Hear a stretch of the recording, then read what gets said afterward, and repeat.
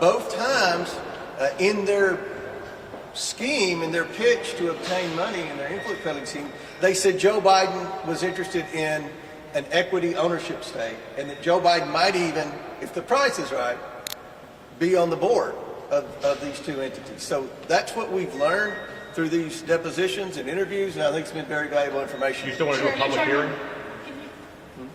Chairman, you keep saying the Biden, suggesting that includes President Biden, but what evidence do you have directly linking President Biden beyond a dinner, a letter, a coffee, and some appearances on speakerphone? You keep saying the Bidens. We're talking about President Biden specifically.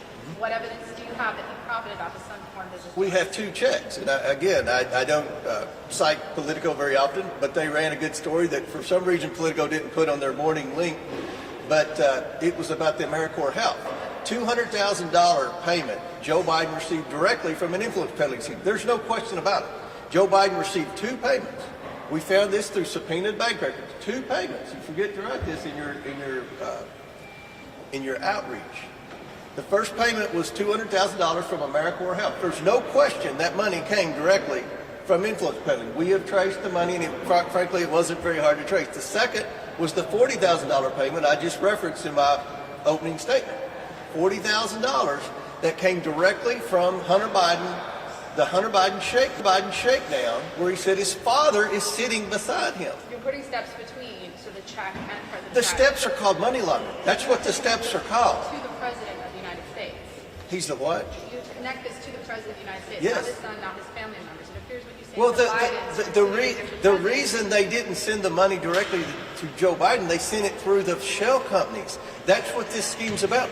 That's why there are 170 suspicious activity reports from 6 different banks that alerted the Treasury Department that they feared their client, Hunter Biden, was money laundering. This is a very serious crime.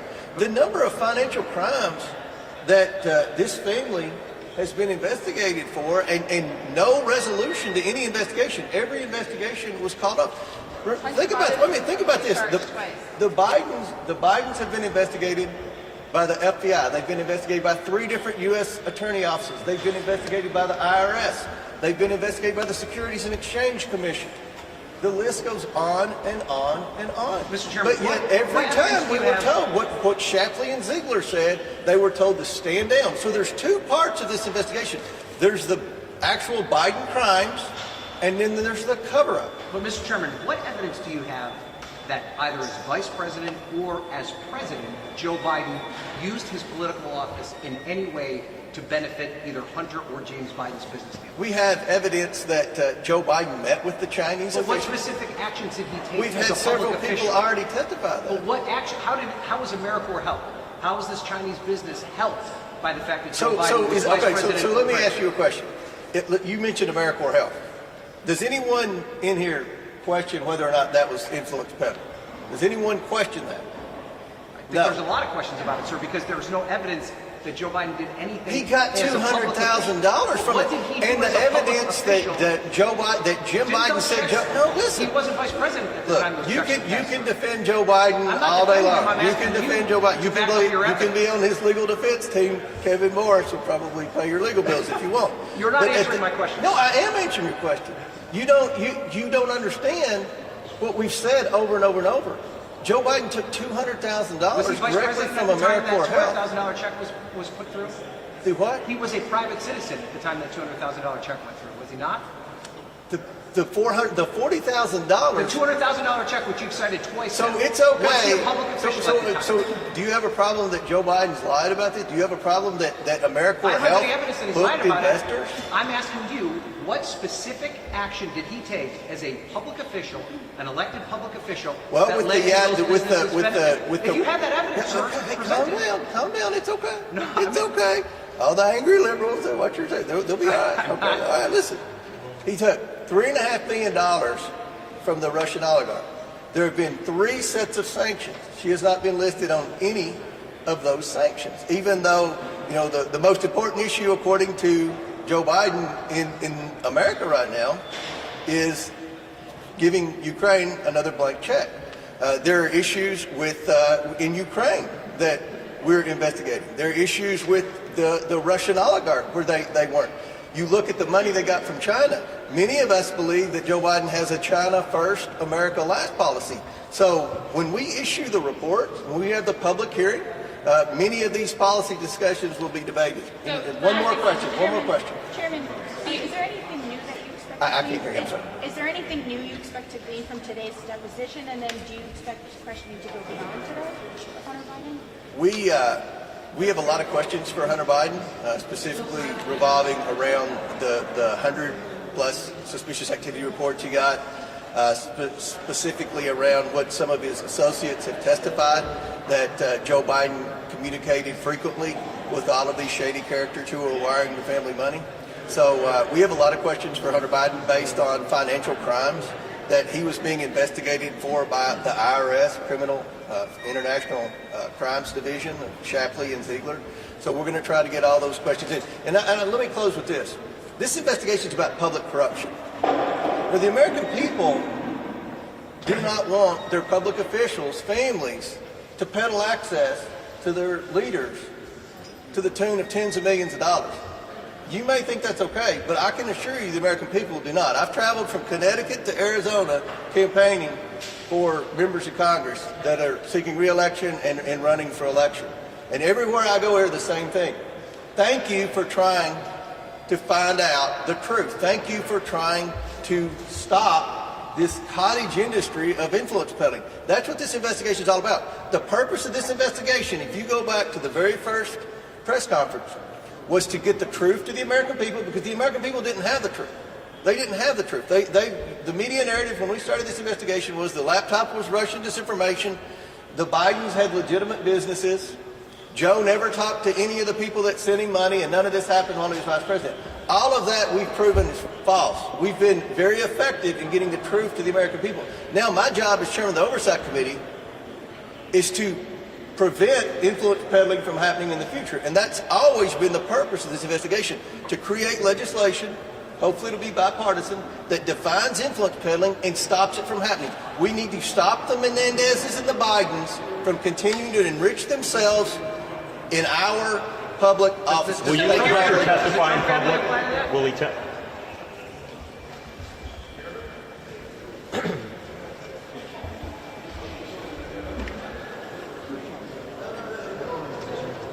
And do we have anyone outside? We can't tell like that. Do we have a camera there? We have a camera. Chairman just told me to talk to you all. I have no idea what your question is. Yeah, they just took a guess. Yeah, they just took a guess. Yeah, I told him, I said, I can't do it. If anyone has any questions left, You know? You're here for the Hunter Biden. I'm here for the Hunter Biden interview. I'm hoping it's not a repeat of Lois Lerner. I'm hoping that he answers our questions so that we can get to the bottom of his actual involvement with the president, something that led to monies coming to the president's, when he was vice president's residence. But most importantly, we'd like to get this entire investigation done. It's cost a lot of time and money, and they've evaded up until now giving us honest answers. Even a month ago when Hunter Biden appeared on the North Capitol, he did so to say some things that his father wasn't. He never said I didn't tell him. He never said he wasn't involved. He simply said he wasn't an equity partner and so on. That nuanced statement will be cross-examined today to find out not what he wasn't, but what he was. Since he was someone who was seeing the correspondence, he was someone that was transporting his son to and from important business opportunities at government expense, and most importantly, he was aware of things that he previously said he wasn't aware of. You've always been cautious about impeachment and pulling the impeachment trigger. Where are you on do you think President Biden has committed an impeachable offense at this point? Impeachment is a very narrow statute, and I think it's always important. It's not for just policy disagreements. It's about actual crimes, including bribery. Certainly, if we find a relationship that can be proven before the Senate of the things the president did and why he did them in support of his son, that becomes an element of bribery.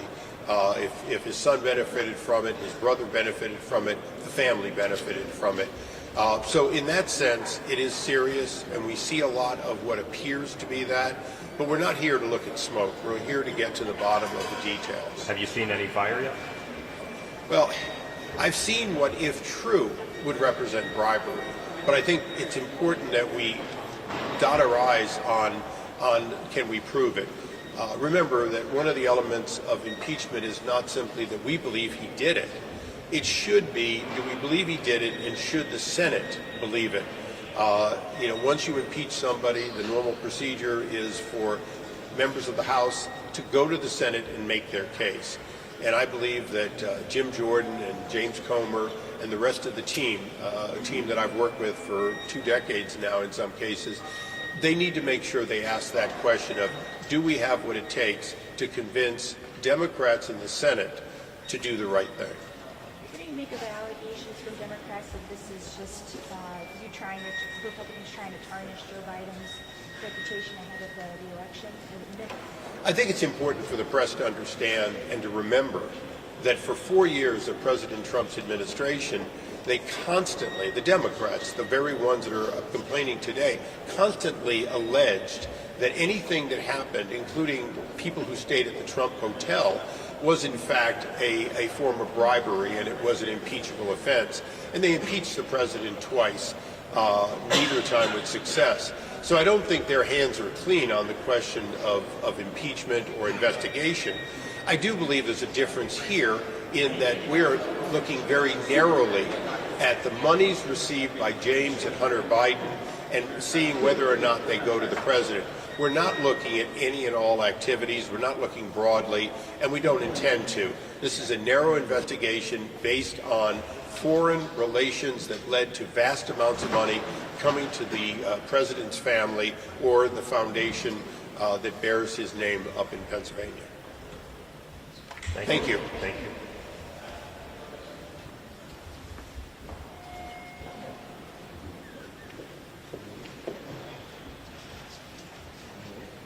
Good morning, everybody.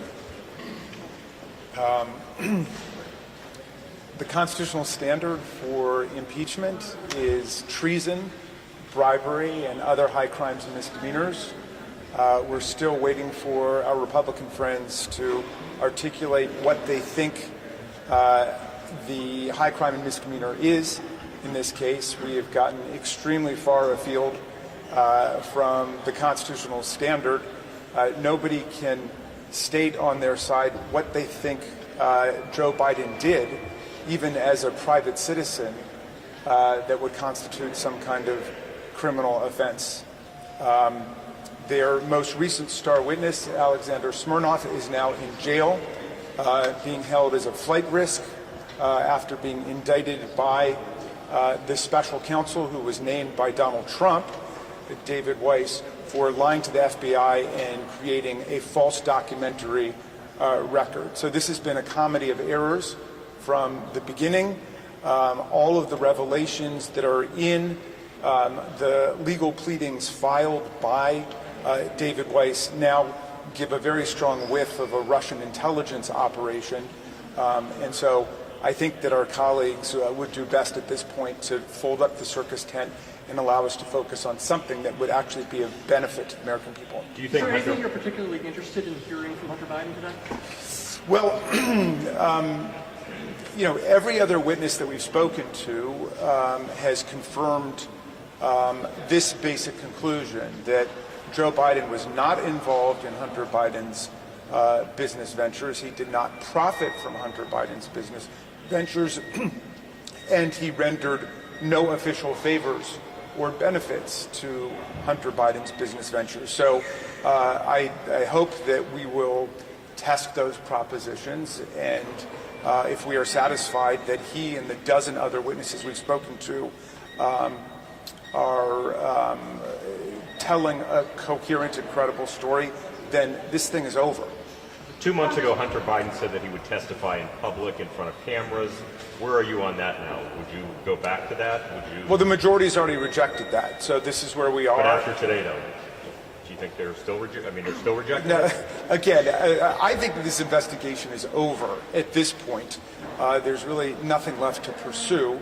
But Hunter Biden cheerfully volunteered to go before the whole world, and our colleagues on the Republican side did not want that. They wanted today's behind a closed door proceeding, and that's what we're doing now. Congressman, do you still expect them to go into an open hearing? And then House Republicans have mentioned that they have more beyond what Mr. Alexander Smirnoff has raised. Yes, there's always a promise of more evidence.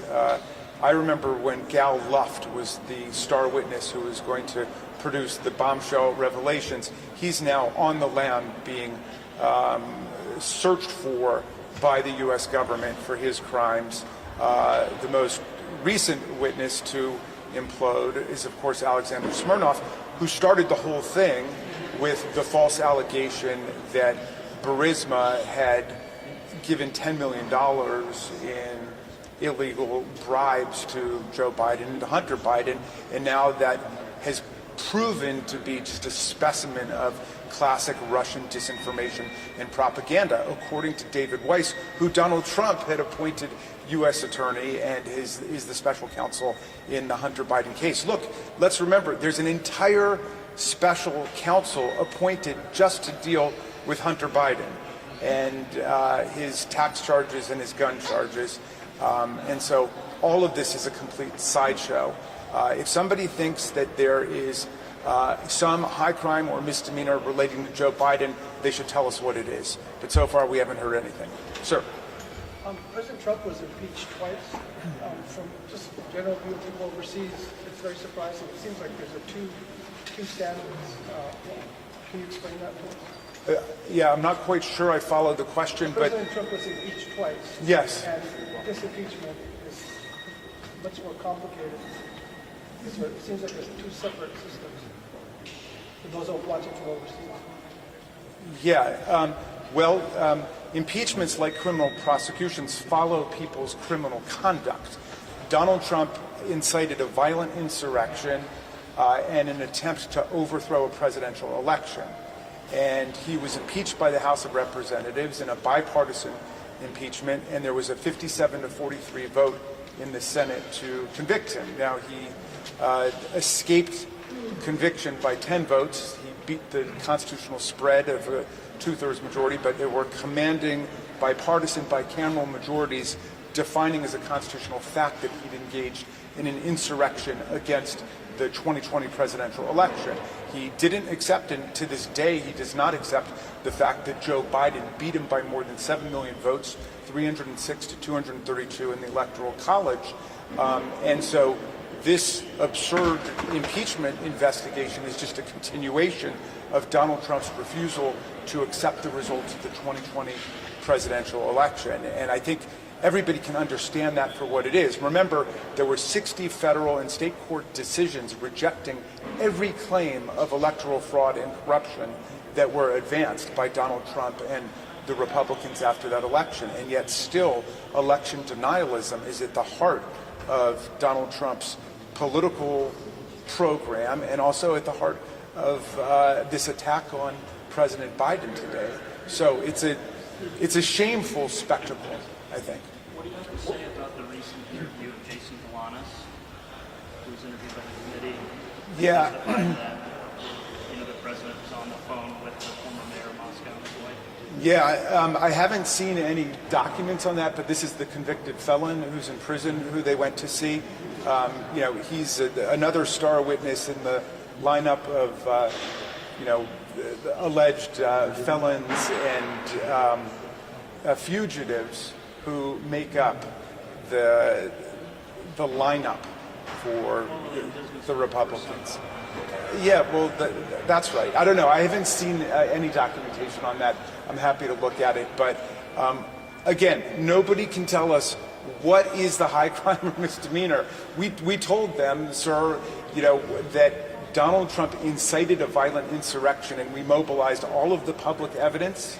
And then there was all kinds of evidence that came out later in the bipartisan January 6th committee that documented exactly what Donald Trump had done. What did Joe Biden do? Nobody can tell us. One of the biggest revelations from the Devin Archer testimony was that Joe Biden spoke with Hunter Biden's business partners on speakerphone multiple times. Now, he said they didn't talk about business, but do you think that's appropriate, that then Vice President Biden was speaking with his son's business partners, and do you expect to ask him about that at all today? Well, first of all, the standard, of course, for impeachment is not what I think is appropriate or not appropriate. The standard for impeachment is high crimes and misdemeanors, felony offenses, major public offenses against the public good. So you're talking about a time when Joe Biden was a private citizen, Hunter Biden's always been a private citizen, and my Republican colleagues are the last ones to try to do anything about lobbying and the culture of political influence in Washington. If you want to have serious hearings about that, let's have serious hearings about that. I've urged Chairman Comer for us to have a serious hearing about rampant violations of the foreign and domestic emoluments clauses during the Trump administration. We released a report last year documenting with receipts nearly $8 million that Donald Trump collected while he was in office from China, including CEFC, from Saudi Arabia, from United Arab Emirates, and from other foreign governments. That raises a profound problem. Hunter Biden has never been in office. And during the whole time that they're focused on this investigation, Joe Biden wasn't in office. He had finished his term as vice president, and he had not announced any plans to run for president yet. So it is a wild goose chase related to the actions of private citizens. All right. Thank you very much.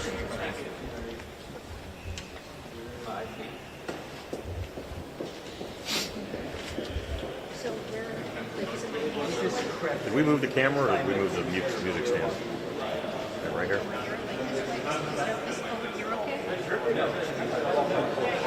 Yeah, you guys are in the pool shop.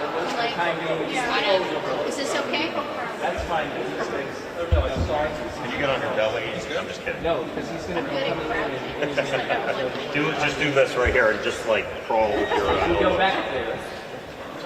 Congress people like you kneeling at their feet, you know. I know. I don't know. It doesn't matter. Whatever's good. And if we start to see him in, I'll get out of the way and you get your shot. That's it. I mean, the camera's going to have the most important shot. But So you guys are wanting a shot of him coming in. Correct. And And we can do it every after he comes in, I can stand up. And the him that you're wanting is Hunter Biden, right? Yes. Well, just don't be in.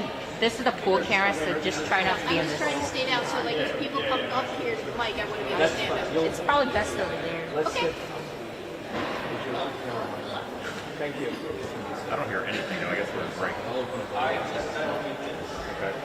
Okay.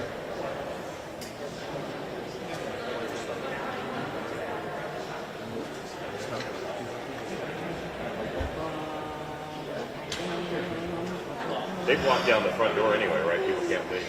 Yeah. Wake up.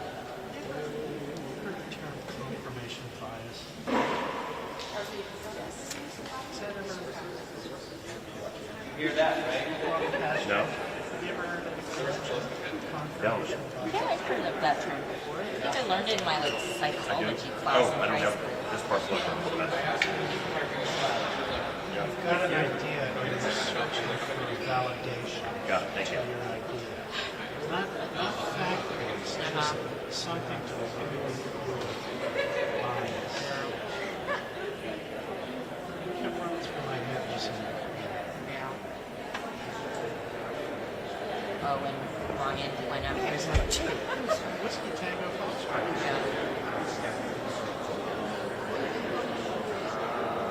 Yeah, it was a public mission.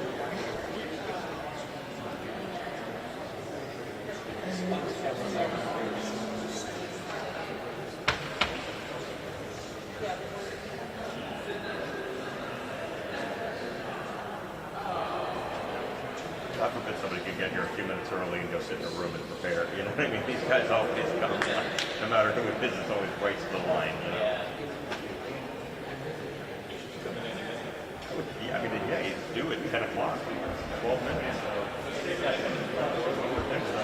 I want to go and like sit down for a minute in a room and just hang out.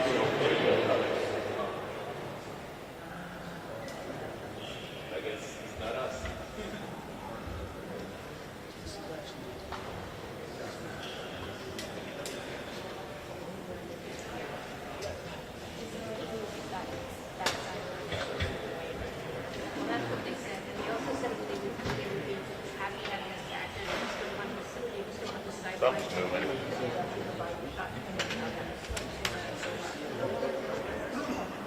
Yeah.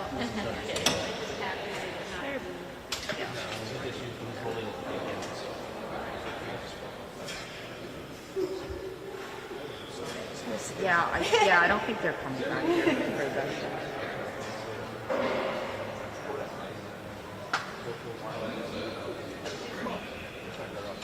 Strength is just not what it Yes. used to be.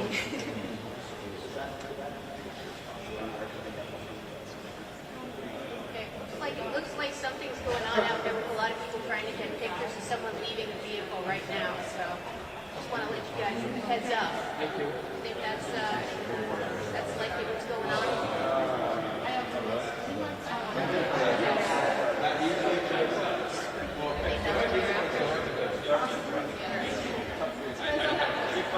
They've locked down the doors now.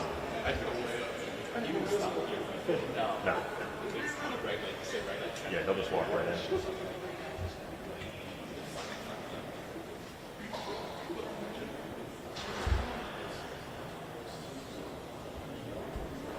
All right, any minute we're told.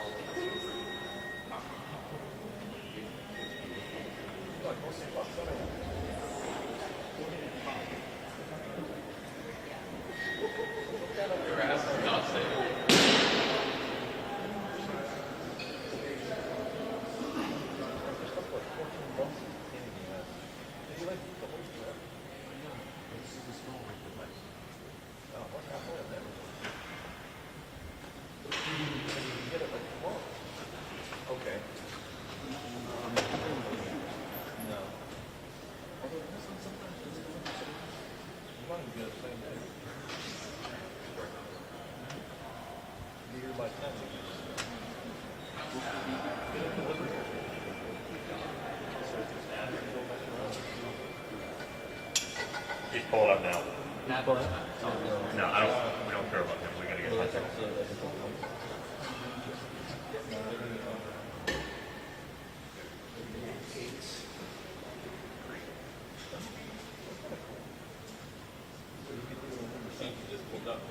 Hunter. He's here.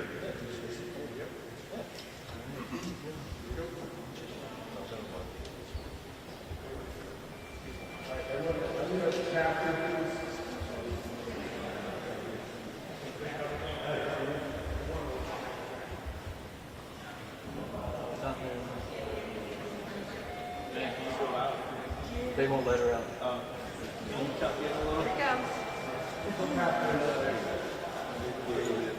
Can you tell her to back up? Just slowly. Please excuse me.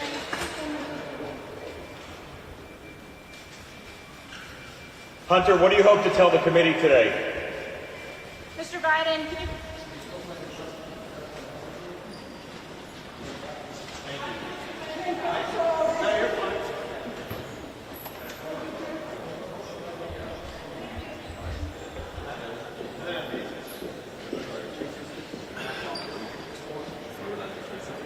Got your shot.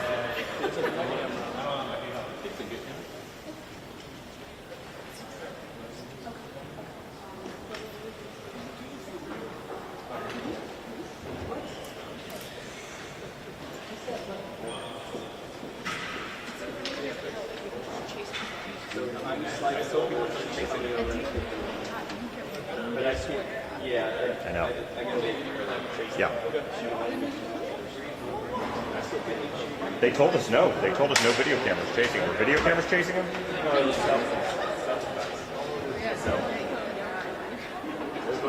Yes, hi.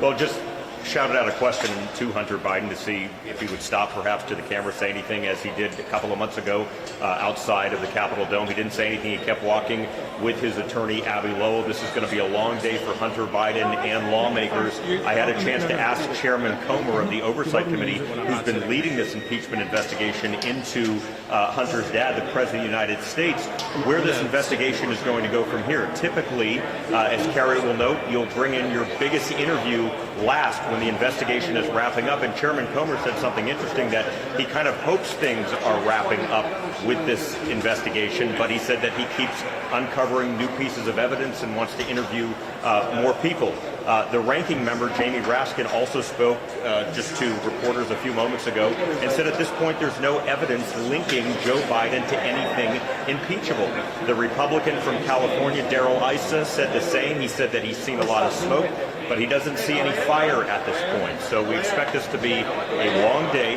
The transcript will be released at some point in the coming days. I'm trying to get from lawmakers whether or not they would be open to Hunter testifying in public. He said he would back in December. Ranking Member Raskin said they're already past that. He's ready to close this investigation. Not clear if Republicans are still open to it or if Hunter Biden is still open to it. And it's not even really clear how much he's going to say today, given the fact, as we were just talking about with Kerry, that he's facing these criminal charges in both California and Delaware. Bill? Honestly, it helps me to not be right. That's what I'm saying. Fighting anyway. Right, and that's what we're trying to do. That's what we're trying to do. Thank you.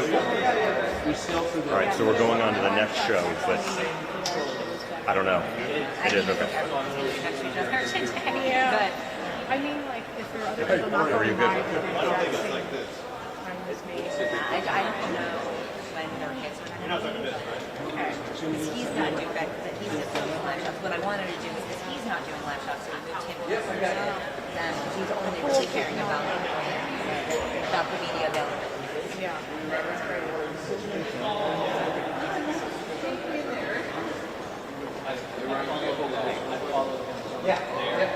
Was I in your shot? At the end I was. Yeah, but not, I didn't block him when you got him though. Got it.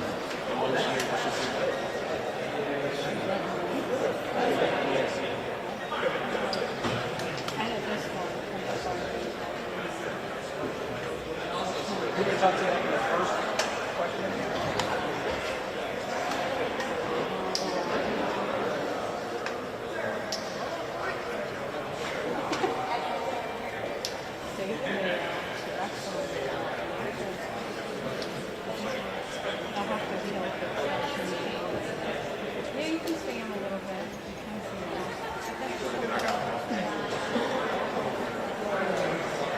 Now I do retransfer.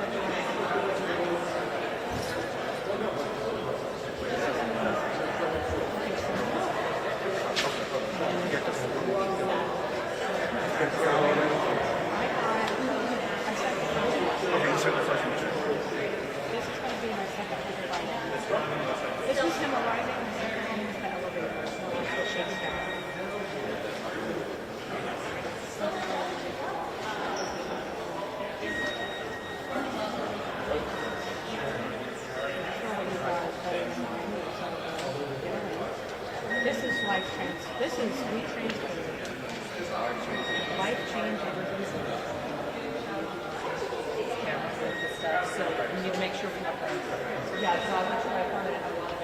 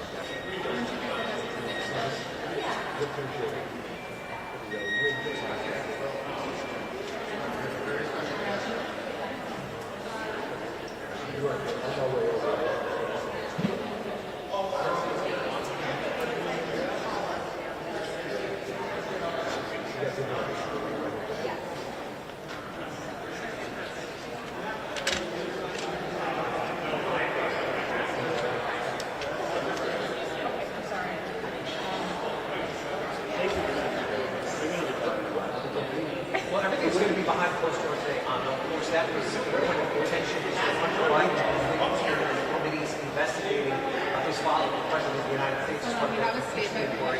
Hunter Biden really wanted this to be in a public setting because he was concerned that Republicans would take out of context some of the answers to their questions that people would lie to.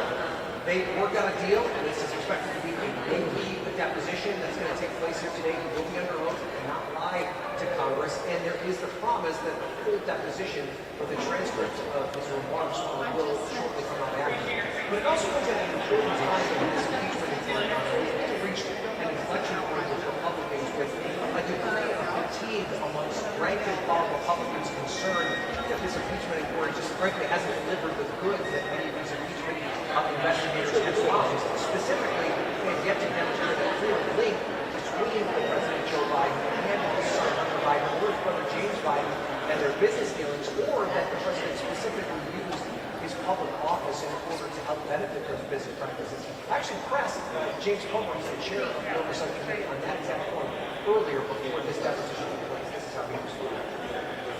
Control room. Hey, who's that? First of all, who's that outside that's drawing this round?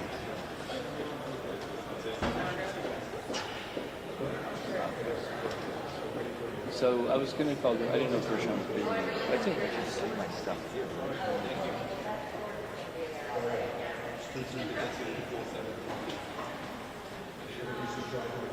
Yeah. So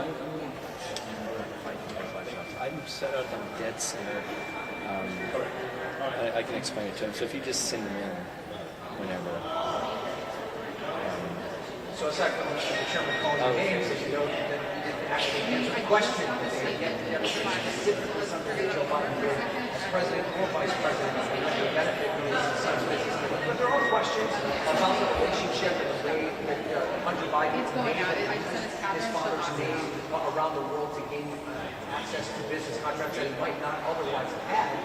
question on, which is what we come back to every single time, is how does that rise to the level of high crimes and misdemeanors? It's something even Republicans are now starting to question, and it's something that they really need to hope they can garner up this lengthy deposition that's scheduled to take place.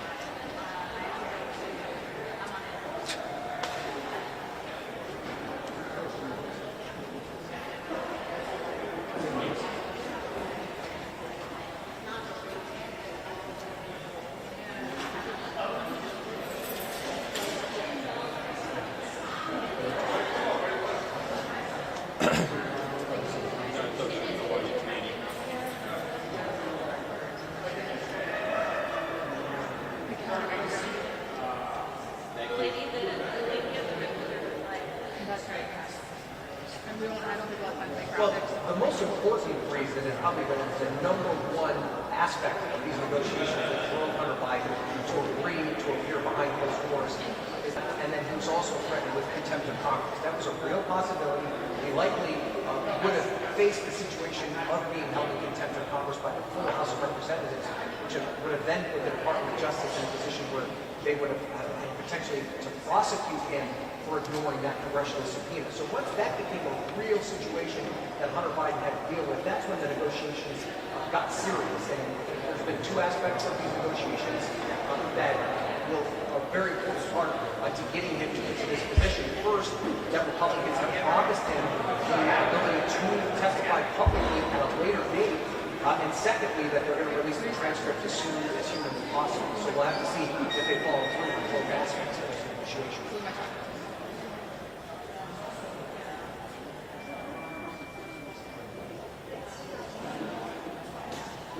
Great. I'm gonna put little asterisks next to the three parts that I would read.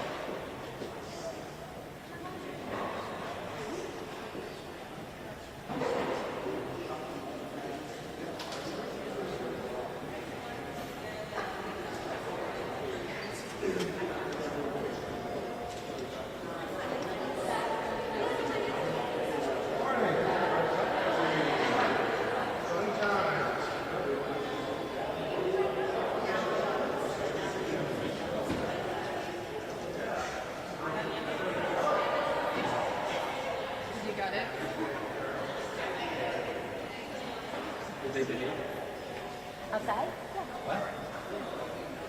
Nobody came up the steps, so they're on the sidewalk, and nobody was on the steps. No, it's good. No, it's good. Tasers. I mean, I was watching the video. Looks good.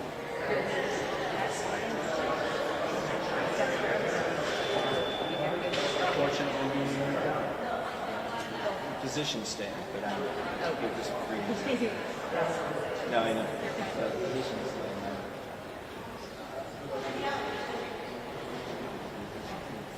But you're following the camera. No, I think he's just going to take over everything. I'm waiting for him. Sure, you'd rather be in here. So that's right. This is a very personal statement, Jim, from the president's son. This is going to be his briefing statement ahead of this deposition.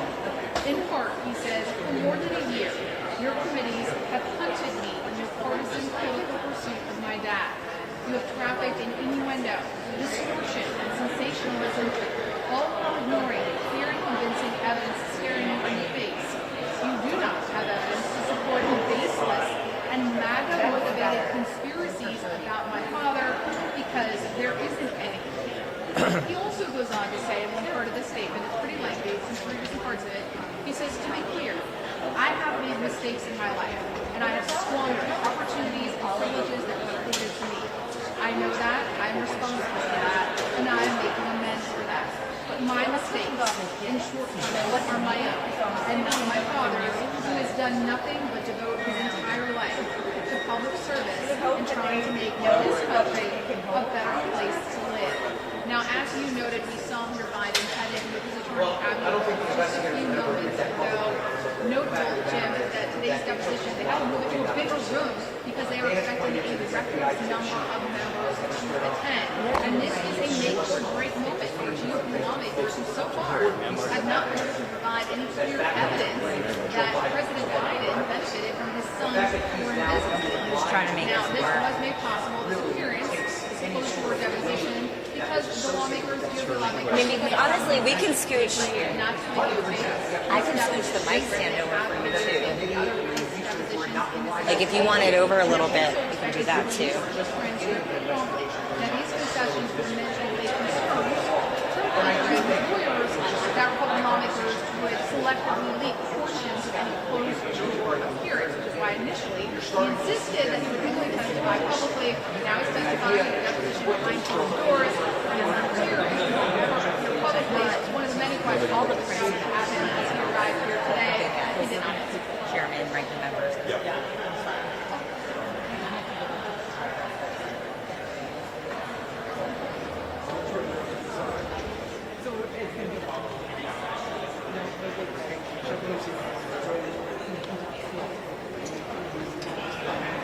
Wait, what? Yes, I'm so sorry. It's okay. It actually helps.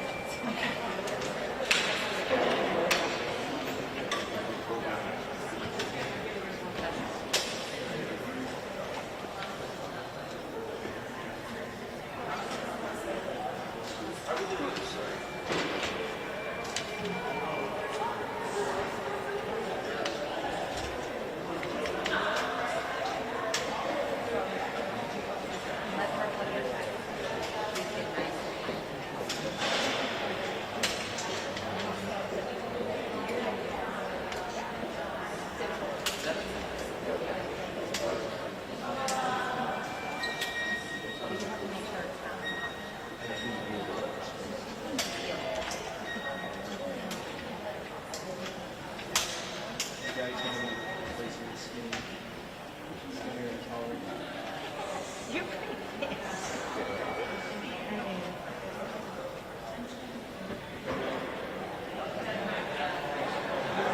Step out.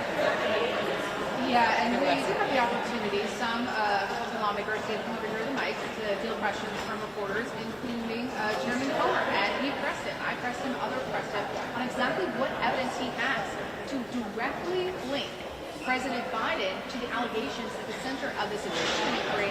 I believe we have that sound. We do. Let's take a listen to his response. Thanks for coming outside.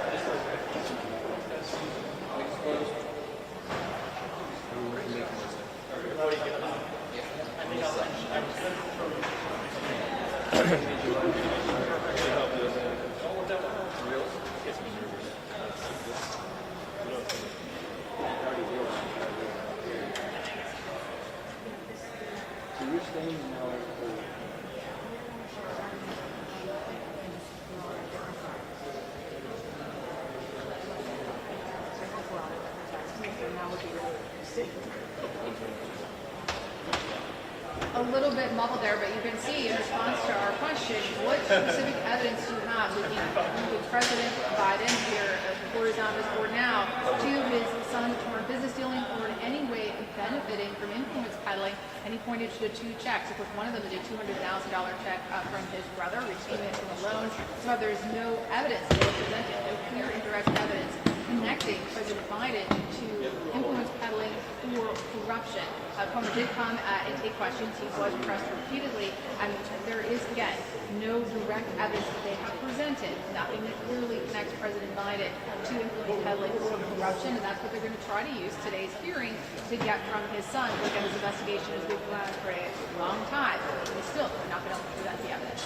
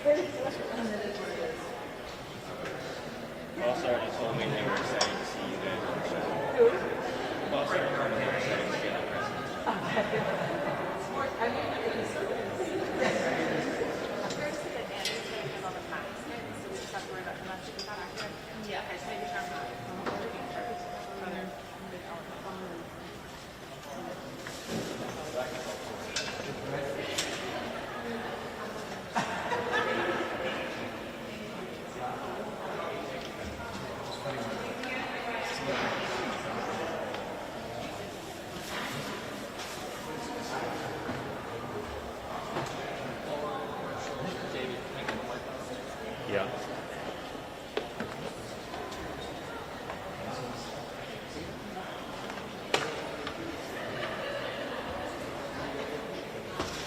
Thank you.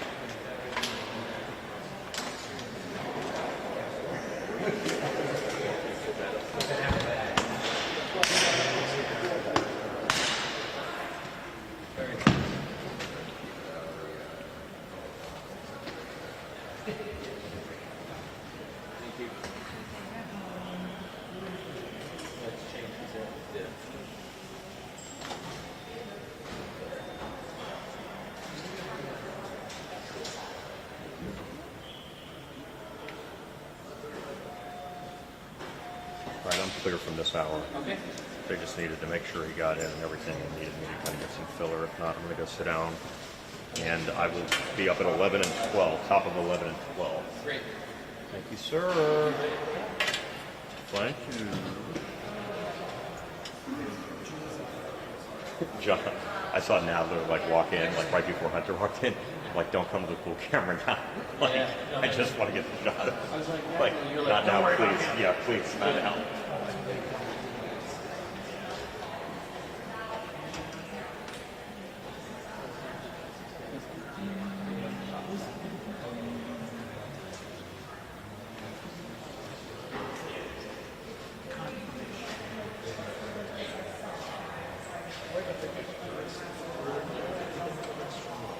Yeah, dude, so, head toward the elevators, but just go straight, and sit back on the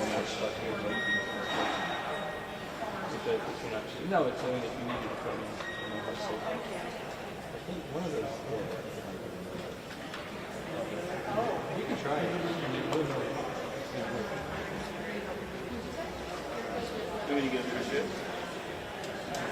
And get a bigger strip across the chair? I gotta go.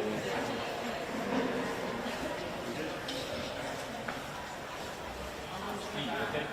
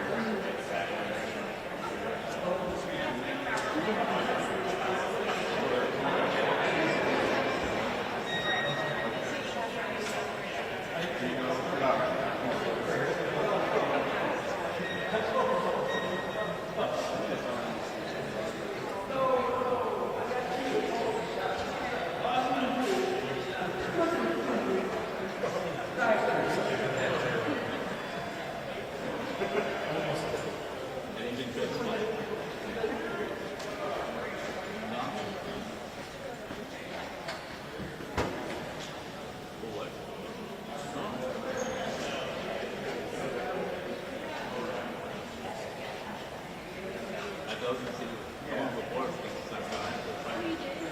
It doesn't see there.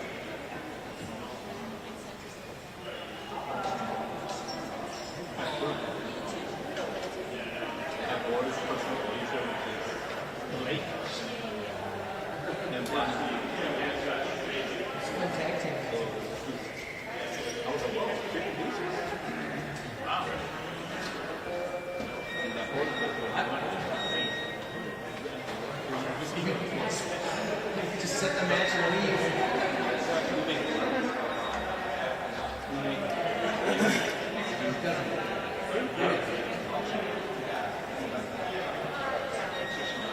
How are you going this time? So how was I eating? You saw a lot of people patients. But most people see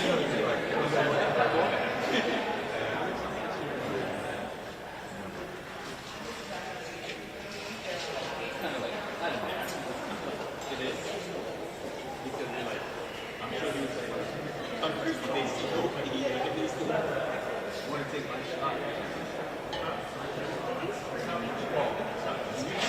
That's what we were saying. That's what me and the board and I were saying that. Where we have to like this thing.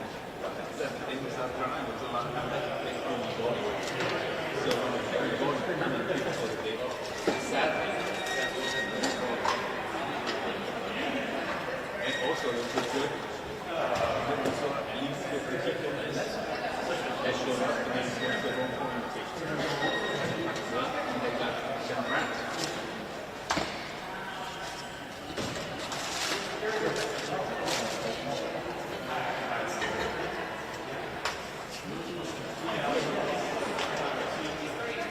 One showed up at 5:30 and was supposed to express legislation.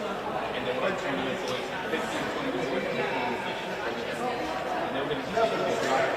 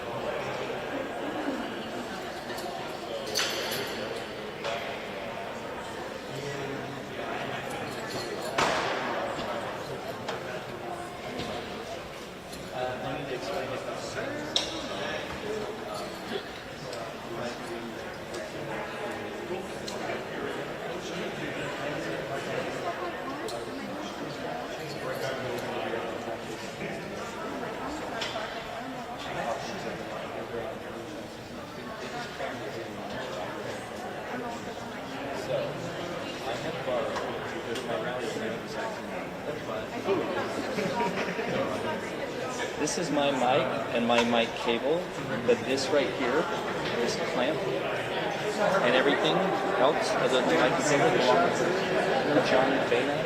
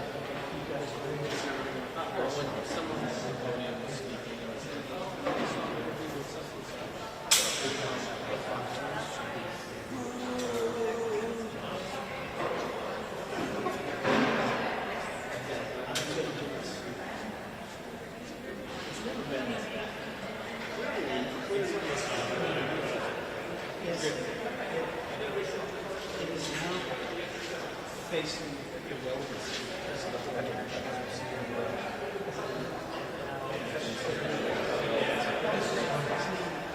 sexually harassing guys. He's the that's So I'm there on a lot of these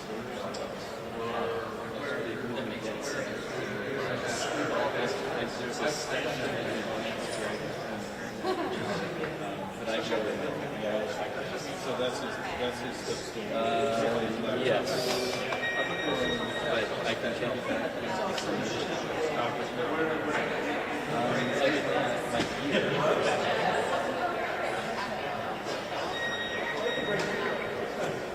some of the stuff that that was just my commentary.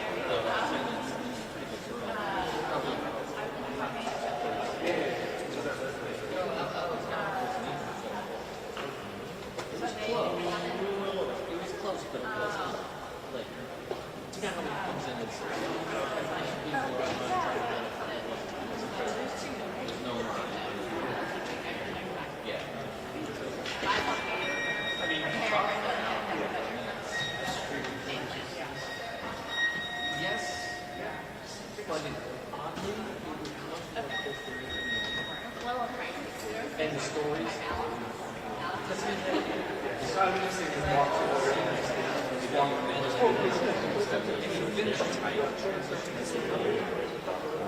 But that's not Okay, so this is us right that's now. us right there, and I think they. Yes, sir. But I always make it back. I was going to say, I'm going to send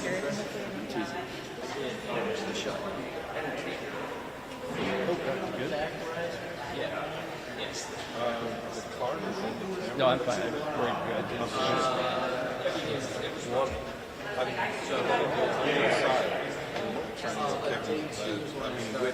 Kevin's going to bring it back so you can check.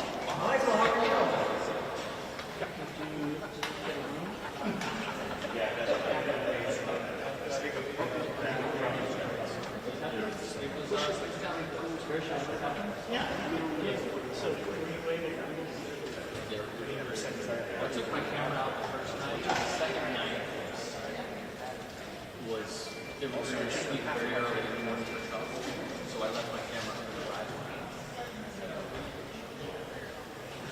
Yeah.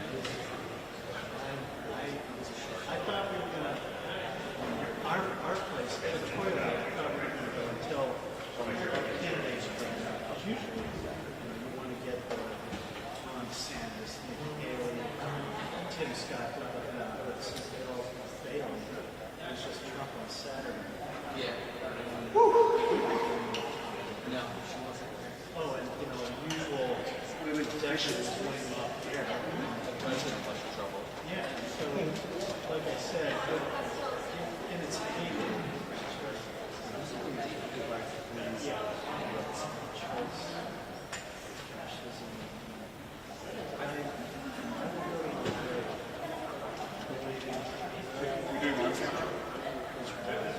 Yeah. That is, and if you're really good at this,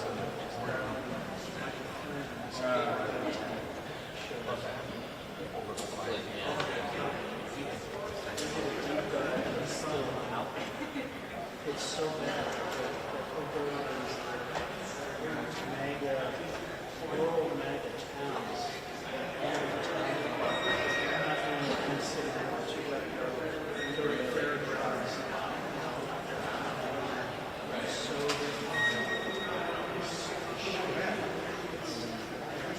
you can find it on this video. It's just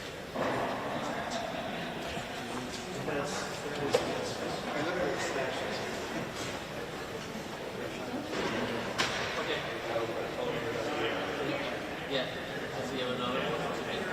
That's a good question.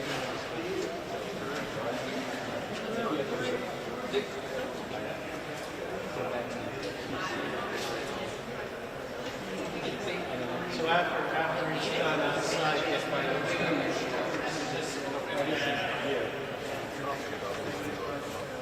I know it's not the right.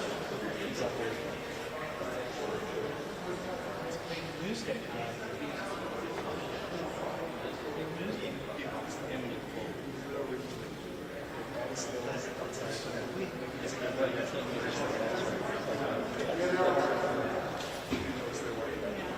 Jim Walker.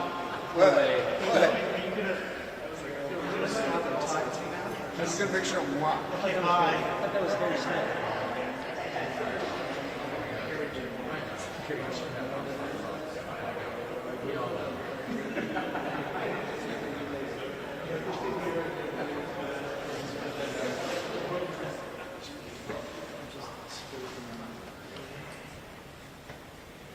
He's back. There he is. Sir, didn't you exit security? Can you please do that?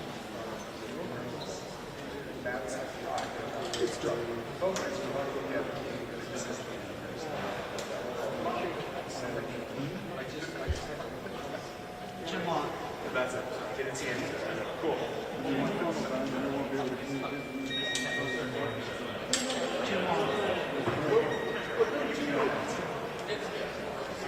I have been getting Like, no, I can't. I had somebody coming in and stake out. Excuse me, Dan Huff. Let me just explain to you that NBC works 10 times harder than you do. You know what I have to do right now? I have to You install guys know you can do speaker orders until 11 to the outpost here. Yeah, I'll send it to you. I'll send you the link. Jim Walker. Well, I've been getting a lot of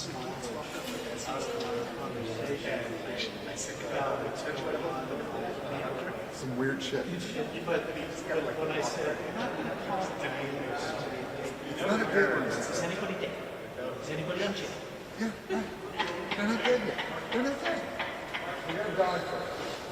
Well, in one house. Oh, he has a live?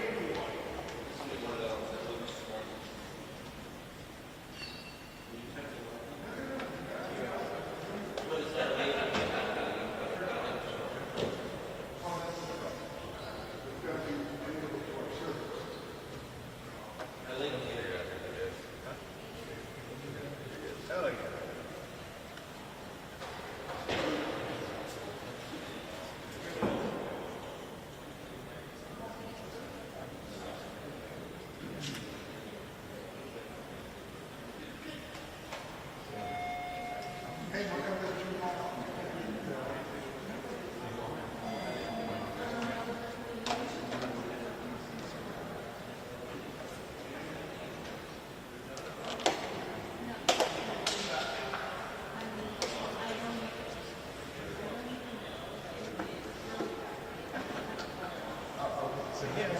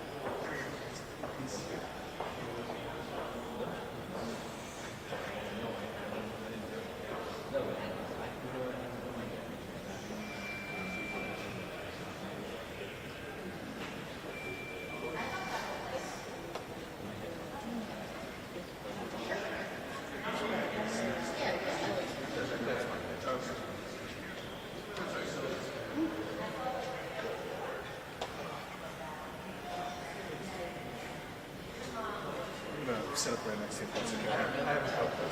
Huh? I have a back problem. I can never find a Yeah, no, same. I heard that.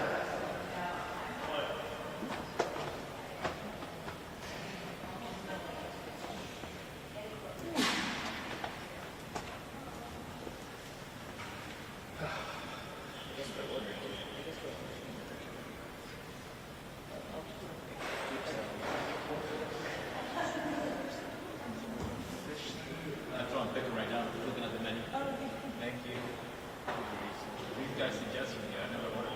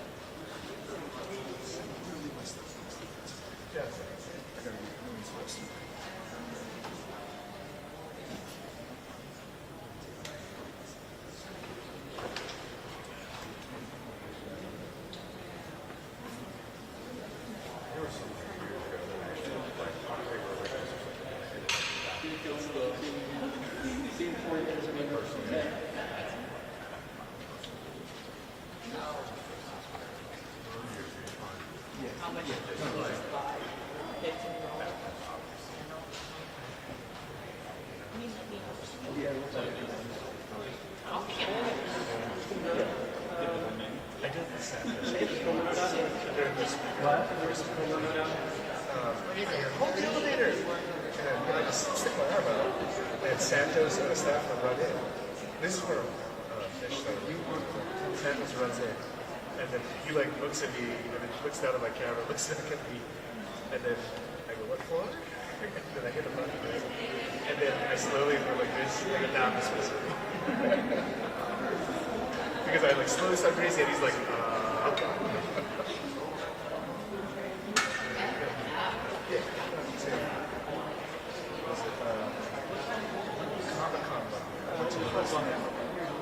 And it was at the rank of 15 euros.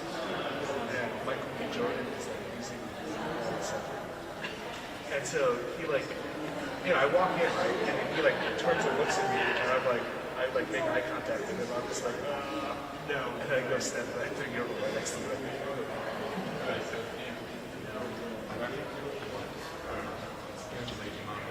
Oh, yeah.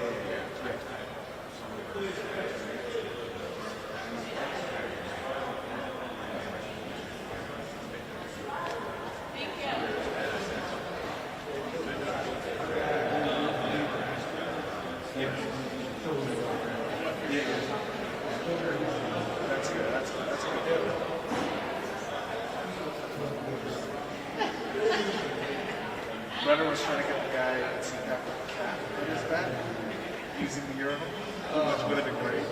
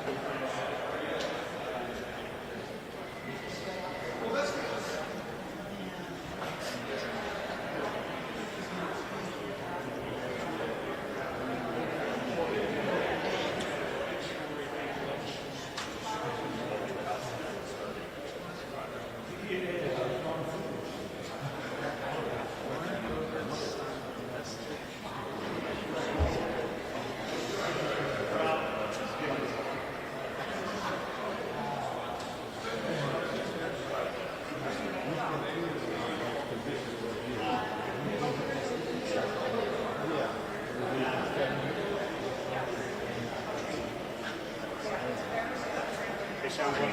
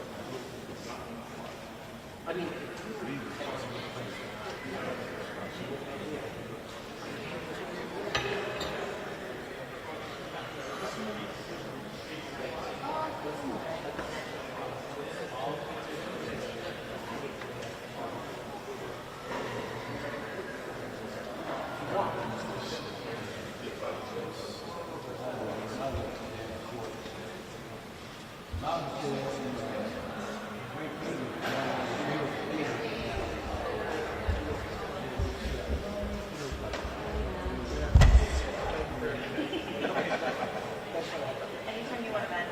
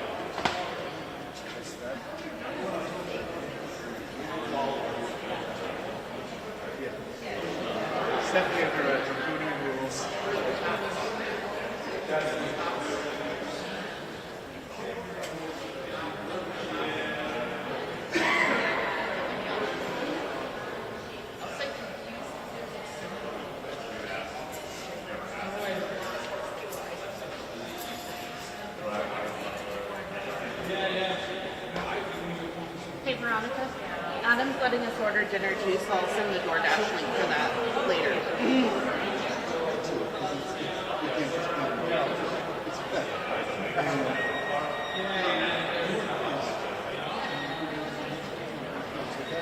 This is what I see when they say.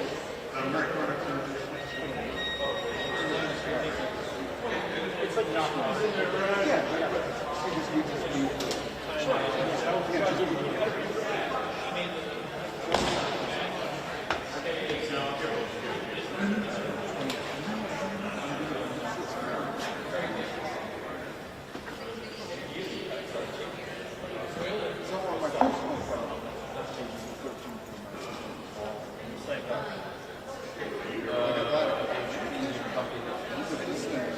Good morning. This contract is for Foxconn for 11. Give you the phone number.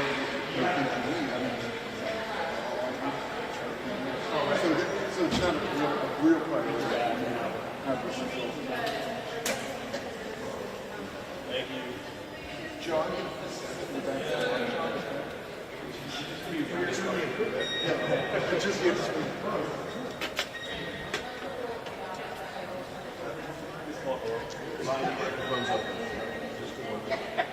So I shouldn't say anything bad about anyone in the community. No, don't say anything. But Jim Long's fair game. Jim Long. Yeah, that's good. That's Jim Long.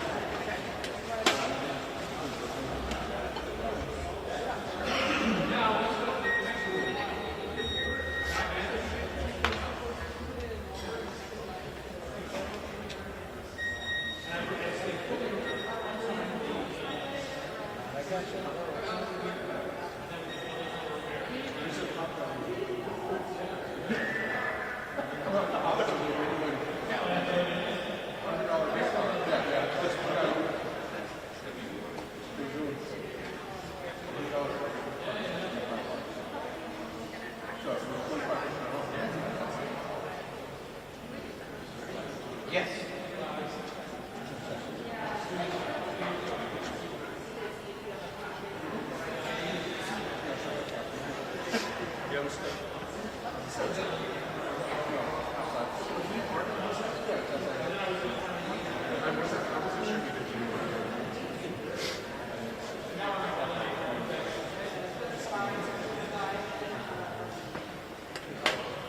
Should I be hearing anything?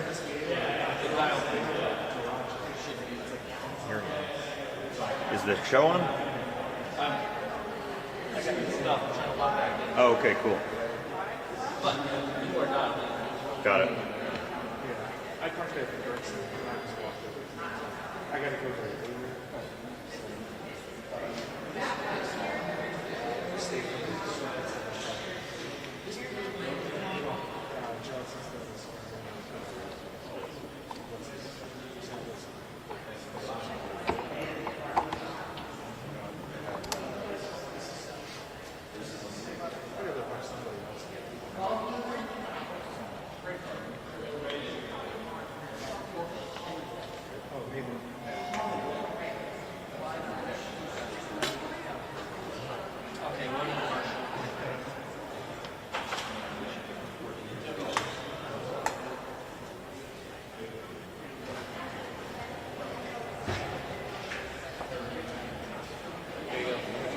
Thank you.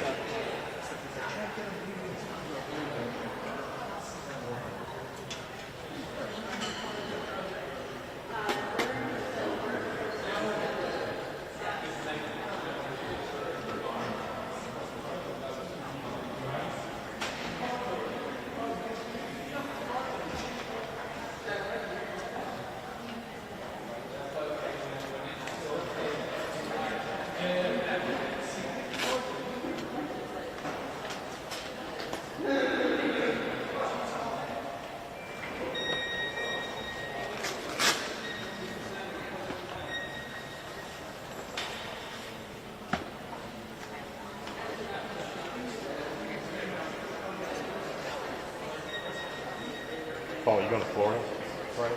Yes, I am. You know, tomorrow Me too. Yeah. You too? 8:30? Tomorrow morning? Yeah. No, we're at 6:15. Got it. We're doing positive. Gary, any suggestions as far as just Got it. Yeah, I think she's going to trial Yes, West Palm. We've always Because she's not going to do anything now because her family's close, but who knows with her? Who knows? No, she's not at all. Just take $5 off. Do you think that we will get a coming out of there on Friday, or do you think she's going to say she's waiting to see what happens with the discussion in the Supreme Court? Well, she is. Say it again.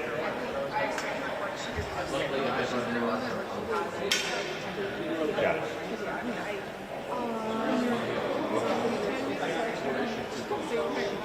We're going to get something out of it. Yeah, you're going to know that it's not. I've got this. I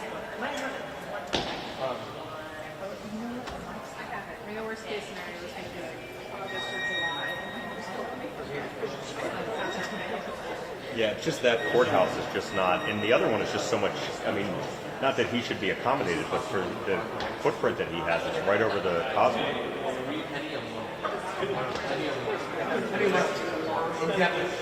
West Palm's not great either. Have you been there? Yeah, it's not great. I mean,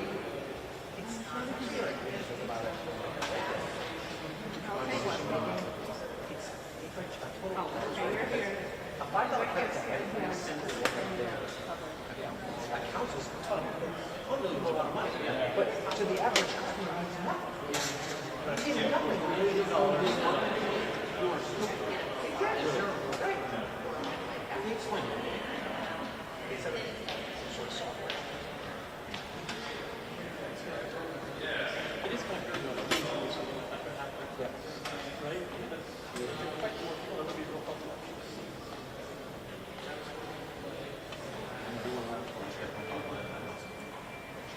How long does this commercial break? 3 minutes, 40 seconds. It feels like they've been in commercial for like 8 minutes. Ryan, you want to share the recording stage? You guys, yeah, it's hard to hear you. Yeah, we're on to zero on the phone. Some website.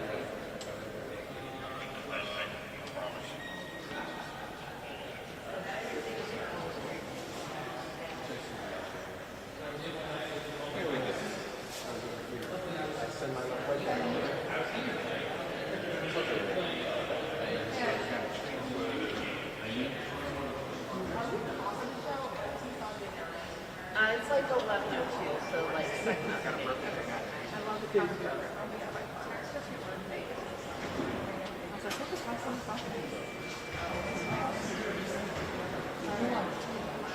Jared Motzkowitz is going to be at this camera doing a talk back at 1:40? Okay. I'm here at 1, but he's here at 1:40.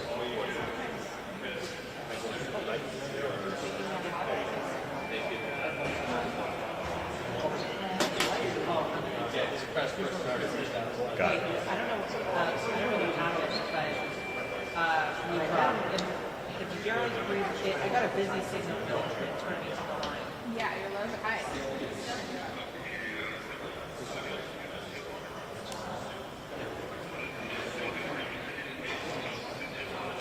I heard it, and then all of a sudden there's beep, beep, beep, beep.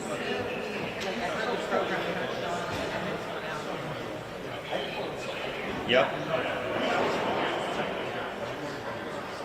Okay.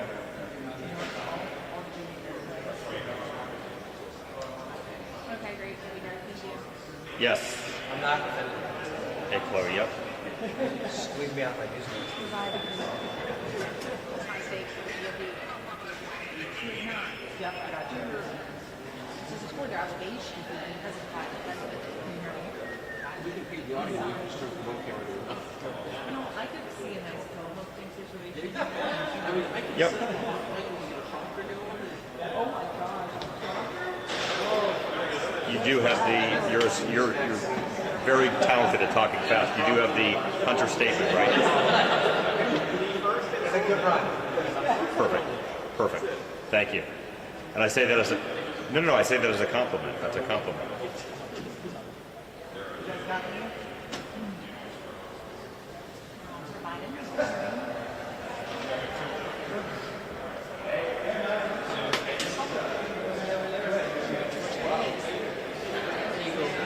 Say it again?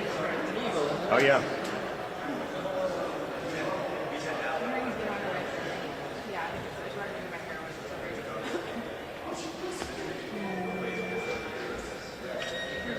Side broke out in an hour now, not his opening statement, copy of it. Mike, can you come to New York and tell them to boost my audio, please? And also to talk to me? I apologize if I interrupted you. I'm going to talk to myself. To recognize something. No evidence in the Biden hearing's been going on for about an hour now.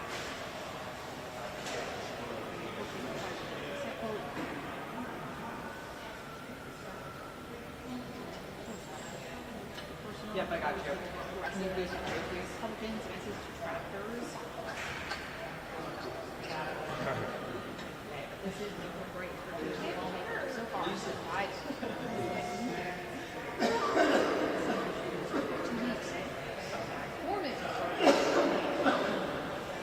Perfect. It's much better. Thank you.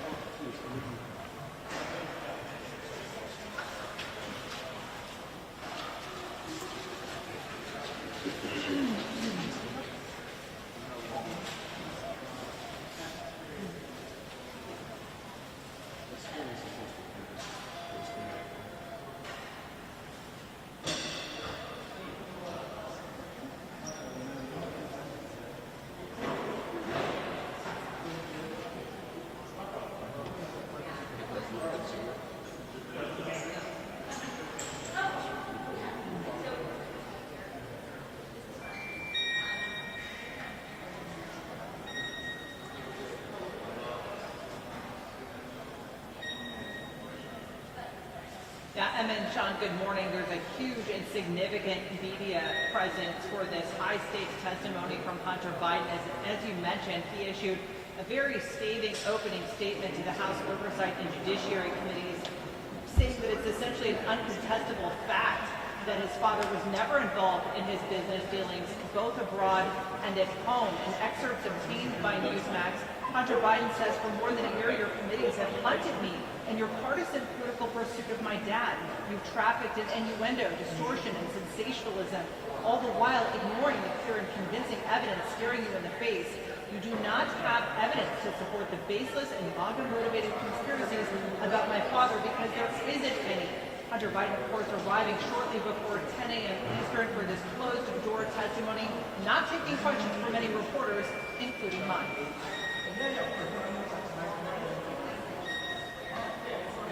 Hey, Manny, how are you? Yeah, Hunter has also attempted to discredit accounts from Alexander Smirnov, Jason Galanis, and Tony Bobolinsky, who recently told the committees that Joe Biden was the brand enriching the Biden family. But House Oversight Committee Chairman James Comer says the fact that Joe Biden attended dinners, spoke on speakerphone, showed up to meetings, and has coffee with his business associates is indisputable. Interactions that would have led to Joe Biden using his public office in some way to benefit his son's business dealings. Now, this is something Hunter Biden has been very specifically clear about, that at no point was his father ever involved in his business work. House Republicans are very skeptical of those claims. It's one of the reasons that they have brought in a number of Hunter Biden's business associates that pressed him on this exact question. And it's why they've also subpoenaed bank records and a lot of other information to try to prove that point. Hi, Harris. As you correctly point out, Hunter Biden has been on Capitol Hill. This is his third time in just a few months, in just really a couple of months. Hunter Biden rushed past cameras as he got out of his SUV today to walk into this building. We know the deposition began at 10 o'clock. It's going to be a very long day, not only for Hunter Biden and his attorneys, but also lawmakers. Chairman James Comer of the Oversight Committee plans to stay in all day. Hunter Biden walked past the media at a fast clip. We obtained his opening statement that he read in the room, and he told the committee in part, quote, "For more than a year, your committees have hunted me in your partisan political pursuit of my dad. You have trafficked in innuendo, distortion, and sensationalism, all the while ignoring the clear and convincing evidence staring you in the face. You do not have evidence to support the baseless and MAGA-motivated conspiracies about my father because there isn't any." House Republicans, Harris, wanted to ask Hunter about his business deals to see if and how they directly relate to his dad, because after all, today's impeachment inquiry is not about Hunter Biden, it's about his dad, Joe Biden, the president. Which is going to make it much more difficult for them to get the 218 votes necessary on the House floor, should they choose to take that step.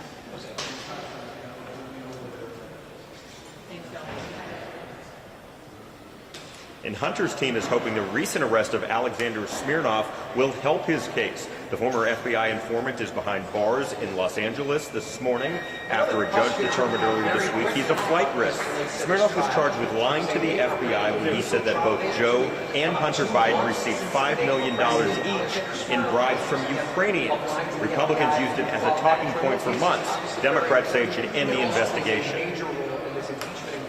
Because it's that tip sheet that Alexander Smirnov was the source of, which accused Joe Biden of being part of a bribery scheme. And this is behind closed doors today. We expect a transcript to come out in a few months. I asked Chairman Comer today before he left if he still wants to do any sort of public hearing that Hunter Biden offered to do. Comer said that it would be possible just a couple of months ago, but he wanted to have this closed door hearing first. He didn't answer and walked away. Harris? Didn't act on it beyond just that initial tip. And now we're seeing issues with the FBI informant himself, which will play out in court of law. Apparently there is a documentary going on.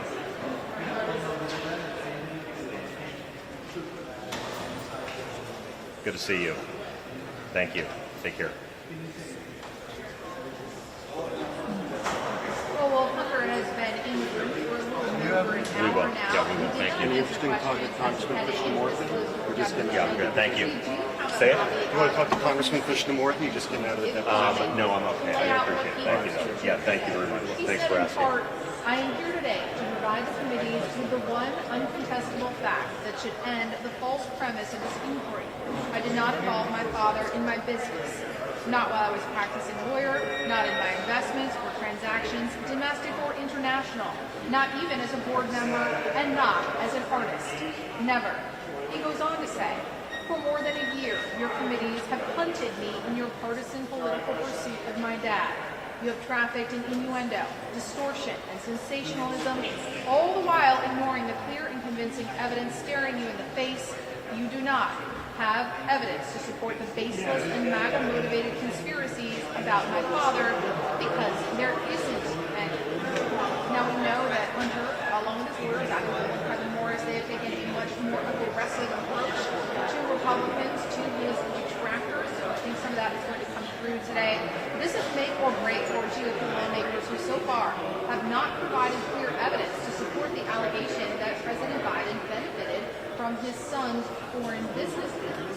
of course, he's only appearing for this closed-door deposition after a few concessions from Republicans, including this will not be videotaped, and the transcript will be released promptly, which we haven't necessarily seen for other witnesses in this investigation. But well, let's just give you a sense of just how much interest there is in today's deposition. They have to move to a larger room, and we expect a record number of members to participate, but more members means more questions, which means it could be a pretty late night up here on Capitol Hill.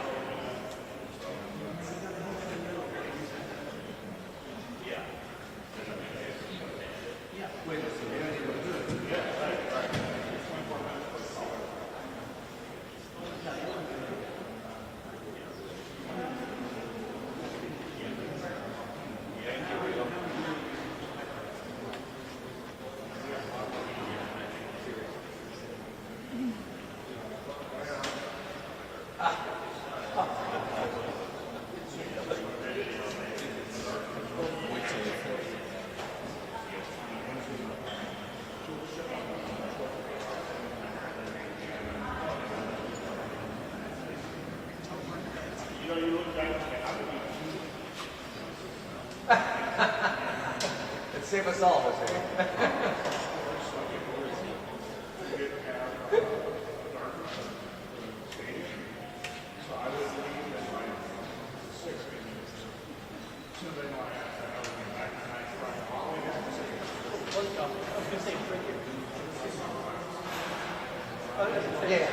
Yeah, and there's also a poll here.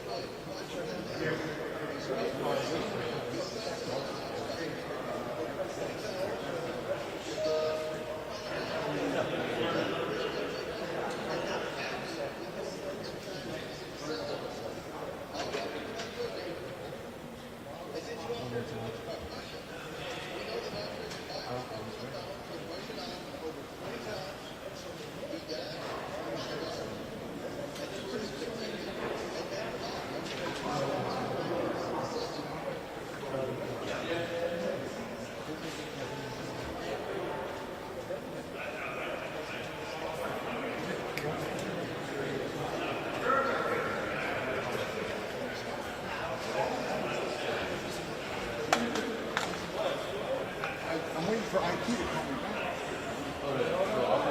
Mine is authorized. Are you able to? I've downloaded it. I'll never use it. We were not prioritized. We have lobbying. Producers were prioritized. They don't want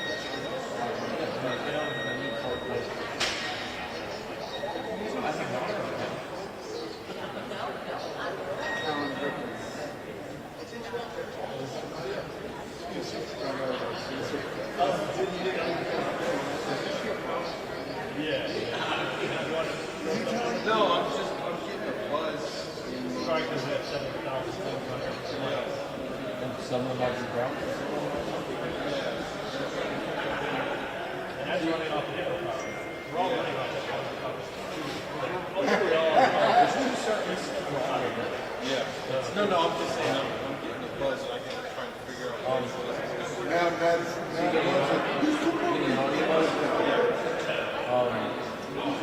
Outside, can't you save Mike over here? We'll save a spot for Mike and then come on outside and then we got to go up on the hill. And yeah. How'd that work out for you? Hey, I didn't want to push my gear all the way here. Yeah, of course. I use your stuff. Oh, you want this back, huh? That's very nice. I'm passing up Bruno. He's like, can I have your inside? Can I have your raincoat? Oh, he Forgot didn't. mine. He's walking around with like a garbage bag in his Yeah, exactly. And I'm like, dude.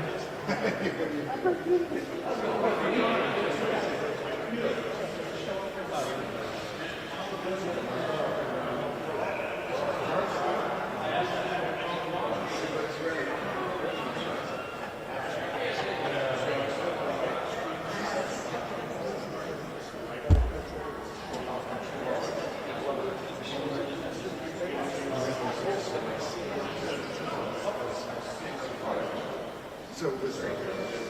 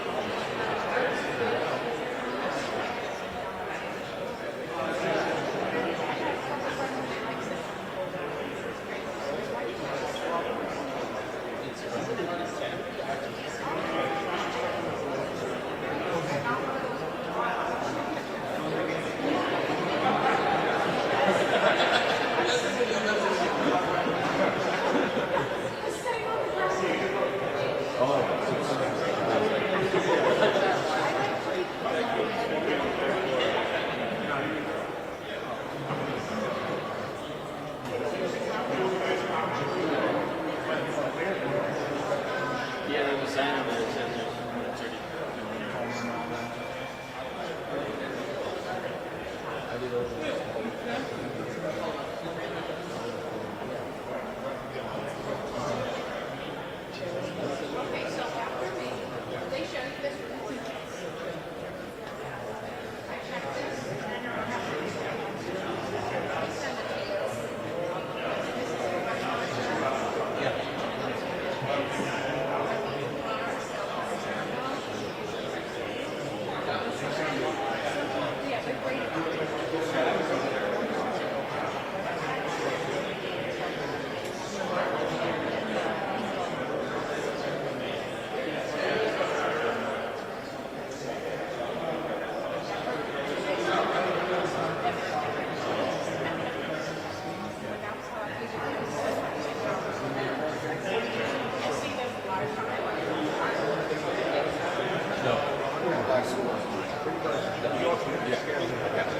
you can have some.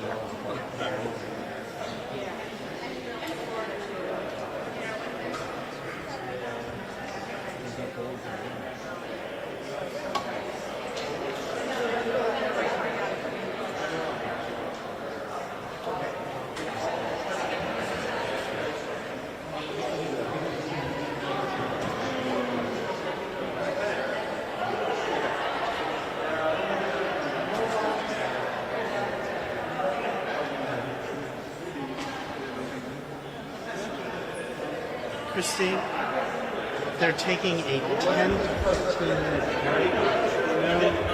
Kim, this is the gallery will let us know. Prashant, thank you for coming by. Let us know what? They're taking a 10 to 15-minute break. They may I'll just come over here. We're trying not to I'm break. going to have an avail here shortly with Mr. Raskin, with the Democrats probably. Can you get in there? You've got to listen a little bit. Scotty. Yeah, thank you, baby. Who's that? I got it.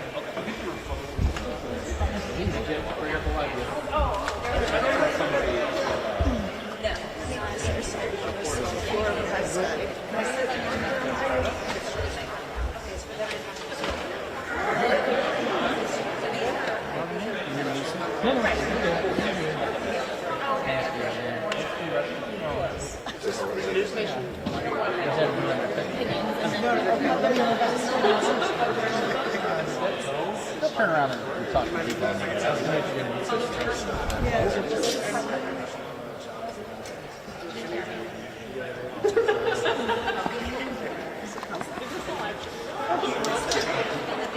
I think we're asking.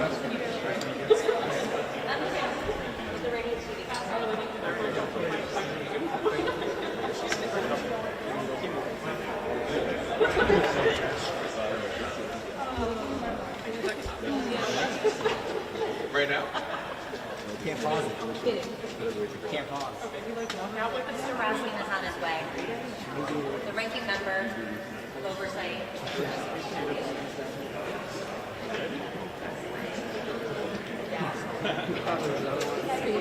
One thing, we cannot block the exit door. So, after you have maybe running down.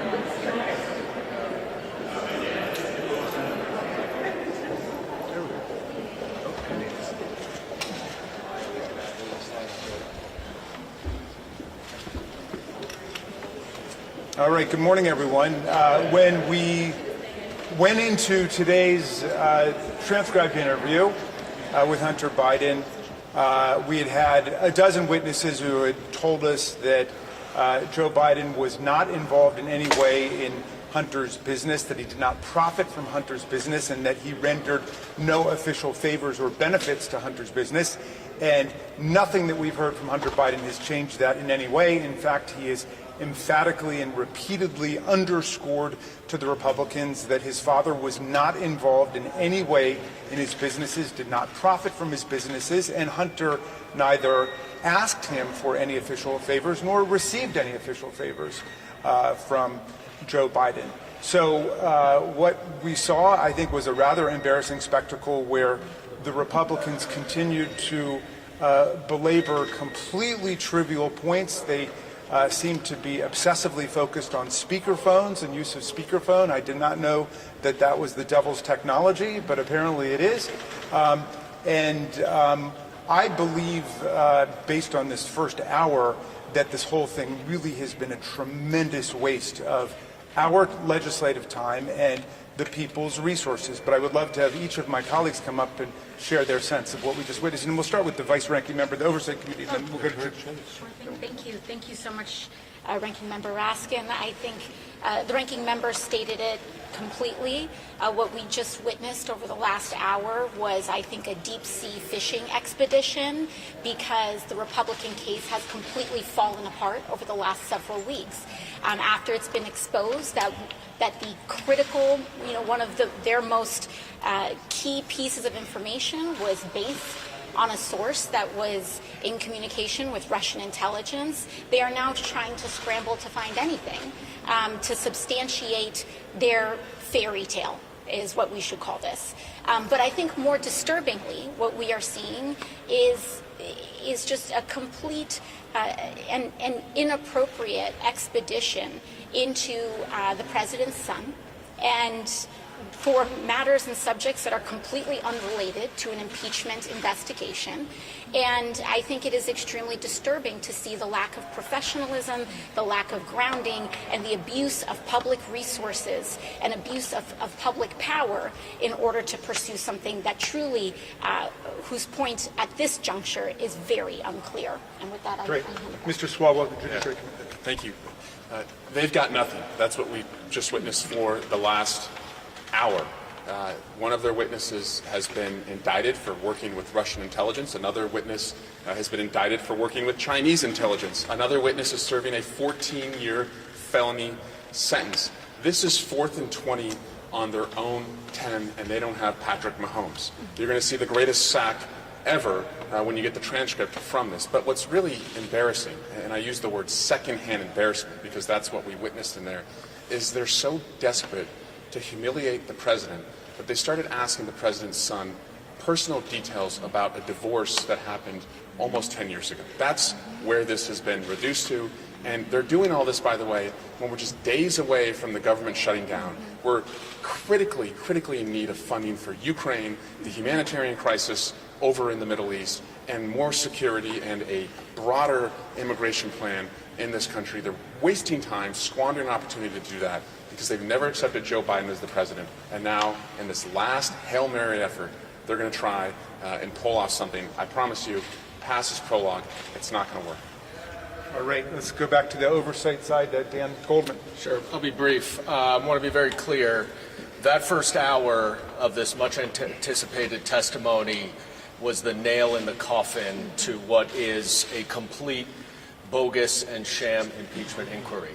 Not only were they unable to show any connection between Hunter Biden's business and President Biden, but Hunter Biden gave very detailed and clear explanations as to what his arm's length business transactions were with private parties in foreign countries who are investors and business people, like many people would have.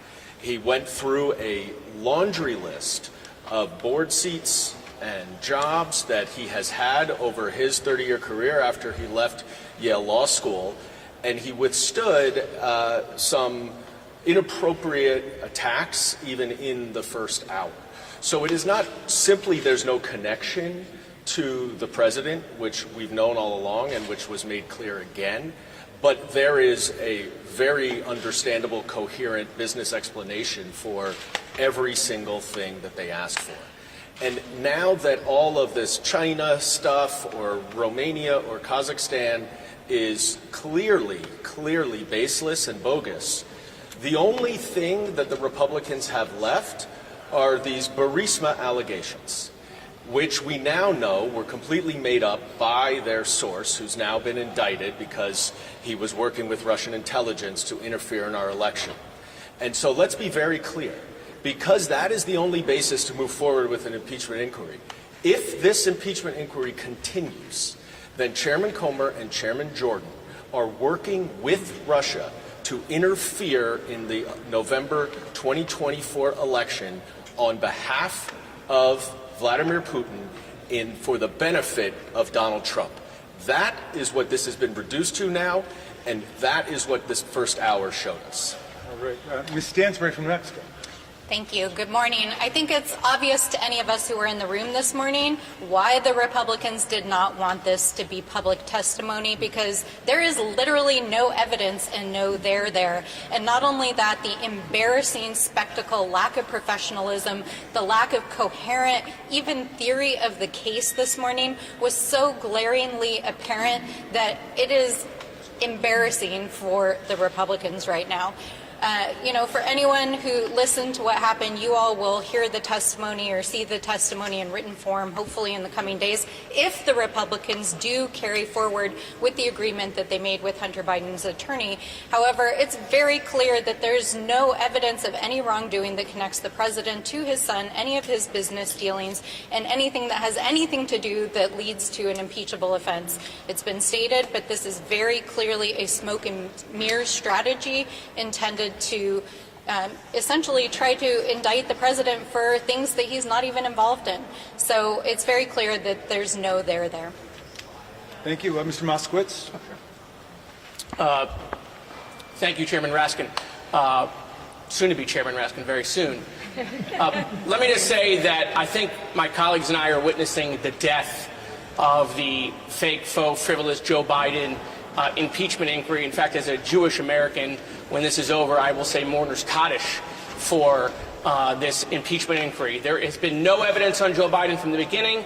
There has been no evidence so far in this deposition linking Joe Biden at all. So as Jay-Z said, grand opening, grand closing. Thank you. Thank you. All right. Greg Casar from Texas.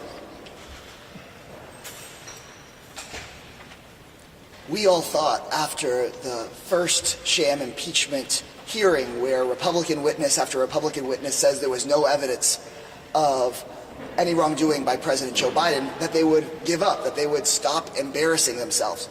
But the Republican majority continued on. We all thought that after their key witness was indicted for lying to the FBI about Hunter Biden and was meeting with Russian intelligence, that they would stop degrading themselves, that they would stop debasing themselves. But at Donald Trump's behest, they've continued on. And now, really, I cannot believe that they have found a new low. It is so embarrassing to sit in the room for an hour while they try to weave conspiracy theory after conspiracy theory that only embarrasses them further. So, as the as members of Congress on the Oversight Committee, our job is to be defenders of the truth. Not for one presidential candidate or another, but to defend the truth. And the baseline truth that we have found is that the Republican majority are gluttons for punishment. They will continue to find new lows that the American people didn't think were even possible just because Donald Trump wants them to. And so it is really such a shame. If it weren't so shameful, it would be funny. But unfortunately, it's really tragic that the majority in the House of Representatives of the U.S. Congress will continue to debase themselves, degrade themselves, and ultimately degrade their office in this way. Thank you. Mr. Conley from Virginia. Thank you. I just want to say this is a feckless enterprise and a desperate attempt by our Republicans to salvage something of a totally discredited inquiry. I go back to what Mr. Swalwell said. Remember, this is all predicated on testimony originally provided them by 4 witnesses, one of whom is in jail, one of whom has been accused of being a Chinese spy, and the third one also in jail for lying to the FBI and possibly being an agent of Russian intelligence. What committee in Congress wants to hang its hat on that kind of evidence and that kind of basis? Enough said. Very nice. Mr. Garcia. Thank you. Well, I think we've learned 2 things. The first is that there's absolutely zero evidence linking Hunter Biden's business dealings to the president. We knew that already. And the second thing that's really important here is a reaffirmation that Republicans apparently hate parents and sons and families that talk to each other by phone often. The one thing that was relatable to a lot of us is that we learned again that, yes, of course, the president and his son have a good, warm, personal relationship. And yes, they talk by phone. And yes, they care and love each other. And that's not something the Republicans should continue to attack over and over and over again. There is zero evidence linking, again, the president to Hunter Biden's business. Thank you, Ms. Garcia. Ms. Brown from Ohio. Thank you very much. Again, we're in another place. It's like deja vu, a repeat performance of another failed mission of our Republican colleagues to try to attempt to damage our president, and with the distraction of his son, who has admitted to doing things wrong, but nothing affiliated with the president's behavior and his performance. We really should be focused on issues that relate to funding our government. This month-to-month deal that we've been doing to run the free world is not effective. We need to be focusing on getting our resources to our Democratic allies, but instead our Republican colleagues continue to embarrass themselves by presenting nothing but burgers to the public. So we'll continue to fight for the people to make sure we get the resources to the constituents that need them the most. And with that, I yield back. Thank you, Ms. Brown. You remind me that the very moving part of his introduction was when Hunter Biden said, "My mistakes were my own and not those of my father." Ms. Crockett. You know, I'm just waiting on the point that the American people, in the words of my amazing soror, Fannie Lou Hamer, get to the point that they are sick and tired of being sick and tired. I mean, here's the reality. You're talking about an impeachment inquiry, and we know that Republicans could care less about facts. That is the reason that I said in the hearing in which we were going over whether or not they were going to find Hunter in contempt, I said the reason he would not want to testify behind closed doors is because all they do is lie. And I can tell you there is some lie that they are working on spinning coming up out of here. But let me tell you something. They have done nothing more than lie to the American people over and over and over, and they don't care. And it's because the American people, for whatever reason, are not sick and tired of being sick and tired. Because here's the deal. We have an impeachment that is now pending against Mayorkas, yet we still don't have the high crime nor the misdemeanor. They don't care about facts. They don't care about facts at all. We do. And maybe that's the problem with the Democrats right now. Because we do care about facts. Because we thought that they mattered. But clearly they don't. All they want is a spectacle. And the spectacle right now is putting us in a sense of danger. Not just in this country, but in this world. It is putting our allies in danger. Because right now what they're doing is they're peddling Russian lies. Basically, the Republicans have become synonymous for Russians at this point. It is a disgrace, and I'm just imploring the people to become sick and tired of being sick and tired. Because let me tell you, if there was something that they could tie this president to, I would be the first one to be upset. Because I am an American first. I was elected by my district to represent them as U.S. citizens. I wasn't here to do the peddling of any president. But at this point in time, just like the BS that we see going on with the other impeachment, there is nothing more than BS. And we know that you can't have something that is built on a house of cards. We know that there is no foundation. So the fact that we even showed up today, and we showed up early, and it wasn't to make sure that we could keep the lights in the government open. That's not why we showed up early. We showed up early because they wanted to take an opportunity to take punches at the president's son. And I am going to re-urge the American people to recognize. We're talking about his son. We're talking about someone who is an actual citizen, just a regular citizen. We're not talking about somebody who could not pass a background check, yet somehow ended up being appointed to his administration. That's not what we're talking about. We're talking about a son that was struggling, a son that lost his mom, a son that lost his brother, a son that lost his sister, a son that has had a father that has been in politics since he was 2 years old. This has been his life. He knows what he's doing. He knows what he can't do. I'm telling you that this is a waste of time, and we need to get back to this people's work. I am tired. The Republicans are going to lose the House, and y'all run this back for them when they do. They're going to lose the House because they have lost focus of what our job is, and our job is to take care of the American people, and that's the last thing that they've done. Thank you, Ms. Crockett. And our distinguished colleague from the Judiciary Committee, Ms. Escobar. Thank you so much. I was about to call you chairman as well. That's all right. I want to thank my colleagues for the incredible job that they have done over this lengthy impeachment process, this sham that really the Republicans should be absolutely embarrassed by and ashamed of. But I think it's important to emphasize the recklessness of what is happening here today. Not only are we jeopardizing the institutions that the American people depend on, but this is nothing more than a distraction from what Republicans don't want us to pay attention to. They don't want us to pay attention to the fact that they cannot govern. They are absolutely either unable or unwilling to govern. They need to get back to the business at hand, which is funding the government. We're standing here on the eve of a government shutdown. Standing here on the eve of telling the American people that agencies will be shuttered, people won't get paid, and a really an unnecessary decline in our ability to deliver for the American people, and it all is because of the GOP. They are also turning their backs not just on the business at hand for the American people, but on our allies. I had the incredible privilege of meeting with President Zelensky during the Munich Security Conference, and the world is watching us. The world is depending on us to stand with our allies, get that security package to the floor, and do our job. So I stand with my colleagues proudly. There is absolutely no evidence. We need to get back to work. Thank you. Thank you all so much. We're just going to close out with Max Frost. We have to go back to our deposition. So, Max, if you could close this out. Yeah, I'll just be very quick. Look, if you ever wonder why 50% of this country doesn't vote, you don't have to look further than the hour we just spent in there on this deposition. If you wonder why a lot of this country doesn't hold Congress in a high regard, don't look further than the hour we just had in this deposition. A fishing expedition, like Vice Ranking Member Ocasio-Cortez just brought up, looking into things that, number one, have nothing to do with the president, spending 10 minutes talking about the technology of a speakerphone, spending multiple minutes talking about a rope line interaction. There is no evidence. This entire thing is built off of a lie.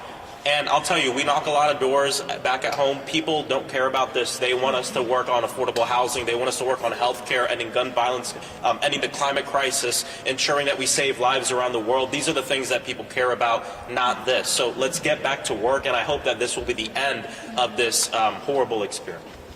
Mr. Frost, what are they saying about the speakerphone?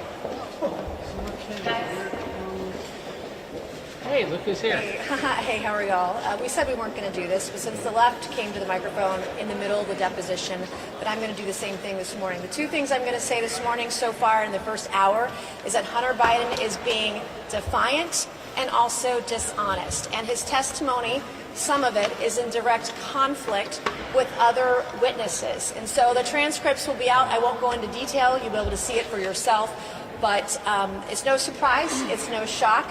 That he is being that way, and in some cases he doesn't recall. He said that multiple times this morning, which again is not a shocker either, but defiant and dishonest would be the way that I would describe his testimony so far in the first hour. Is he pleading this day?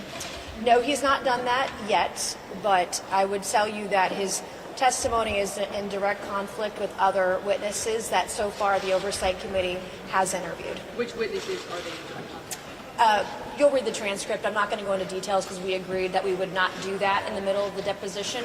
So once the transcript is out, I'm happy to talk about it in more detail. That's what I'll say. Thank you, guys.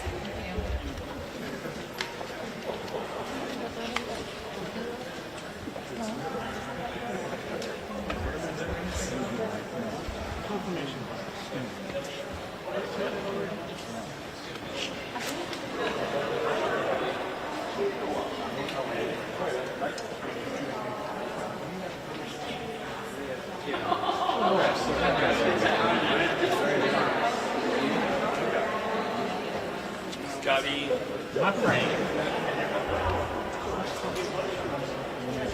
Okay, stand up, Dan. Yes, dude. Thank you.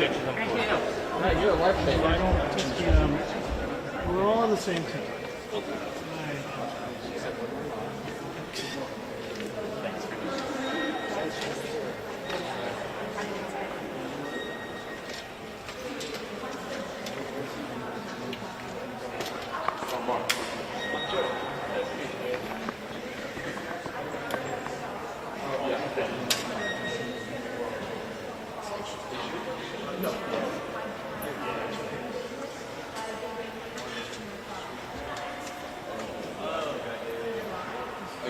bursts of shots. Two separate.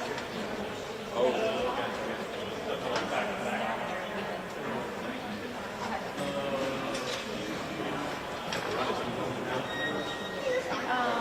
No, but Saw some great here.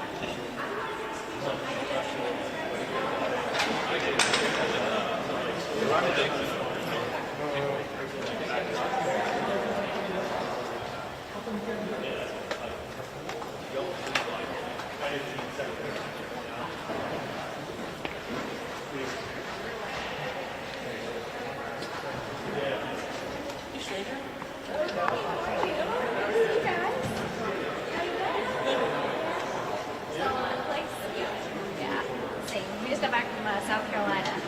We didn't have to do Michigan.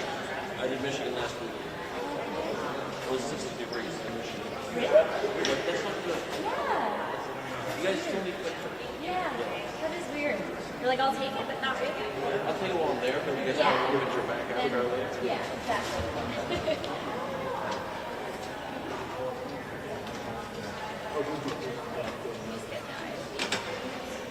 Hello.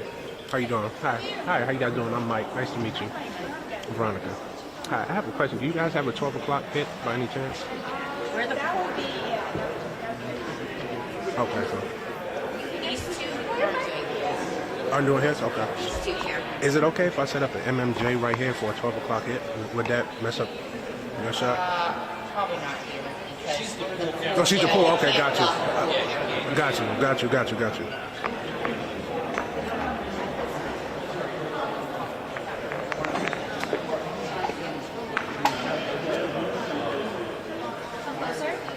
Trying to find a spot in here.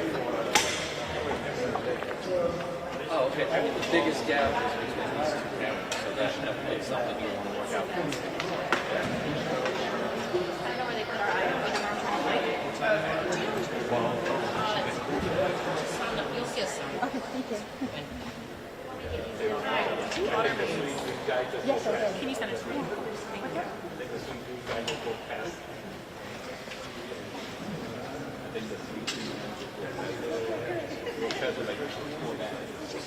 Oh, yeah.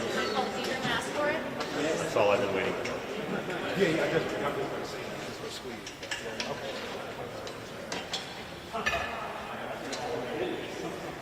Excuse me, I have to. You're not. Okay.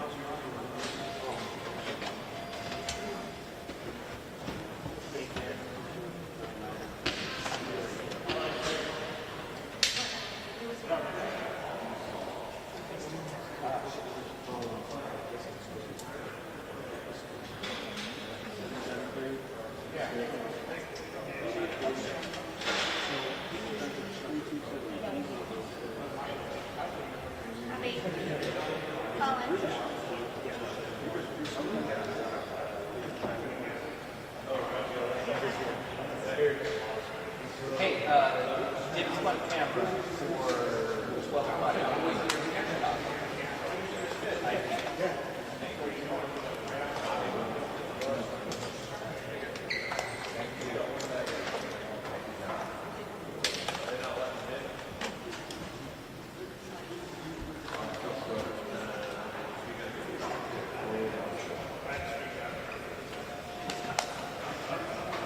Right now? Yeah.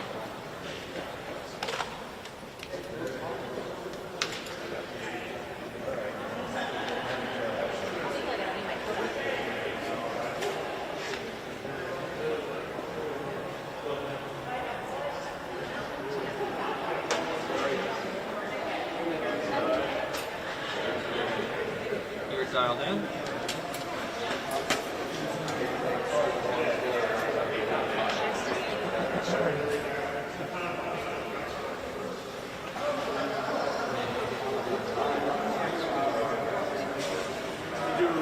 Another camera?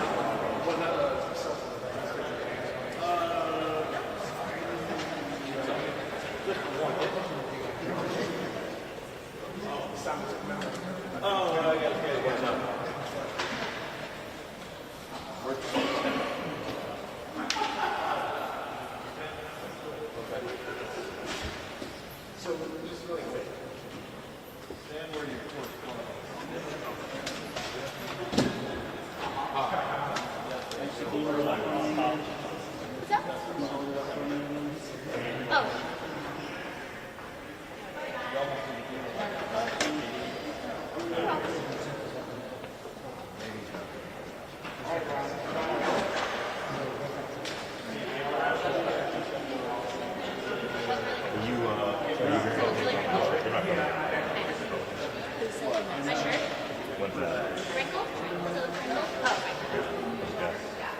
I think we got time because this was just break. You just wanted to.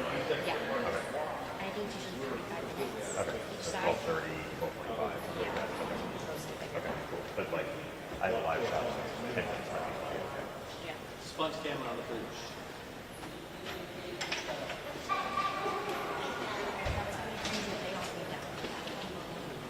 Yeah.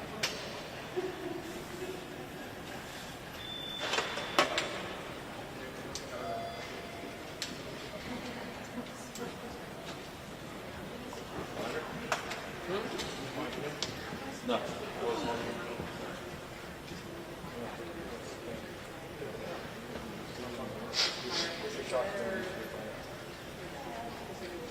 Sorry, can you repeat that? That's a guy who's Mike. We got 20 minutes. You got 20 minutes. It's great. Keep it with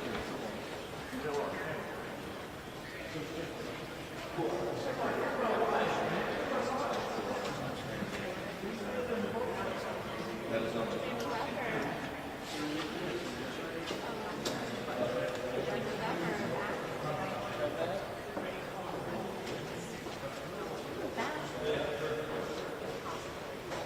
dial up. I've already dialed in.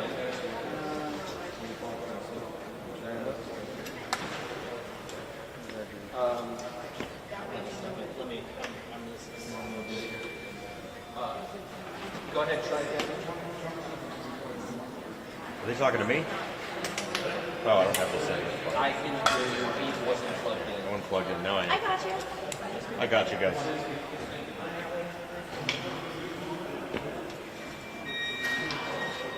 One, two, level check. 1, 2, 3, 4, 5. 1, 2, 3, 4, 5. 1, 2, 1, 2, 1, 2.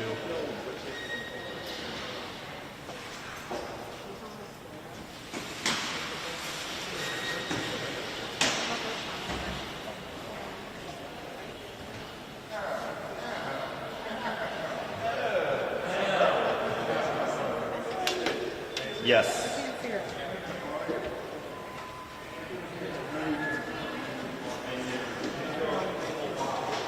There you go. Thanks.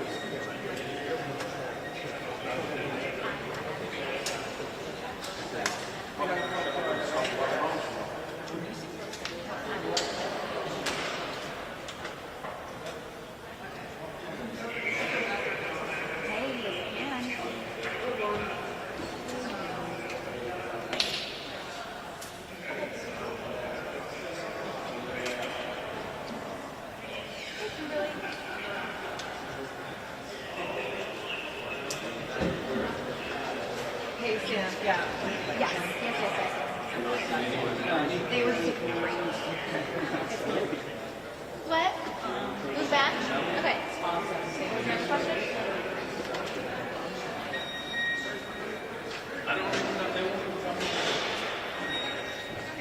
No, because you guys have some of it. Yeah, let's skip it. Let's skip that then. I'll just do the stop. Move forward? Okay. As long as you guys do have the statement. Yep. 1, 2, 3, 4, 5. Okay, I think we're good then.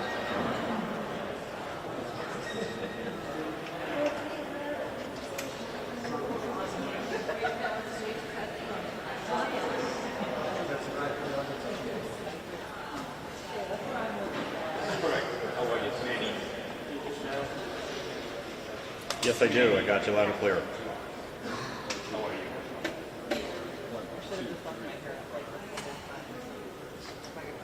Yeah, I got it. Yeah. Yes. Now, where am I in the show? Okay. Just confirming. Right.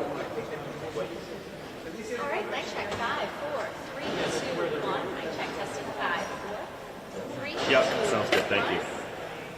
Thank you.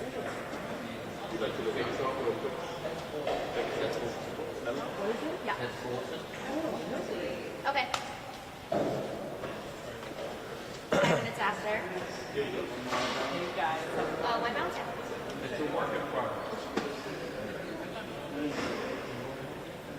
Good to see you guys too. 1 2 1 2 1 2.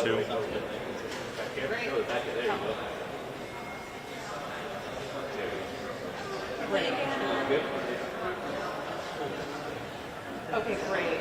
Just bear with me a little bit. I may shorten a little bit after the Rasmus talk. I'm just going to shorten that a little bit and go into the statements. So just, I had to roughly do this off on my phone, so just bear with me.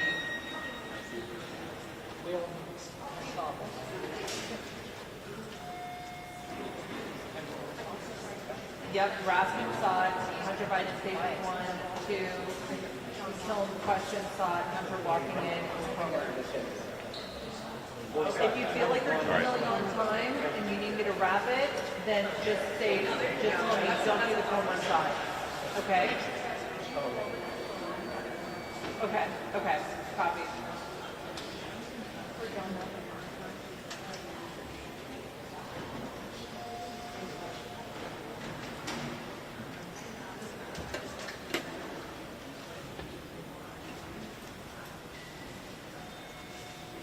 Oh, Daniela?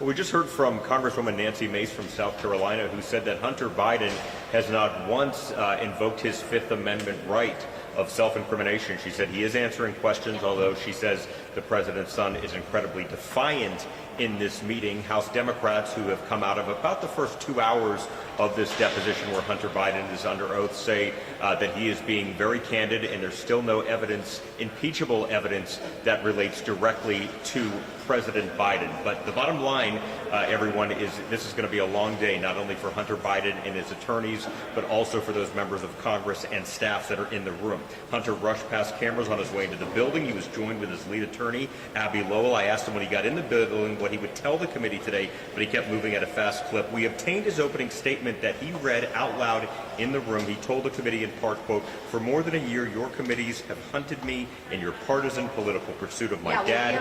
You have trafficked in innuendo, distortion, and sensationalism, all the while ignoring the clear and convincing evidence staring you in the face. You do not have evidence to support the baseless and MAGA-motivated conspiracies about my father because there isn't any," end quote.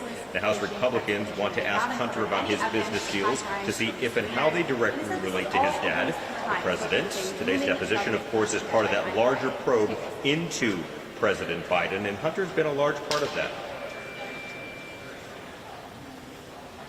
Yeah, Nicole, we're already 2 hours in. Yeah, absolutely, Bianca. Hunter I Biden also heard from Democrats and Republicans here at this microphone providing us during this break. Comer says the investigation does go on, and Hunter's team is hoping the recent arrest of Alexander Smirnov, the former FBI informant, will only help his case. Smirnov is behind bars in Los Angeles today after a judge determined earlier this week he's a flight risk. He was charged with lying to the FBI when he said that both Joe and Hunter Biden received $5 million each in bribes from Ukrainians, a talking point Republicans use for months, but Democrats, they say that it should end the probe. Hours into this, so as not to have any selective leaks, and they also are not videotaping this as they have with other witnesses. And Republicans really want to hear Hunter Biden about these deals with Hunter Biden, of course, and where his father So we're hearing from both sides, but now we await the actual transcript to see what Hunter Biden said, what was asked, what was answered. I'm told that's expected to take a few days, just given what's expected to be a very, very long day today. Back to you. So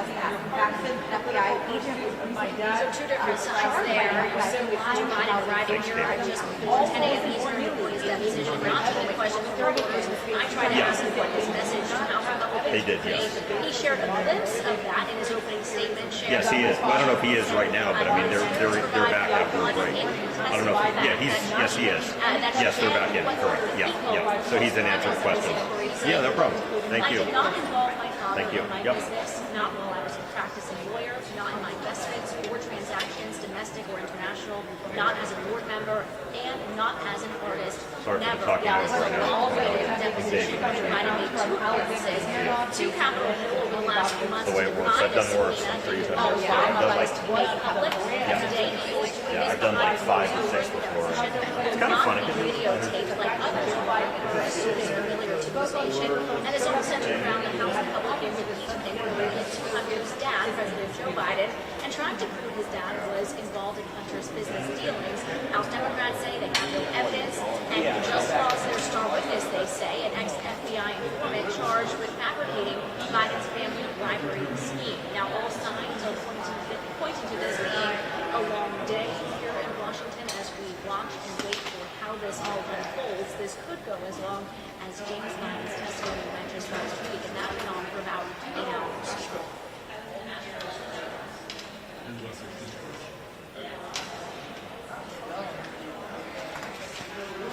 Thank you. Thanks. Bianca, I think it's important to note that Hunter Biden had wanted his testimony to be made public, but ultimately the committee's decided, like every other interview, to conduct this behind closed doors. We will receive those transcripts.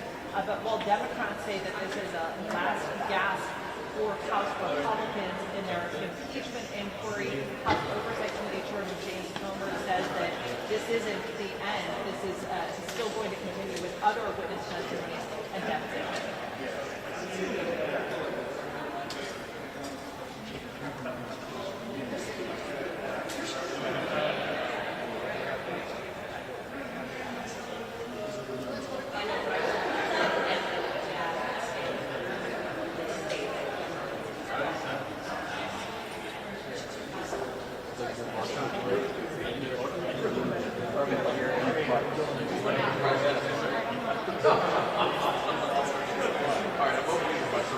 Yes, I got it.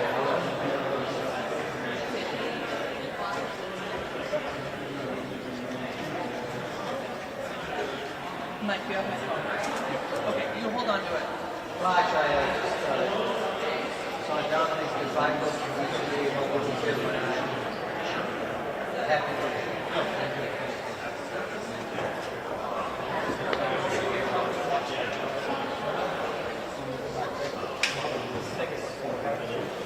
Most disappointing because I never made it to a Donnelly Bosch house party, which I was invited to, and then canceled.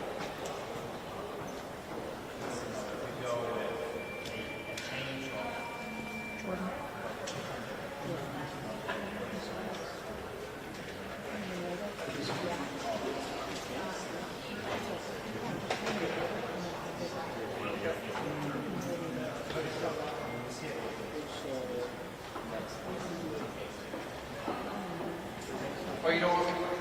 Oh, okay. She's got You guys want some candy from the press gallery? You know what?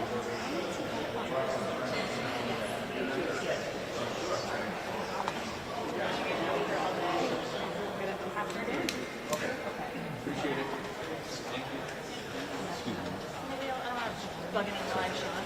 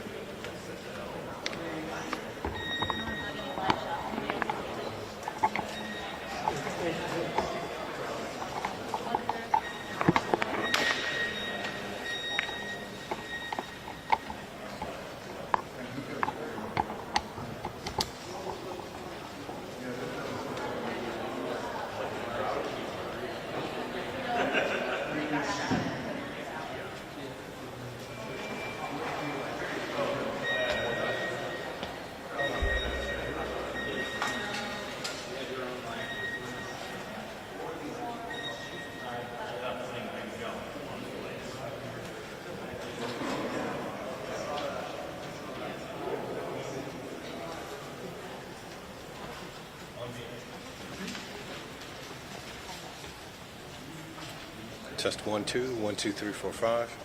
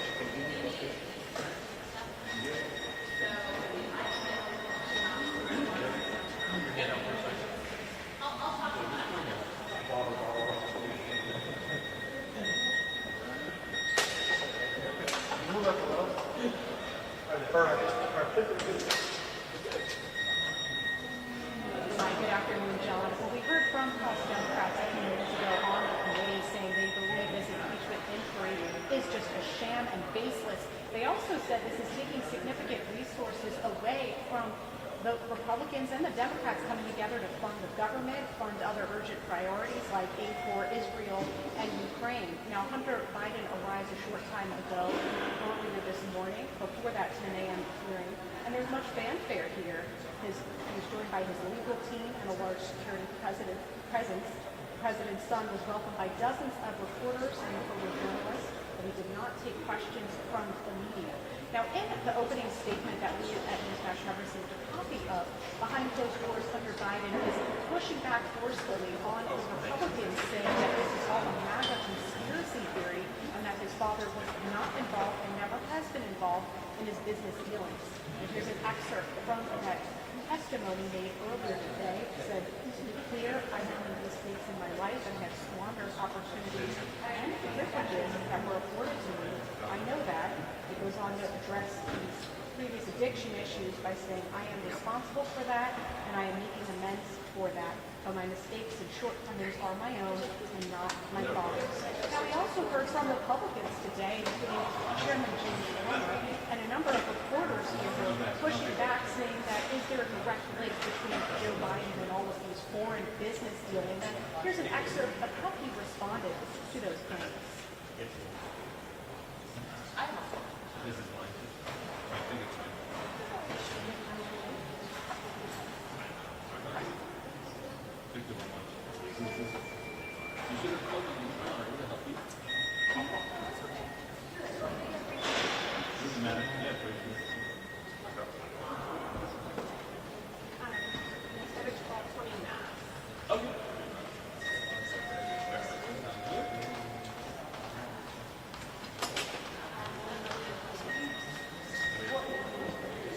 Oh, yes, yes.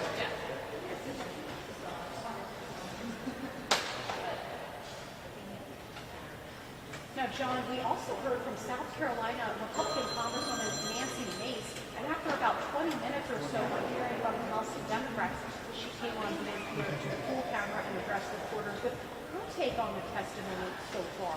She said she characterizes Hunter Biden's testimony this morning as defiant and in direct contradiction with what they've heard from multiple other witnesses.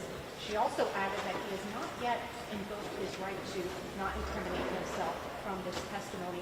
We're hoping to get a transcript of this potentially later today from both sides. Back to you, John.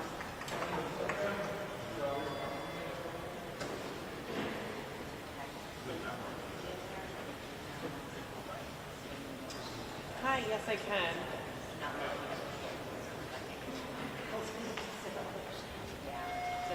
Great.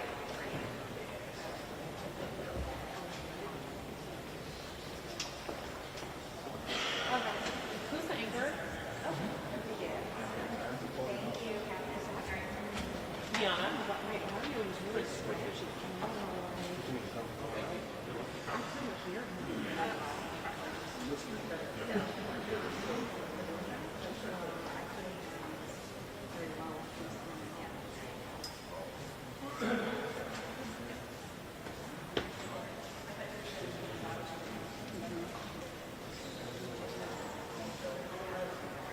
Yeah, well, I mean, Andrew, it's kind of the same story that we've had from the beginning of this impeachment inquiry. Right? You know, they based this investigation behind the theory that Hunter Biden and James Biden, the president's son and brother respectively, and were using their access to Joe Biden to drum up business all around the world. And by extension, Joe Biden was using the power of his office to help enrich those businesses. And that's what I was specifically asking the chairman of the Oversight Committee, James Palmer, on. What evidence has been demonstrated also uncovered that shows official acts that Joe Biden took on behalf of his son or his brother to help them in their business practices, and they've yet to demonstrate anything specific to that vein. And part of what they're going to press Hunter Biden on, they're already pressing Hunter Biden on behind closed doors, are those business interactions. And any effort that he personally made to involve his father in those business practices. According to the opening statement that we have access to, this is what Hunter Biden told me very specifically. He said, I did not involve my father in the business, not while I was a lawyer, not my investments or transactions, domestic or international, not as a board member, and not as an artist. More than a year, he elected me person in the pursuit of my dad, trafficking in innuendo, distortion, and sensationalism. So Democrats have said that he stuck to those lines and that he specifically rejected any innuendo that his father was involved in his business dealings. Republicans, Nancy Mace, she came out and was accused Hunter Biden of being inconsistent with some of the statements that he's made here today. So again, wildly different interpretations of the way this is taking place, depending on who you talk to. It's clear that this is an important inflection point in the impeachment inquiry.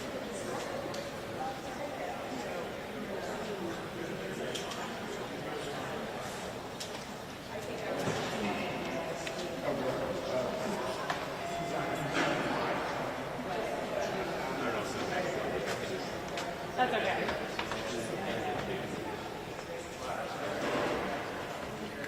Right, and that's part of what I was trying to drill down, Andrea. You know, there, as you rightly point out, a long line of examples of family members taking access of their influential parents' name or relatives' name. What did Joe Biden do specifically to jeopardize the high crimes and misdemeanors? And that's something that even modern Republicans are skeptical of this committee.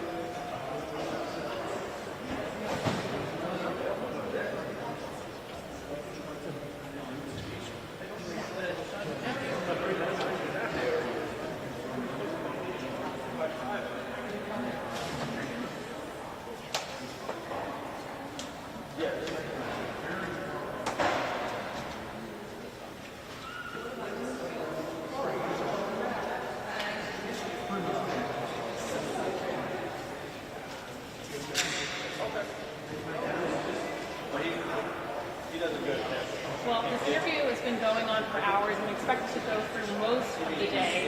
This is a really high-stakes interview for Republicans. They have made Hunter Biden and his foreign business dealings central to their impeachment inquiry into his father, Joe Biden, but so far have been unable to draw any direct connection. Hunter has maintained unequivocally that his father wasn't involved, and as you mentioned from his opening statement, reiterated that again today.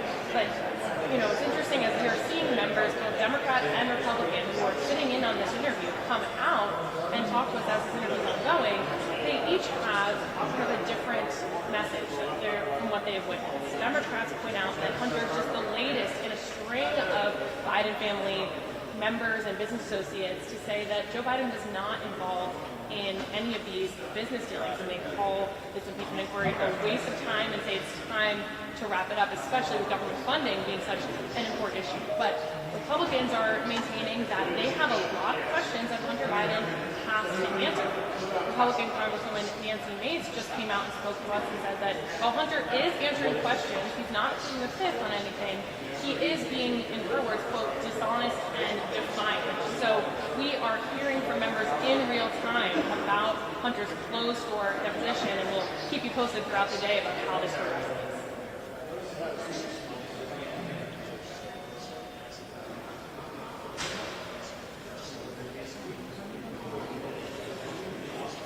Thank you.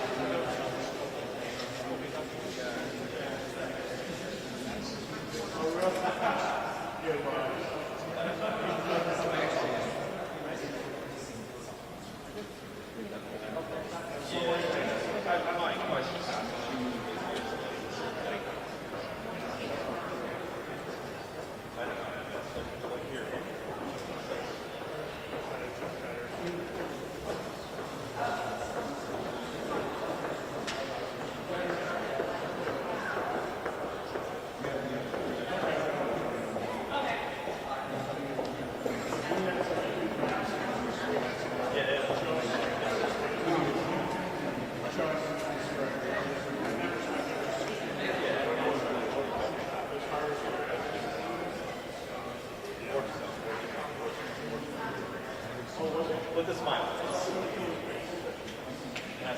Yeah.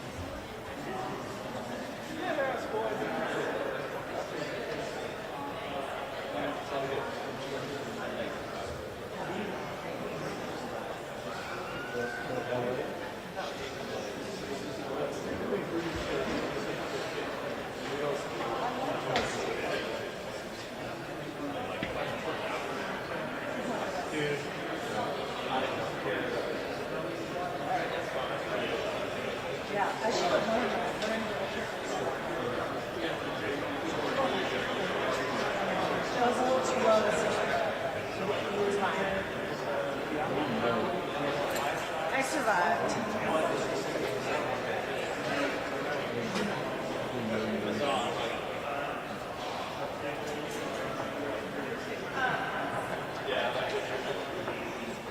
Except we don't go.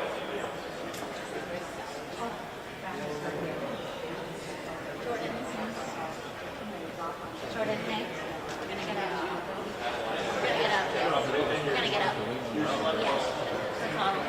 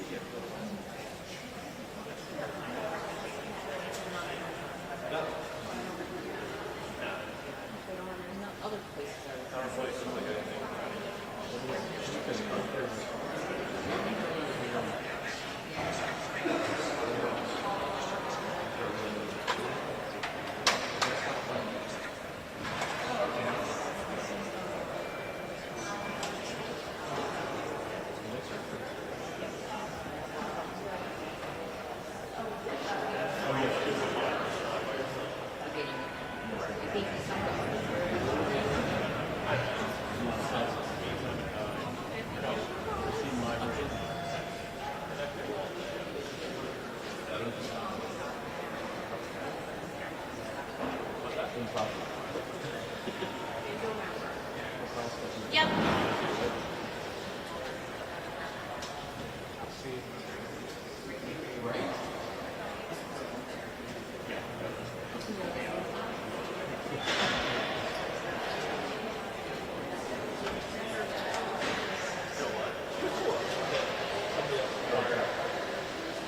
We're back on. Let's do it.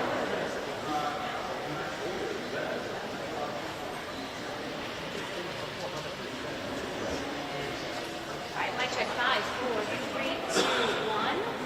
Mic check 5, 4. Testing, testing. 5, 4.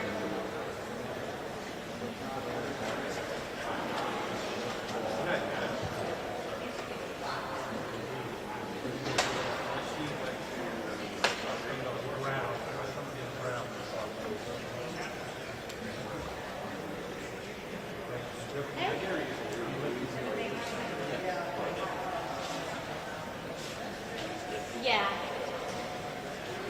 Absolutely. Okay.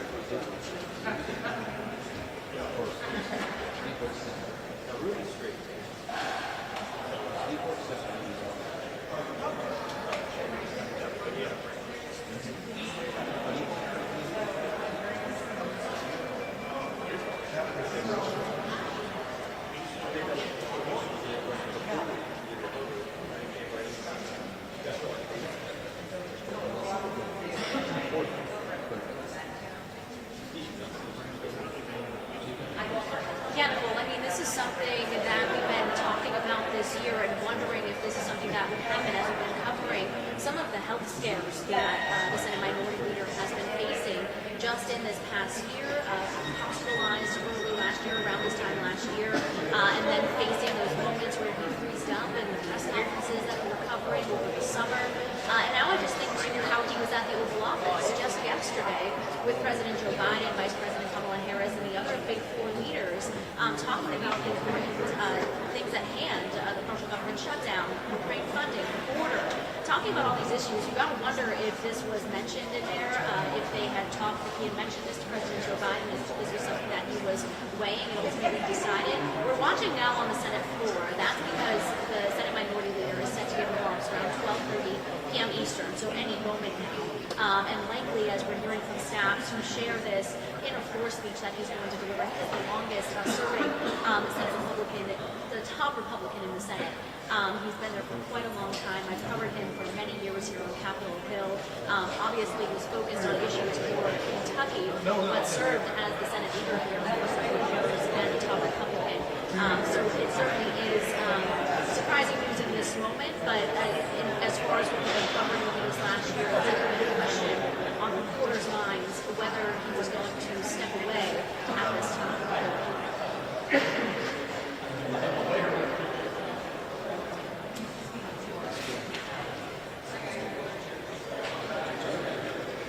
Rachel, McConnell said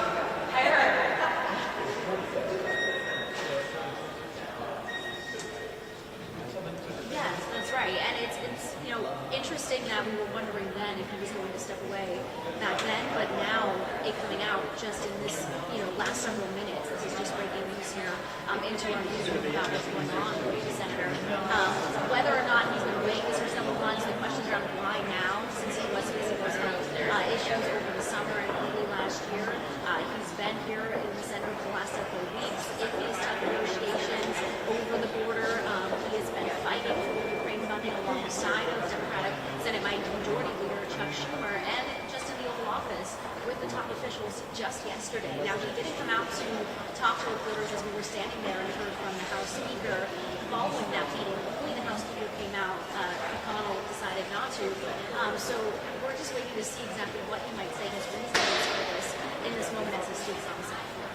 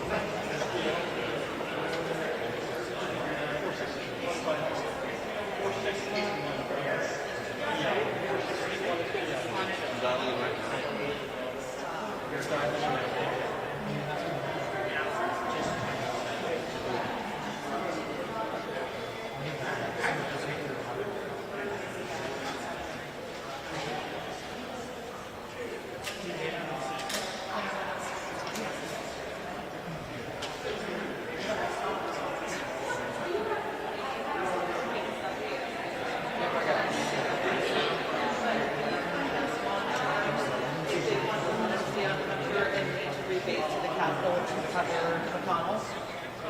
Yep, I got it. Okay, great, thanks. Okay,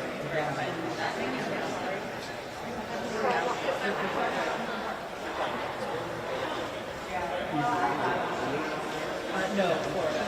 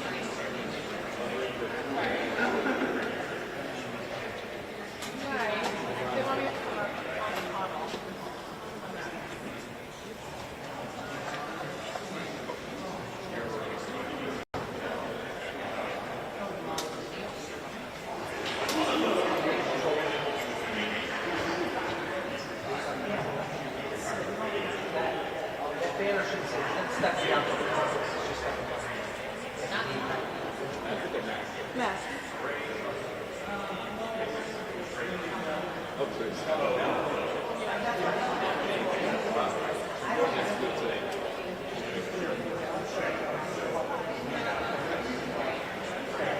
Hey, yes, I can.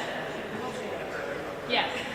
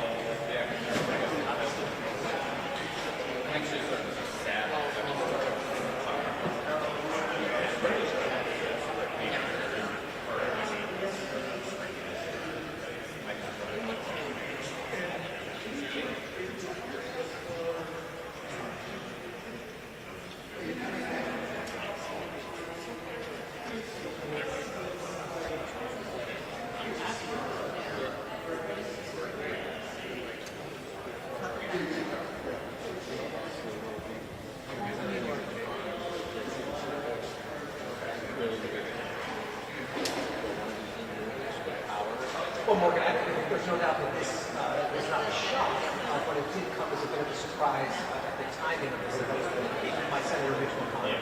There has been a sense that it's ill health and an anxious group of younger Republican leaders coming up behind him, and a bit of dissatisfaction in the conservative flank of his party that his tenure as leader was already kind of in endangered territory. It does come as a surprise that he chose to get out ahead of it, make this announcement at a time that no one was expecting him to make this announcement, and declare only what his intention is to stay on as leader through the November election, but then remain in the Senate for the remainder of this term, which will go to the 2026 election cycle. And what it's going to do is it's going to set off a scramble. There is not a clear heir apparent to Mitch McConnell as a Republican leader of the Senate. There are a number of strong contenders. Among them, the number 2 ranking senator in the Republican caucus right now is in the Senate with John Thune of South Dakota. There's also a Senator John Cornyn from Texas, who is a former member of Republican leadership, who will certainly make a bid. And then another John, by the name of Senator John Barrasso of Wyoming, who's also in Senate leadership and is considered to be one of the front runners to replace. The implications of this cannot be understated. This truly is the end of an era. This is the longest serving leader in the Senate for either party. In his floor speech that we just launched, that McConnell plans to serve out his term, but he said it is time for a new generation of leadership. That he's accomplished everything that he can, and it's time for others in his party to step stepping down from the office is so necessary. Critical is last year that he had some health episodes where he seems to be frozen at times. There's been a lot of questions about his ability to serve. And then there's also the Trump factor. Mitch McConnell has not spoken to Donald Trump since January 6th. And as Trump is the leading Republican candidate for president, continues to have such a stronghold over the Republican Party, there have been, over the years, just real tensions between McConnell and Trump as Republicans try and navigate through Congress. And so with McConnell stepping down, it really presents new questions about the stronghold that Trump has on Senate Republicans and what direction they're going to go from here. You know, to put it very frankly, it's one of the 4 most powerful positions in Congress. Outside of the Senate Majority Leader and the Speaker of the House, the Senate Minority Leader ranks right up there as someone who has an enormous voice in negotiation. And particularly in the Senate, it's very important to point out that the Minority Leader wields great influence in the Senate, because basically to get anything done in the Senate, you need 60 votes. And so that means almost every piece of legislation requires bipartisan support. Mitch McConnell has been right there in the midst of many of these very high-profile negotiations that have led to budgets being passed. It's led to things like the massive appropriation law. None of those things happen without Mitch McConnell at the table and being able to have these discussions. So it is a very, very important role. Maybe not one that the average American is that clued in on, but it is a seat of power in American government that is not that big.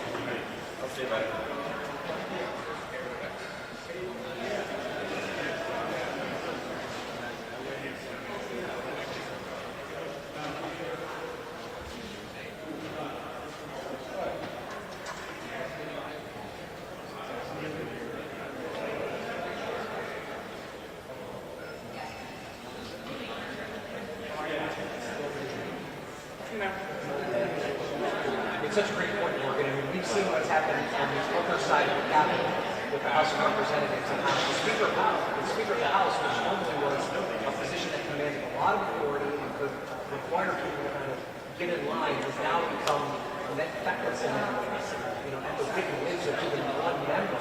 And the Speaker of the House really is forced to listen to each member as opposed to a top-down leadership style. That could be the future in the Senate. There is a growing faction of conservative Republicans that are with a lot more years than in the past. So this next leader has a serious challenge in front of him that is not like the challenge. Yeah, that's right. We're covering that closely and watching it closely over this past year. But he did say in that speech, quote, one of life's most underappreciated talents is to know when it's time to move on to life's next chapter. And then he went on to announce that he was going to be stepping down, saying that this was his last term as Republican leader in the Senate, a position that he's held. He's the longest serving Senate leader in history. He plans to step down from that in November. And he just turned 82 years old last week. And he announced this decision there moments ago on the Senate floor. They say it was a place where he looked in awe on his backbenches in 1985. He was saying there that President Reagan called him Mitch O'Donnell, and he was joking there in his speech saying it was close enough, and we'll take it. So he's been serving for one of the longest serving Senate leader in history.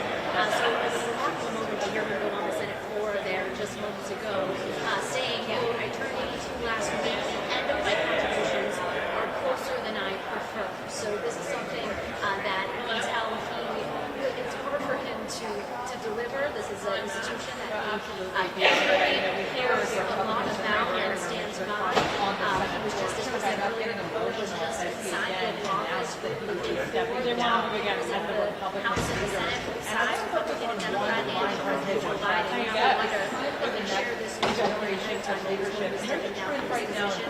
But it also comes as he's been, in some ways, especially some members of his party, he's being a staunch supporter of this Ukraine funding, which we've seen House Republicans are divided on whether it's go forward with that. So he is stepping into this position where he may want to move on from the leadership of his party and pass down to someone younger into the leadership as well. So there's been a lot of factors that go into this. The thing is, we've been saying his health issues as the government this last year, Ukraine that he had in press conferences as well. Questions raised even then whether he was going to step aside from his position. This was negotiated and leadership behind closed doors, and those details were not being disclosed.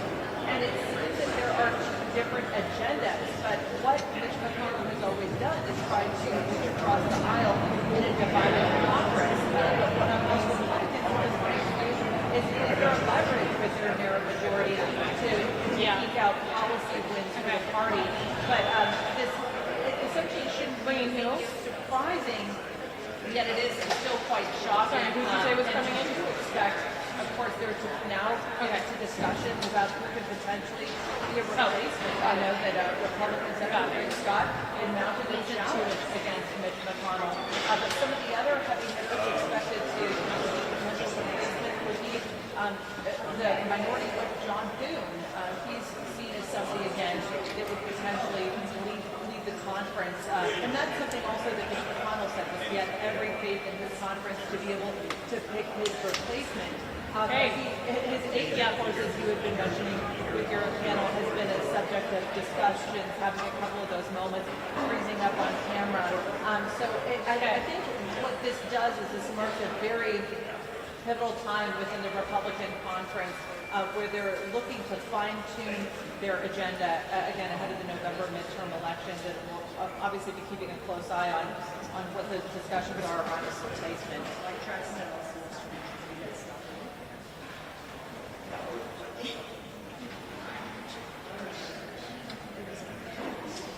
Good afternoon, David Sponside, from National Reporter.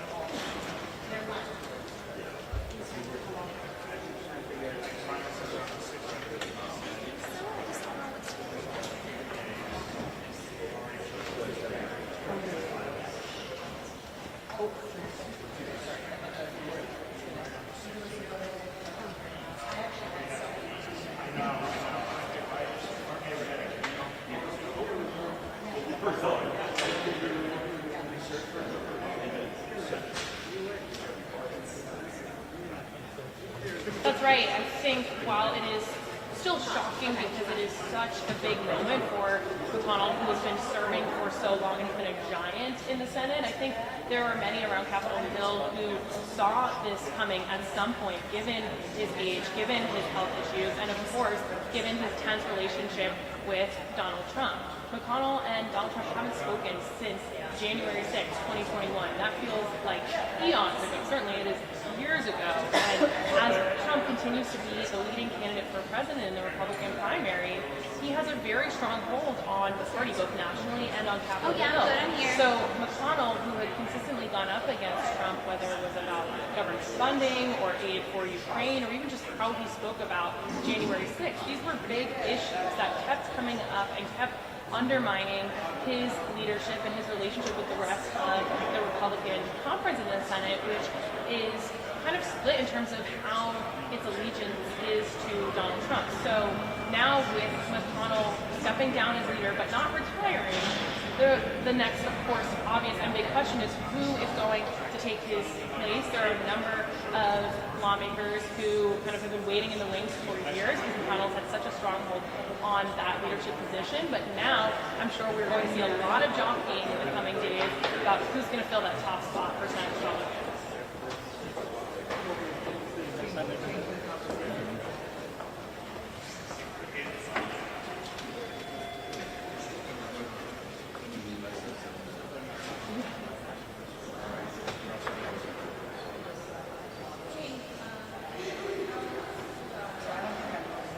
You will? Or am I clear? Okay. Okay, thanks.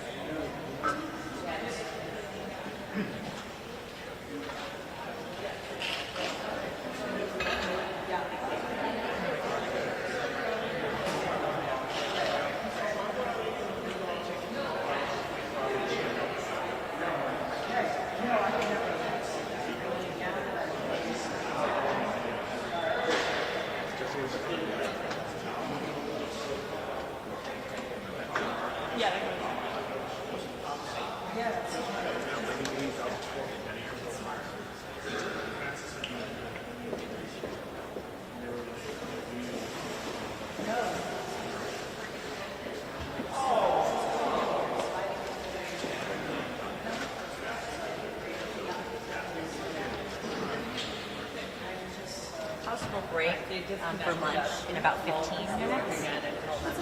Possible break for lunch in about 15 minutes. It doesn't mean anyone's going to come down. It's just for situational awareness. Awesome, thank you. Yep. Possible break for lunch in 15 minutes. Lunch, so 5 minutes. We'll be okay.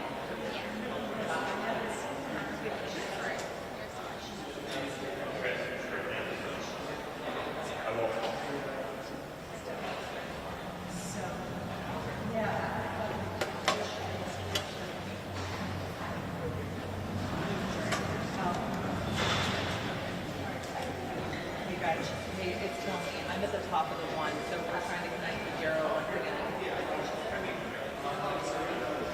I'm at the top of the 1 o'clock show with the show. I'm trying to connect again via the Jero, but you guys disconnected us. Yep. Thank you.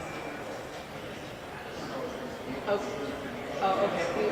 They just let us connect again, so we're connected now. We're going to stay up for the top of the hour. Okay. Check.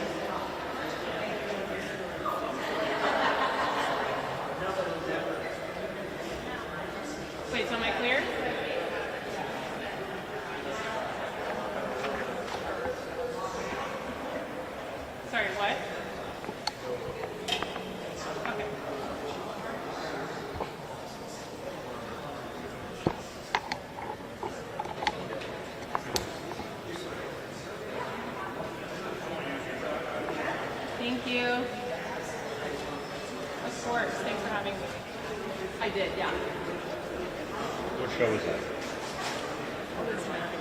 Oh, cool. Awesome. Who's the host? Beyond.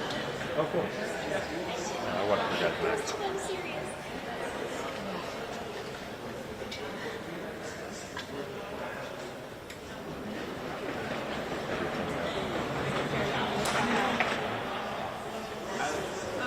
It's a fluid situation. Yeah, I agree. Yeah. Right? Perfect. Yeah.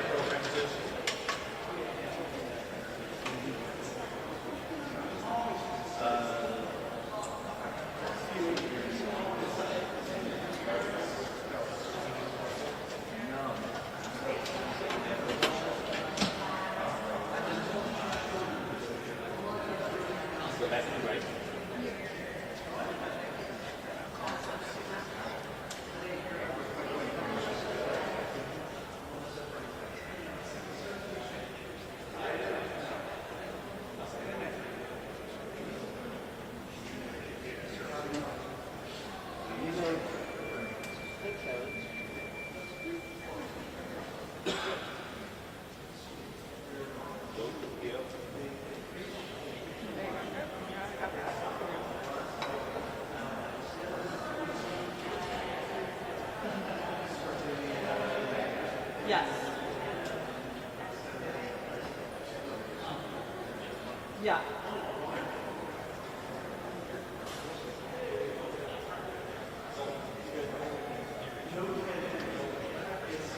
Okay. What's that?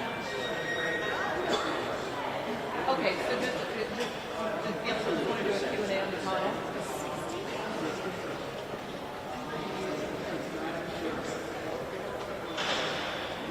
Okay, McConnell only, right?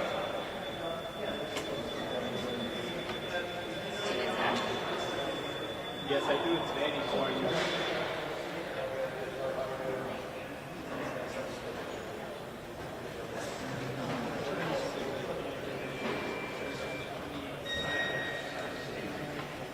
Thank you. Appreciate it. Like 9 minutes away.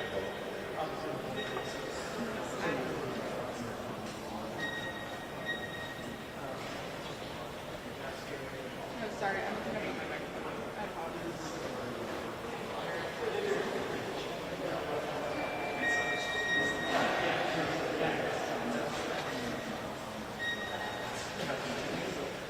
Probably by design. Thank you. Okay, great. I don't want to be conspiracy theorist. It feels like people are dropping news to you.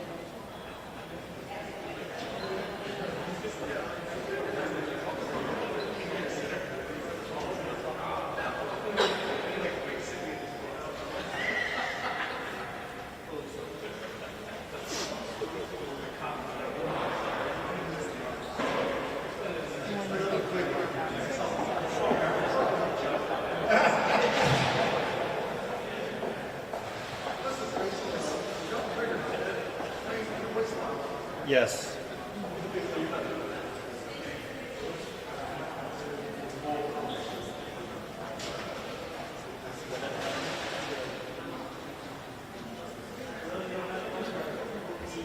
Yes, I can.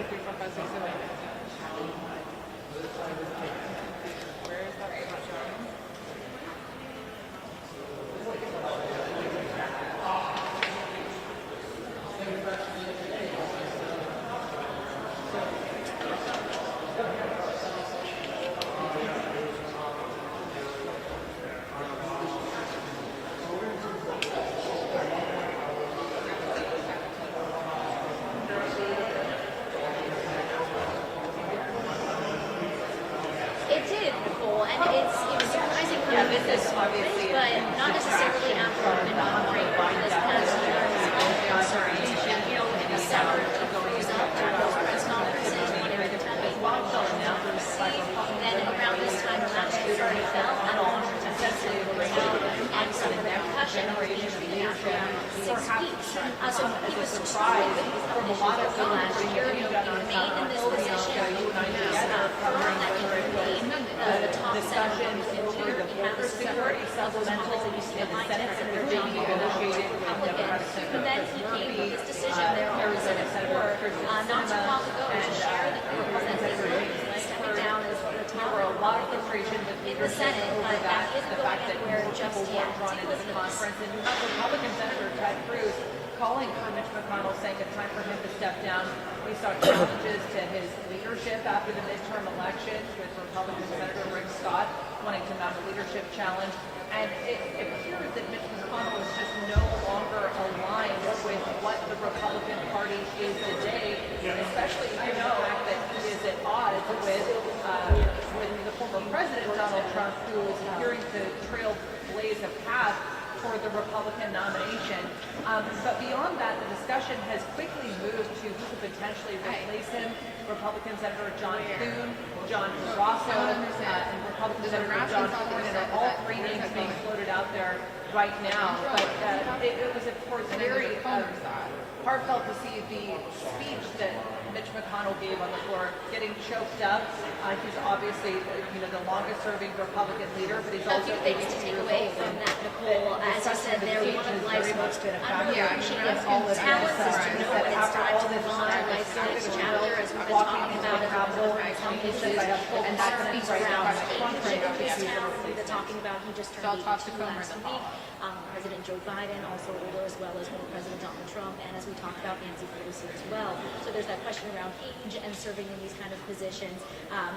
He also said there that he believed, I know the politics within my party at this particular moment in time, I have many faults. Misunderstanding politics is not one of them. This also comes at a time where he is very firm in standing by funding for Ukraine, and that has been a moment of a bit of a division in his party, in the Republican Party. We've seen House Republicans maybe not as for that as he is, and we see him, eye to eye with Senate Majority Leader Chuck Schumer on this, as they were just at the White House in the Oval Office meeting with President Biden yesterday over this. We saw that House Speaker Mike Johnson came out to talk to us, to reporters outside, but Mitch McConnell was not one of them. So he came out today with this decision, of course, shocking in this moment, but in terms of going over this last year, not too much of a surprise. Now the question is, who comes next?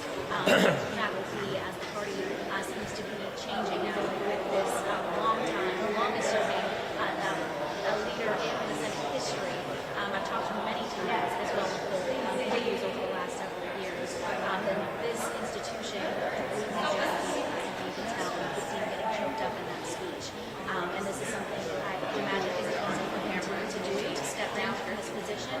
But he says this is his long Both parties came out here. Surprised they weren't even here. Time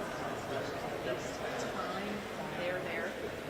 Nancy Mace describing him as dishonest and defiant. She did know the time she came out early this morning he had not invoked the Fifth Amendment. Notable as he is currently facing 2 criminal investigations.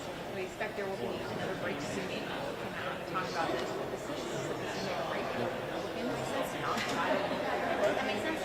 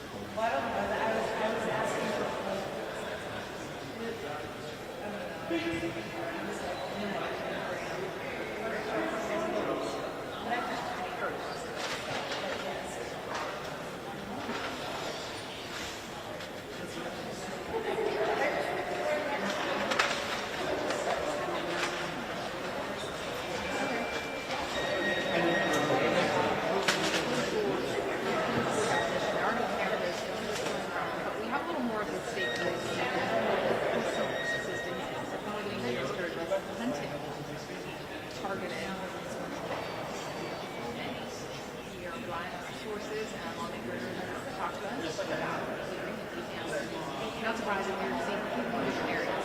This members of the party were not in the same room. Well, Democrats suggested this is a total waste of time. Sounds good. Thank you. Embarrassing spectacle. We're now 118, 112. Yes, hi. How are you? Who's doing that? Mic is open. Mic is open.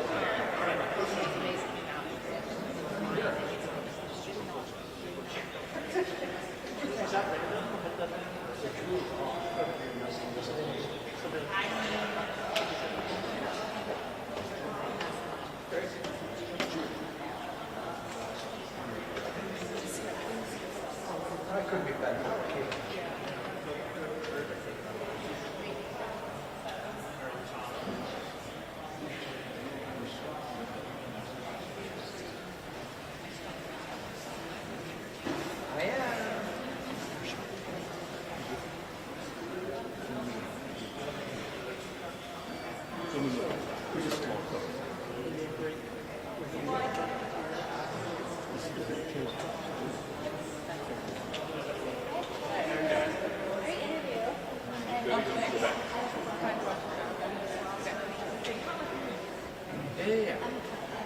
Yeah, I was like making it, you know, like one of those things where I was like, I recognize it, so.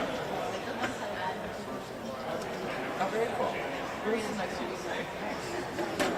Yeah, I'm still getting used to the whole TV thing, so how do I do it?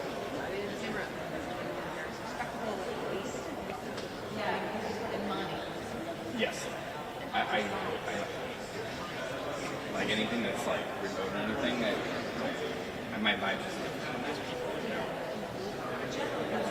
Yeah, I have other stuff to do. There's only like so long I can spend just like waiting to see something like this next. How about you? Yeah. Yeah, I'll be there. Kelly. Alex, yeah. Thanks. Nice to meet you.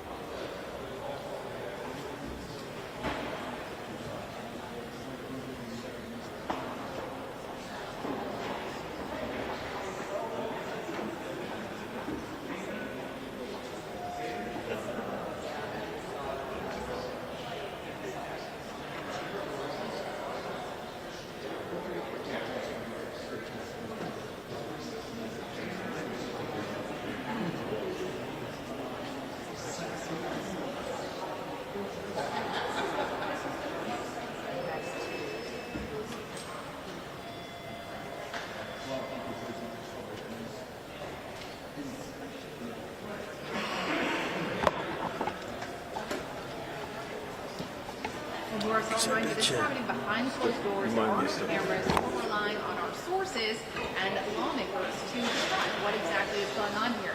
And it's as if, not surprisingly, it's as if members of both parties were we're gonna try this here. first. A large group of Democrats came out earlier, told us that this was an embarrassing spectacle, that what they had seen so far appeared to be a waste of government time and money. The Republican, Nancy Mace, she came out and she described Hunter Biden as being defiant and dishonest. But she did note that, at least at the time she came out a few hours ago, she said that he had not invoked his Fifth Amendment. And that is significant because he is, of course, facing two separate criminal probes. And we expect there will likely be another break, so we'll likely get an additional round of details. But they only really got Hunter Biden to sit down behind closed doors to answer questions by making some concessions. One is that this is not being filmed, and the other is that we're going to have a transcript release, and we're told that that could come within 24 hours. So that's really what we're going to need to get the full picture of what's going on in this hearing, which, as you noted in the introduction, it really is make or break for GOP lawmakers who so far have not been able to produce any clear evidence linking President Biden to his son's foreign business dealings.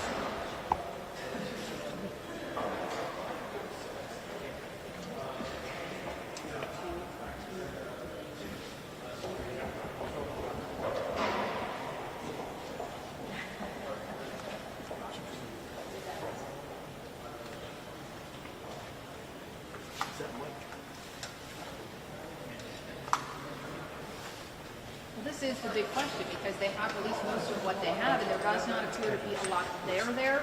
There is also clearly an effort to conflate the Bidens, including Hunter Biden and James Biden, with President Biden. And I pressed Chairman Comer on that earlier today as he entered the deposition room. Let's take a listen to that exchange.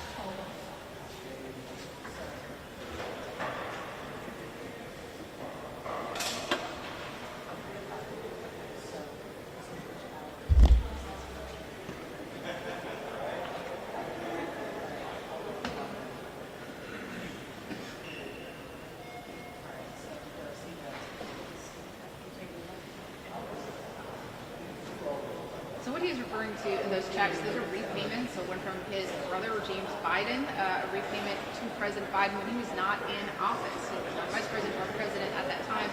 Again, they haven't put forth any evidence to prove that President Biden engaged in therapy, alleged money laundering, corruption, influence peddling. They've thrown around a lot of allegations, but they have not been able to provide direct evidence, and it's not clear that they're going to get it from today's hearing, especially as you noted, when the key witness who alleged that President Biden has millions of dollars in bribes is now facing charges for lying, for fabricating the statement. You get 45 minutes. Thank you. Lunch break. Yeah, I might go out and do my head outside. People are going to come to the boot camp. I might go outside because people might come to the boot camp.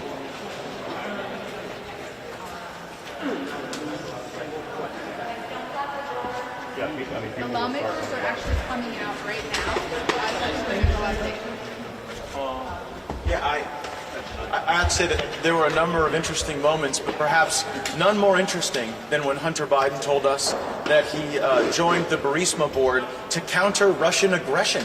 I hadn't heard that one before. That thank goodness we had Hunter Biden on the Burisma board because that was central to his strategy to stand up to Vladimir Putin. Has he taken the fifth at all? No, he's been responsive to questions. Has he told you exactly what value he brought to any of these wars, any of these companies? Have you guys asked him that? Yeah, we've asked those questions, and there is an illusory value. It is a mirage to believe that Hunter Biden was engaged in international business. This was a bribe masquerading as an international business transaction. Nothing more, nothing less. Can we just quickly ask you, do you still feel the impeachment inquiry is heading in a direction where you'll actually be able to vote on articles of impeachment? Well, here we're asking questions about these corrupt business practices. I'm not really framing that through the lens of next steps. I'm just trying to get the facts. Biden wrote that he joined the board to support Russia in his book. Why don't Republicans do their research? I have to say I thought it was a pretty strange statement. Perhaps it jumps off the page when he says it in his own words. Do you think, has he said anything that would specifically implicate the president? Have you seen evidence that the president was involved in those business dealings yet? I believe that you can actually bribe someone by paying their family members. I don't get this construct that unless Joe Biden himself received cash, that he somehow wasn't involved in the bribery operation. Joe Biden was doing the bidding of Burisma. He was doing the bidding of Chinese communists, and his family was getting enriched as a consequence. To me, that's a pretty strong case for bribery. Really quickly, I'm sure you've heard the news about Mitch McConnell. Have a nice day. Sorry about that. Yeah, you just got all these watch out. We're trying to get it.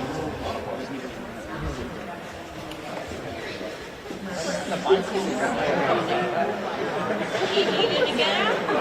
He needed to get out.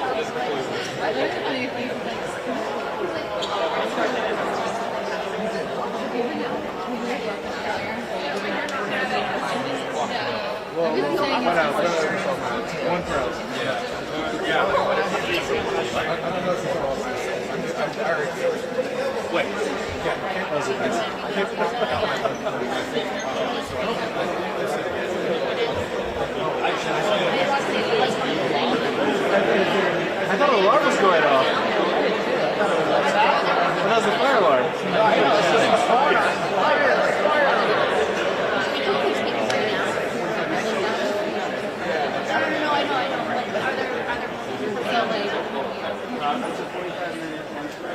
They might, okay. They might just, then I'll just grab the mic and then they come out.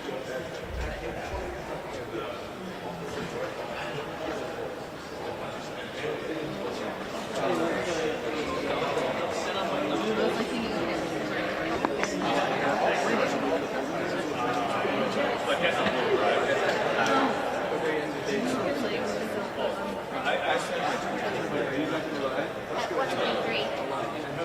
Sorry, you're fine.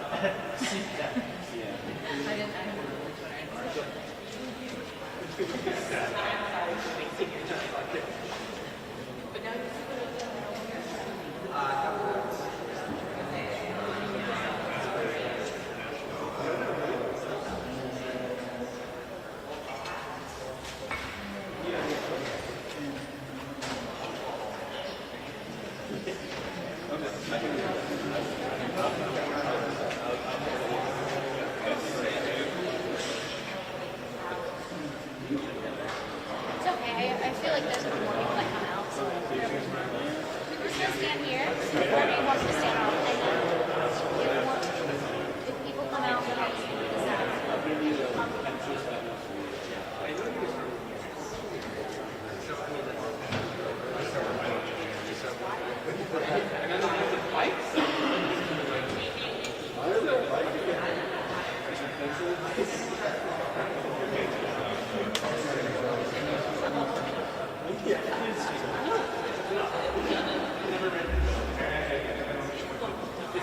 So buzz is gone. Buzz is gone. Let me back here, sweetie.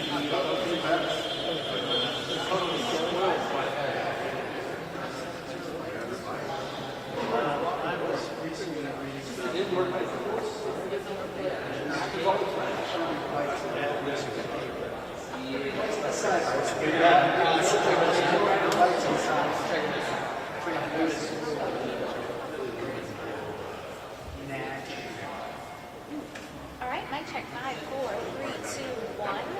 So we're gonna go intro, the rival video, GFX. The Dems are going to come back down. Yeah, the Dems. Someone else say hi? Yep, I got you.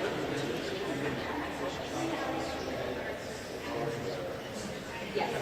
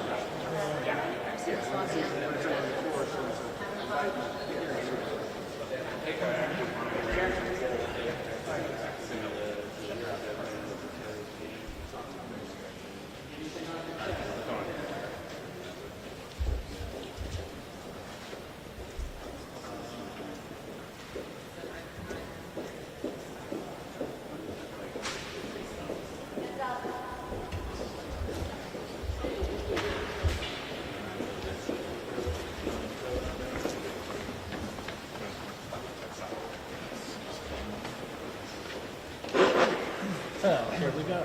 Why don't we start with questions, since we did a lot of statements. Here. Let's start with questions. I'll make a very quick statement, and I'll invite your questions. This is supposed to be an impeachment investigation, which means it's supposed to be focused on treason, bribery, or other high crimes and misdemeanors committed by the president or another high-ranking federal official.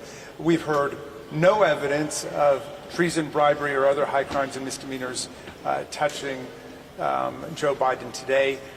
This investigation is absolutely running on empty. It has been a comedy of errors from the beginning, and Hunter Biden has been very clear that his father was not involved in any way in his businesses, derived no profit from his businesses, and rendered no official favors or benefits to any of his businesses. And no one has laid a glove on any of those statements. So this is essentially where we are. We are poring over lots of emails and texts to try to torture out some meaning that doesn't exist there. But to my mind, Hunter Biden, who is now completely sober and in recovery, is an excellent and lucid witness. He, of course, is a graduate of Georgetown and Yale Law School, and has had very effective answers to the wild innuendo and conspiracy theories that have been leveled against him over the last several months. And I understand why Hunter Biden wanted to be able to testify in public, because I think he would answer all of the questions that the public has based on all this propaganda to everybody's satisfaction. And I understand why our Republican colleagues didn't want him to testify in public. So with that, I don't know if any of the other members had anything that they wanted to add, or we can just open it up to questions at this point. Mr. Raskin, you mentioned the speakerphone stuff earlier, where another business partner said he put his father on speakerphone 20-some times. What did he say about that when Republicans were asked him first now? Well, we've been hearing about these speakerphones in public settings for a long time now, and the suggestion is that when Hunter Biden was a private citizen and Joe Biden was a private citizen, and Hunter Biden was having lunch with friends and his father said hello, or if he got on a speakerphone to say hello, or to extend greetings to someone, that there's something illicit about that. And Hunter Biden explained, I think, to the resonance of a lot of people in the room on a bipartisan basis that people do that. People say, hey, Dad, will you say hello to my friends? Mom, will you say hello to, my colleagues who are here dropping in? And that was it. And so it was a matter of some amusement that there was all kind of paranoid suspicion cast upon this practice of putting your mom or your dad on a speakerphone. Can I add one thing? Let me just add one thing on that. Yeah. Just on the speakerphone conversations, Hunter Biden was very clear that they never involved any discussions of business, in part because his dad was never involved in his business and they never discussed it. But you don't actually have to take Hunter Biden's word for that, because Devin Archer said the exact same thing.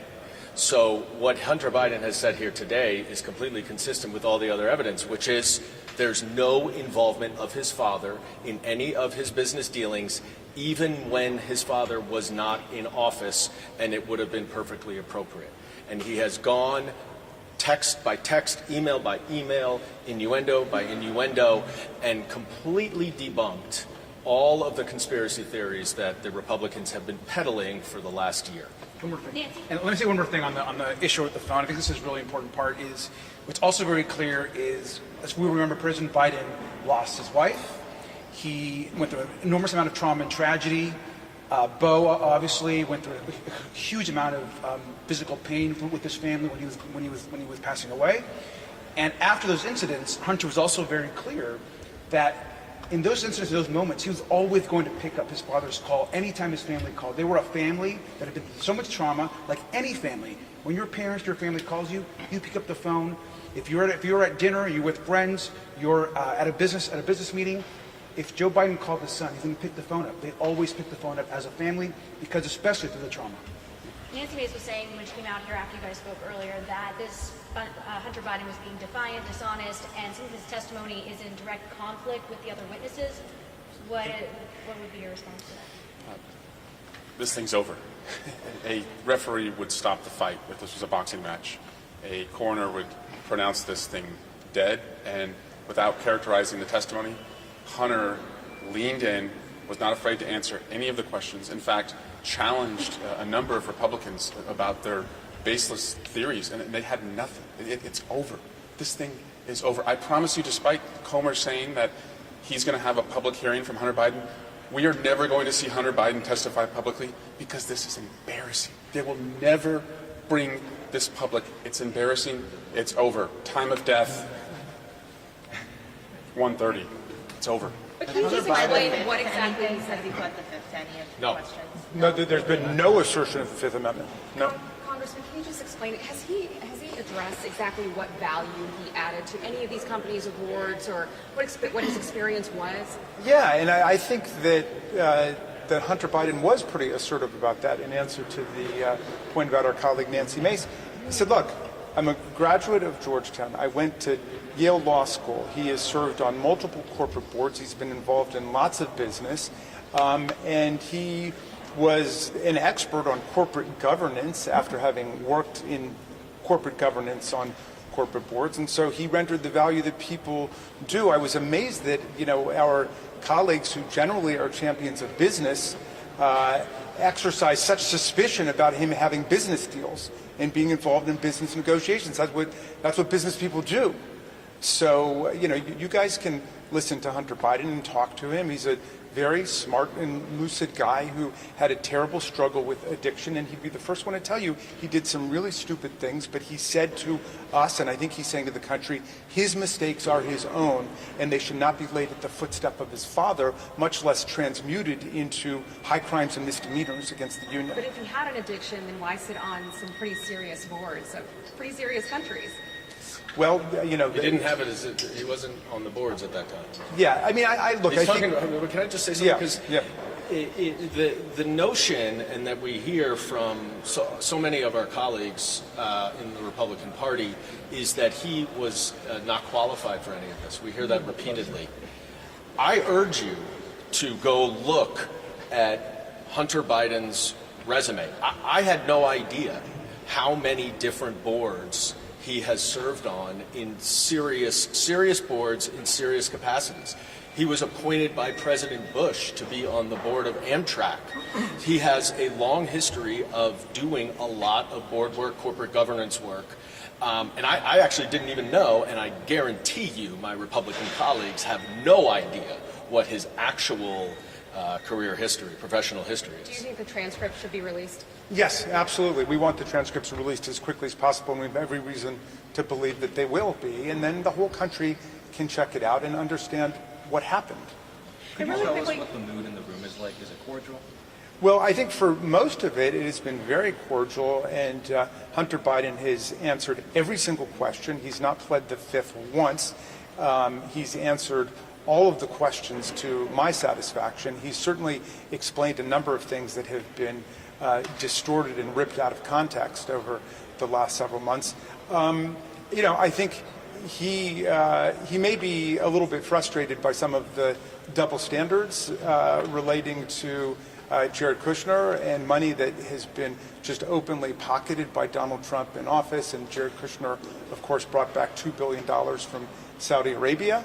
And all of that has been part of the conversation. And he was assertive about that. And just really Can I just pile on? The Jared Kushner thing I think is important because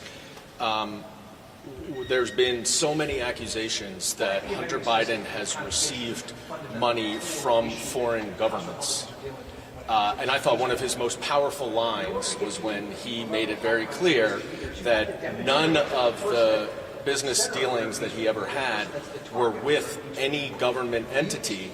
And he pointed out, unlike Jared Kushner, who received $2 billion from the Saudi Arabia government as soon as he left office when he was the point person on Middle East policy. We all noticed, I think, that there were some Republicans nodding their head when Hunter suggested that it would be worth investigating Jared Kushner and his $2 billion from Saudi Arabia. So I urge my Republican colleagues, Chairman Comer, to open up a legitimate public corruption investigation, unlike this sham, on Jared Kushner and his $2 billion from Saudi Arabia. Hunter himself suggested an investigation into Jared Kushner. Look, hold on one second. Yeah. Hunter himself suggested that investigation? Well, I don't know. He raised the question. He drew the distinction between what he had done in a business world with independent businessmen versus foreign governments, which he did not do any business with, unlike Jared Kushner. And then invoked the name at that point. Yes. But let me just say something about this, because I said to Chairman Comer at the very beginning of his tenure as chairman, I said, if you want us to do a serious investigation into the problem of influence peddling as it relates to foreign government, let's do it. And we can do it in a nonpartisan way where we can look at all of the real problems. And they didn't take us up on that. We ended up releasing our own report, which I recommend highly to you, called White House for Sale, about nearly $8 million in foreign government emoluments that were pocketed by Donald Trump and that we have documented receipts for during the course of his administration. And then, of course, there is the case of Jared Kushner, who set up a company the day after the Trump administration ended and then proceeded to collect $2 billion, $25 million a year approximately in management fees from the Saudi National Fund. And remember that the board of directors, the board of advisors of the Saudi National Fund said, no, don't do it. He doesn't have any experience. He's not qualified. And they were overruled by Mohammed bin Salman himself. And remember, there were all kinds of favors that were extended to Mohammed bin Salman, including the cover-up of his assassination by dismemberment, drawing, and quartering of Jamal Khashoggi, the Washington Post journalist. So if we want to look at the serious problem of foreign government influence in Washington, let's do it. We've been saying that from the very beginning, but we are off on a wild goose chase on a complete tangent at this point, and nobody in the room can even identify what the alleged high crime and misdemeanor is. And so I think that the mention of Jared Kushner today did have a resonant effect, certainly on members on our side of the table, and I think also on the other side of the table, as Mr. Goldman said, a number of people were nodding and saying, essentially it looked like they agreed that that's a serious issue if we want to look at the problem of foreign government penetration in the political culture of Washington. Can we just get a quick comment on Mitch McConnell stepping down today? This is someone who's reached across the aisle to get things done. Are you concerned about the future? Any comments on your issue? Yes, sorry, you were inside. He announced just today that he's stepping down as troop leader. Let's see. You've got to give me some time to gather my thoughts on that. I have a lot of feelings about Mitch McConnell from the second impeachment trial because I felt that he was appalled by what Donald Trump had done. He knew the truth about what Donald Trump had done, and yet he couldn't bring himself to vote to convict along with 7 other Republican colleagues who joined all the Democrats. He got up and he made a speech where he said that Donald Trump was actually and morally culpable for everything that had taken place, but the Senate lacked jurisdiction to try someone who had left office. That was a legal question that we had dealt with on the very first day of the trial, and we dismissed that legal claim. So he went back to a legal question that had already been settled, and that's why I feel like the 57 to 43 vote, although it was a majority, we didn't hit the 2/3 constitutional threshold, that constituted a massive case of jury nullification because they went back to a question of law that we had already settled. So I was disappointed there with Mitch McConnell, but I understand he's been in a tough situation with Donald Trump taking over his party, and I think he's tried to do what he can, but he didn't show the ultimate courage, which would have been to vote to convict and to find enough other senators so that we wouldn't be back in this nightmare again with Donald Trump. Congressman Ross, can you talk about is it majority, what's the time frame? Are you guys taking breaks between who gets asked questions? Yeah, well, we're doing hour-long turns. When we had our first turn, I think we took about 15 or 20 minutes. There's really not much of any investigative value here anymore. And I do think one thing that nobody has asked yet is, after all morning and now a big chunk of the afternoon, has there been any new evidence unveiled? And the answer is no. So we're just sitting there rehashing, rehearing the stuff y'all have already reported, debunked conspiracy theories, no evidence, more and more references back to witnesses that have already been put in jail or indicted by the FBI. So I think that's a really core thing here. I'm from Texas, and we say that folks sometimes can be all hat and no cattle. That really describes the Republicans right now in that room. They're all talk, but there has been nothing new revealed. So everybody's been waiting for this big day, and it's a nothing burger. So it's just nothing. It should have been over the second we stepped in, and they basically said there was nothing new. So we're just wasting our. So your question should be, how much more time are we going to waste today? And that's really up to the Republican majority. Thanks for coming. Thank you, guys. We're going to get back up. And they no longer feel as though it's Is that you? What? Thanks for coming. No, what I mean. Sorry about that. just wrapped up in the moment that they've had on this hearing. Thank you. Of course. Real good time. Democrats not ignore this, but to point out wherever where they find fallacy in Republican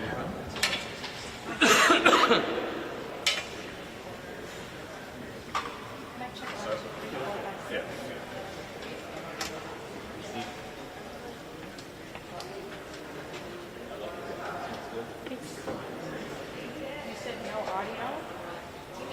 Yeah, put that in where it's comfortable.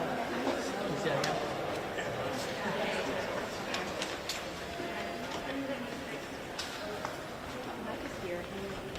It looks like he has to hear it now. Okay. This guy was released. Yeah, the Virginia one. Yeah, the same issue. Hey, how you doing?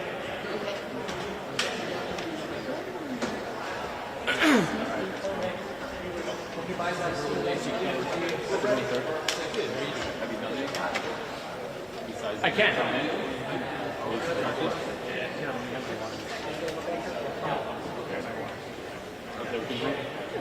Even in the car? Yeah, I'm just chilling.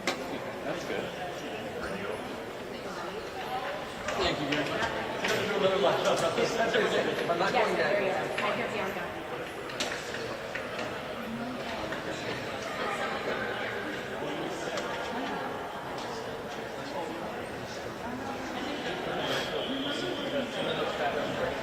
Okay.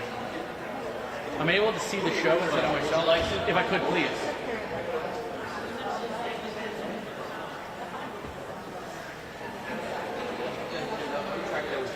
I like to see if they're smiling or laughing.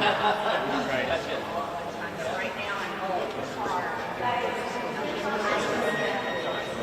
Okay.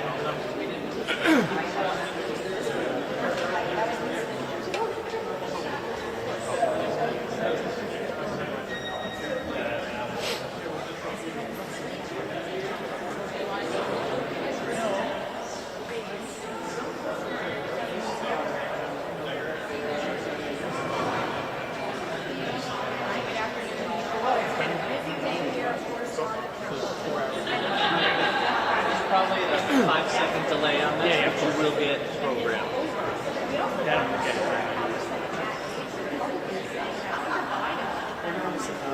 You see that clearly?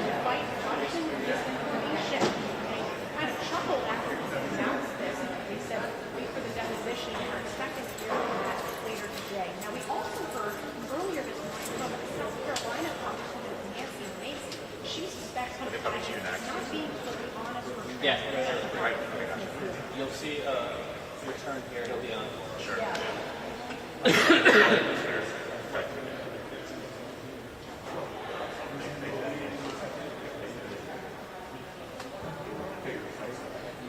And I can't hear anything now. You won't. Okay. I'm listening to what you're saying. Okay. I hear mumbling. He declared that at 1:30 p.m. today, the impeachment inquiry done.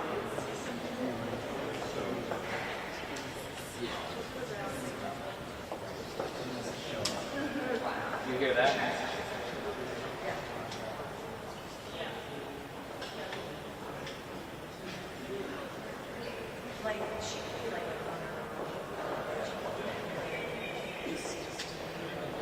Biden is pushing back against the Republicans' claims, saying there have been MAGA conspiracy theories and a house of cards built on lies. That was in his opening statement today. And here's another excerpt from it. He acknowledged his past problems with addiction. He said, quote, "To be clear, I have made this." Yeah, no, thanks for having me. Listen, there are some things that Hunter Biden has done that he, in this deposition, has said he's going to accept responsibility for. But what I do think is clear, not just from the months of information, but so far in the 4 hours of deposition, is that Joe Biden had nothing to do with Hunter Biden's business dealings, and there's no evidence linking it to Joe Biden, which, by the way, is the purpose of the deposition. We're here on the impeachment inquiry. We're not here, on the impeachment of Hunter Biden. We're here on the impeachment inquiry of his dad, Joe Biden. And so far in the 4 hours of deposition, we've not heard a new single shred of evidence, no new lines of questioning that you've not already had, that we've not discussed in the public discourse. And so far, continually, there's no evidence linking anything Hunter did to Joe Biden. He believes there's still so many shady financial transactions, things that have been flagged by the banks involving the Bidens. And he says this investigation is still far from over. Oh, listen, I think the American people have concerns about Hunter Biden, right? I mean, he's obviously got issues dealing with the gun charge and the tax charge, so there's definitely concerns about what Hunter Biden has done. He talked about, obviously, his challenges with addiction and the mistakes he's made. But again, we're not here about Hunter Biden. If Hunter Biden could be impeached, they would have done that by now. We're here on the impeachment of Joe Biden. That's what this inquiry is about. And again, there's no evidence linking Hunter Biden's behavior and business dealings to his father, Joe Biden.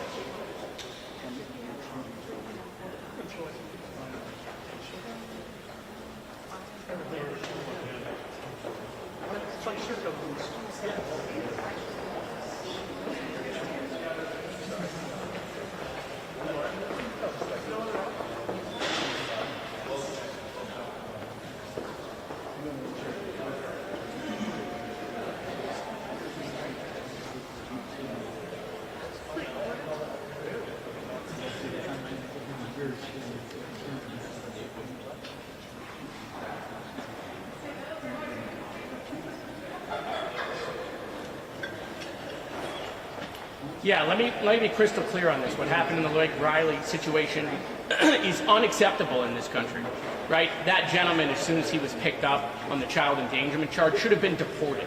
The idea that he was detained and then released so that he could go and commit another crime is ridiculous, right? This is a failure of the sanctuary city policy. It's not something that I support. It's why I support Mayor Adams saying these changes need to be made immediately.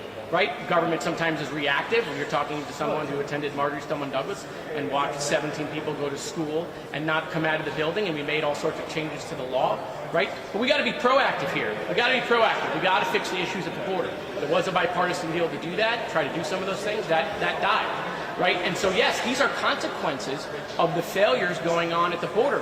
But we're not going to fix those unless we have a bipartisan solution to what's going on. But yes, these migrant crime issues where someone is getting picked up and then released and then committing a second crime, these people need to be deported as soon as they're arrested.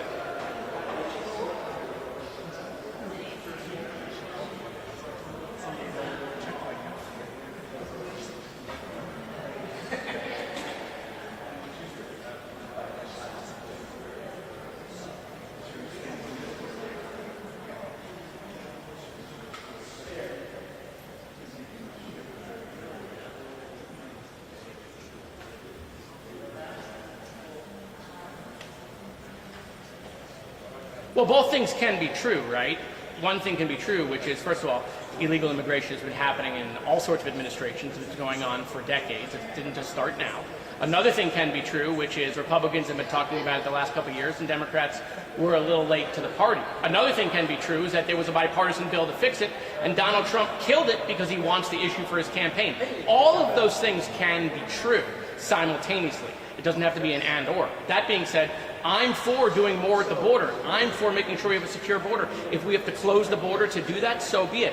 What I'm not for is my grandparents came here escaping the Holocaust. People who are escaping persecution need to be able to come to America. But I want to be clear on what's going on with these folks coming here illegally, right, and getting picked up by law enforcement and getting released. They must immediately be deported, for sure, period.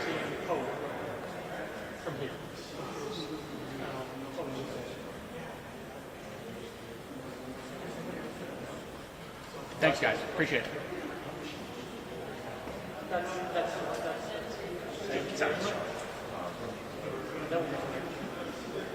How were their reactions?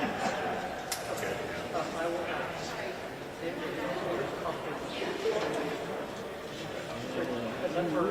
Perfect. Thank you. So your next hit.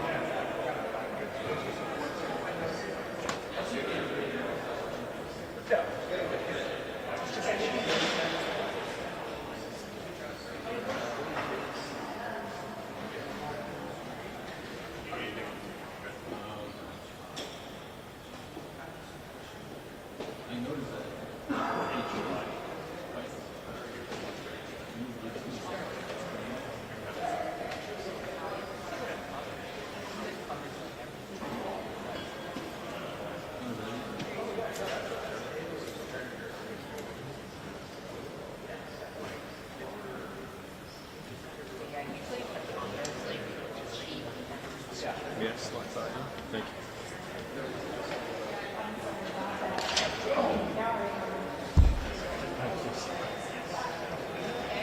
Yeah, I'm hoping your camera's okay.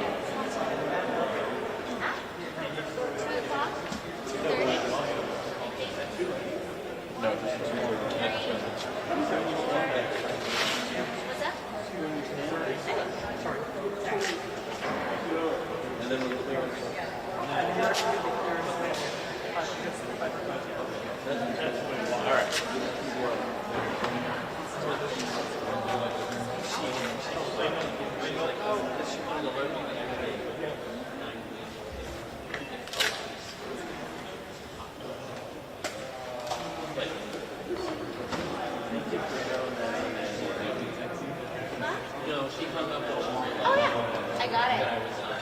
They were wanting us to like pull aside and do a ride, but I was like, there's just no way. They're probably like NBC can do it. They're probably like NBC can do it like anybody. Right? You guys have the tough spot to do it while you're like,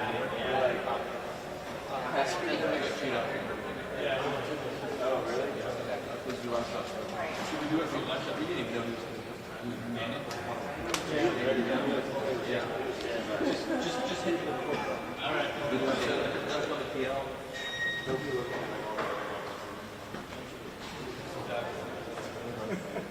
Jordan, can we go a little bit so we can have your shot?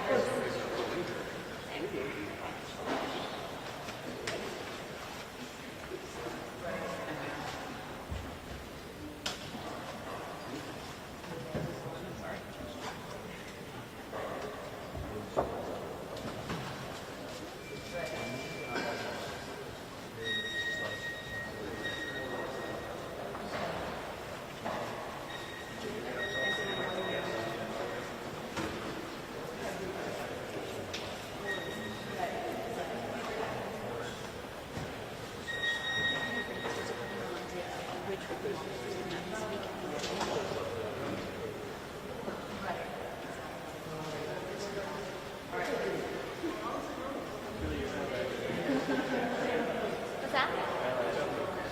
Are they?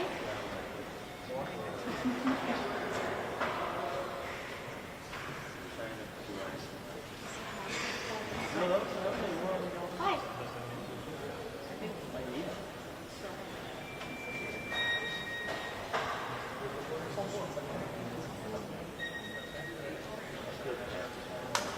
They actually do have long eyelashes.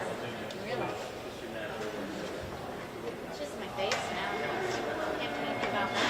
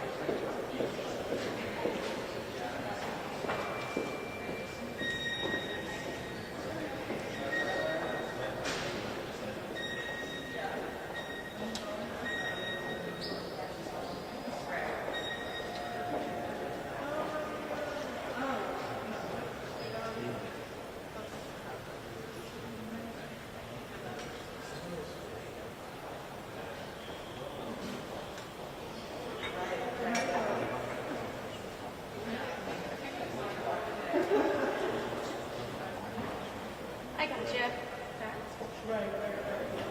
Thank you. Thanks. Did you hear you? But here it comes out of school to make out.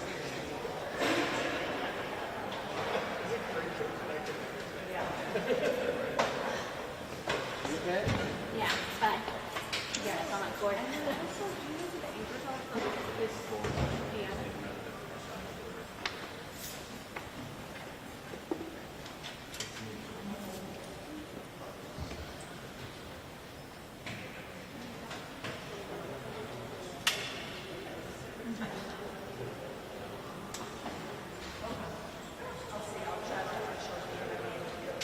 All right, mic check 5, 4, 3, 2, 1. I asked Democratic Congressman Eric Swalwell about Nancy Mace's comments. About Nancy Mace's comments that Hunter Biden's testimony, some of it, quote, is in direct conflict with other witnesses. His response: "This is dead. This is over. I will get They don't see any of their evidence. They believe Hunter is lying."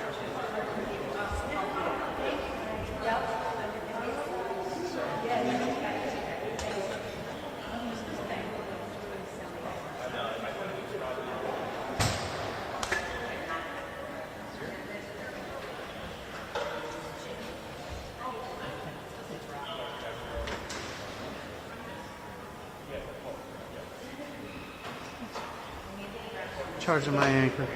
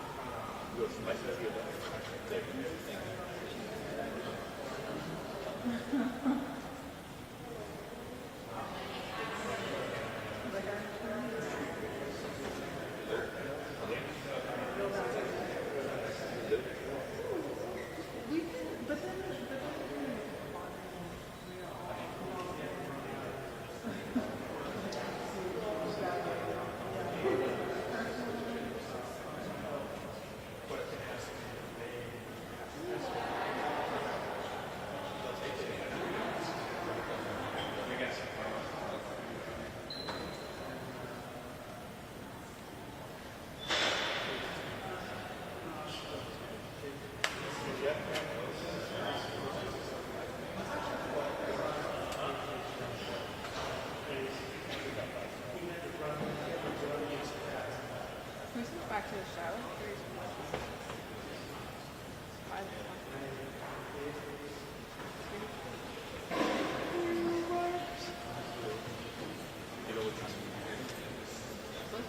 Too, but I didn't know if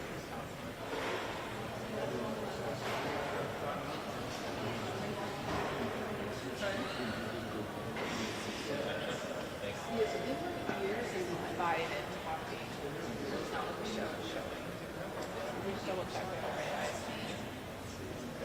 It's the domestic, right? Yeah.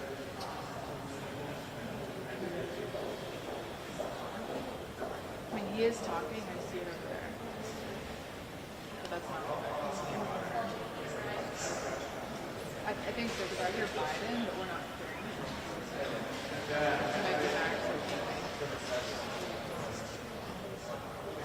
Hearing should begin again. Hearing should be resumed. Should begin again soon. Now there are no cameras. This is a unclosed door system. Yes, hi. Now I hear mine. Now I hear mine. Hey, never mind. You got it. Never mind. Okay, great. Should be back underway any minute. This time it's closed doors. There are no cameras. We're relying on sources and lawmakers to tell us what's going on until we get the transcript. They have been, particularly Democrats, have been all too happy to tell us their version. We expect both sides are spinning very differently. Democrats have been down twice now. Reporters describing this as, quote, an embarrassing spectacle, a waste of taxpayer resources. No evidence of treason, bribery, high crimes, or misdemeanors. It suggested that if Republicans want to use that statement to entitle also Hunter his concerns that comparison during testimony. Attorney today. Now, not many Republicans are now talking about this, but as many defiant and dishonest. She also noted, and this is the lawmakers have too, that Hunter hasn't invoked the fifth, notable since he faces two criminal investigations.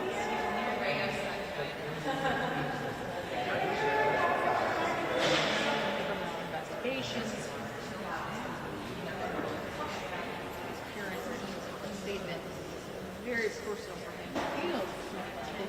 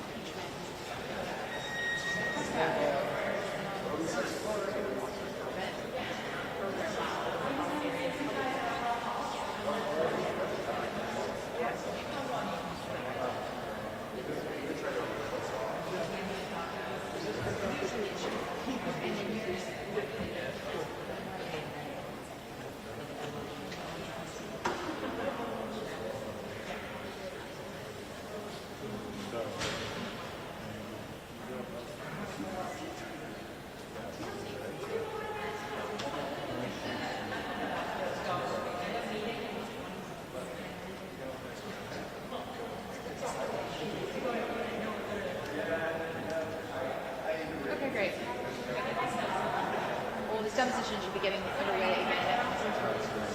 This deposition should get back underway in a minute. And in minutes, this is behind closed doors deposition. There are no cameras. We are relying on sources and lawmakers to tell us what's going on. Not surprisingly, lawmakers spoke to very different narratives if they're not in the same room. Democrats have come down trying to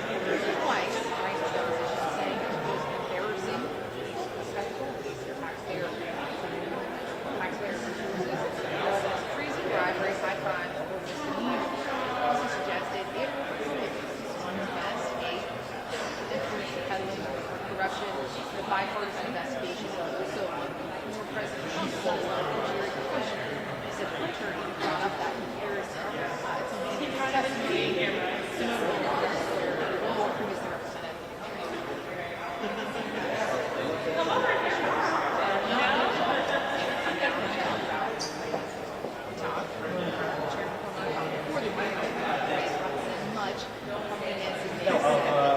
Yeah, just President Joe Biden is out Pennsylvania Avenue, down here at the other side. His son, Hunter Biden, is in his closed-door deposition as has been going on for hours now. It started at 10 a.m. Eastern.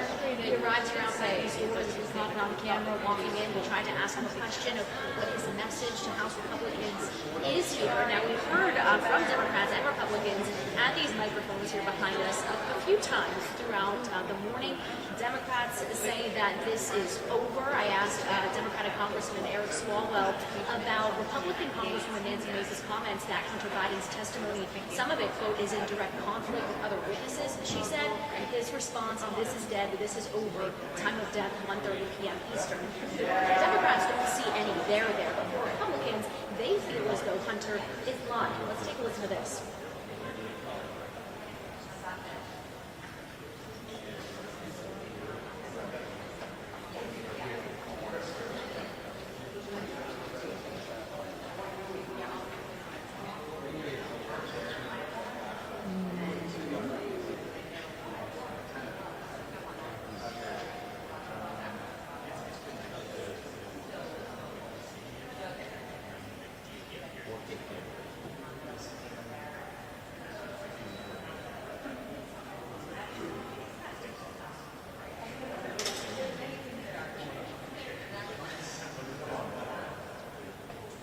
Now, this is all a part of House Republicans' impeachment inquiry into President Joe Biden, trying to show that Biden was involved in Hunter's business dealings as a way to remove him from office. This is Hunter Biden's written testimony saying, quote, I did not involve my father in my business, not while I was practicing lawyer, not in my investments or transactions, domestic or international, not as a board member and not as an artist.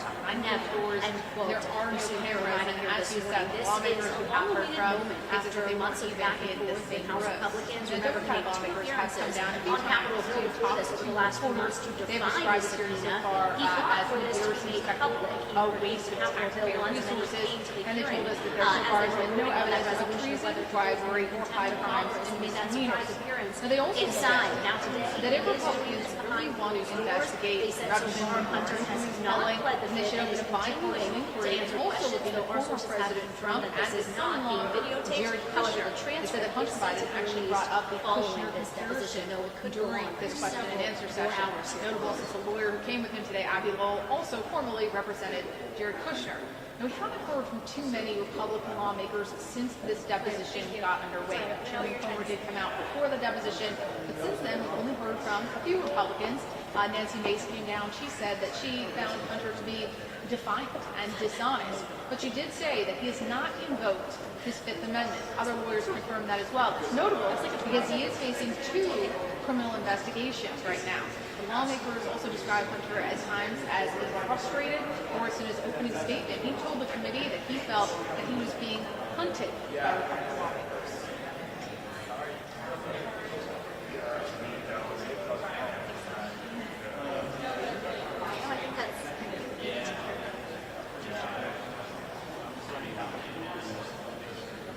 Hi, good afternoon, Jen and Marvin. We heard about his opening statements here from Joe Biden saying he was not involved with his father with these business dealings. His father was never involved in that at any point in time.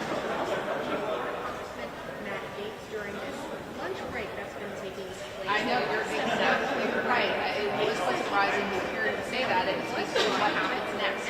I think the most important thing for us, boys, is we are expected to get a transcript. That was part of the requirement that the Biden lawyers had before they'd sit behind closed doors. Because they said they were worried Republicans were going to spin and selectively leak what he said. So we're going to get to see a full picture of exactly what happened behind closed doors when we get this transcript. But then in terms of what happens next, we have even Matt Gaetz not willing to say next step is impeachment. That he is significant and ominous sign for Republicans in terms of what exactly is happening behind closed doors. You also have one of the most powerful Republicans in the land, McConnell, making a very newsy announcement that is bumping this story further down in the headlines. I'm not saying he did that intentionally to distract from this, but this is a make or break moment for the GOP's investigation into President Biden. And at this point, again, we have no evidence so far, no claims that they've really got that smoking gun to eluded that in their impeachment inquiry so far.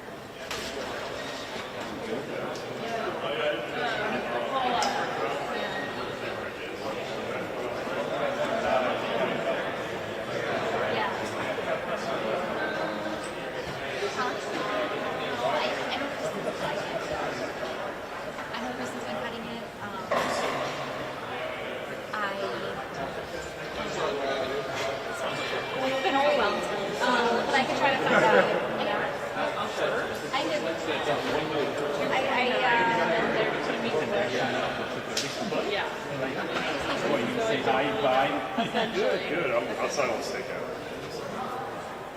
I don't get to be here. No.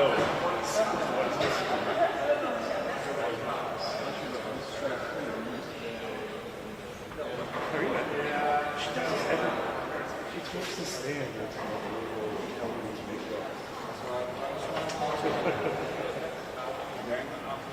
Hey, there's Frank on your foot. Good. Hey, good to see you. I'm outside on stage. I'll give you something when I come back. How about that? You're seeing that.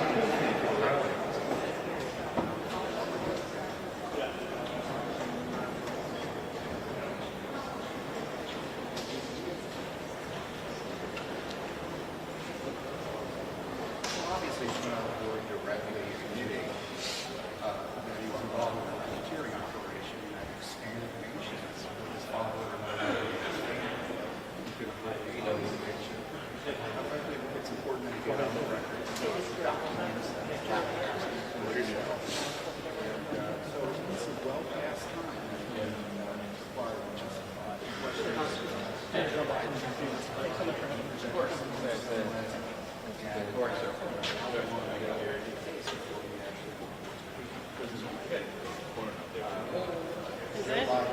Oh my God, yeah. I know. Let's keep everything here.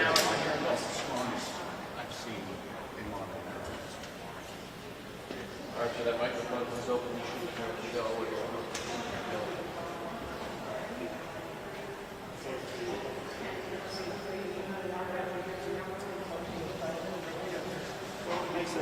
Makes one set of allegations.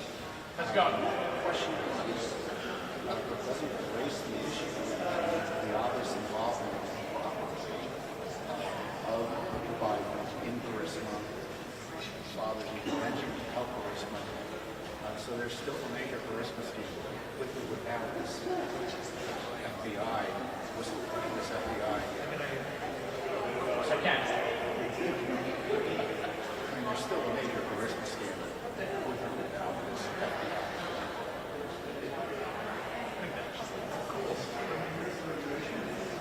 Appreciate it.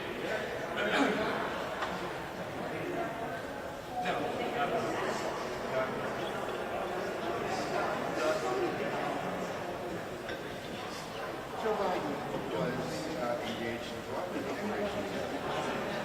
People should recognize that you can use Joe right in order for broadly. Just like there's on his own text messages and emails that people say go out with the money he's getting through these estimates.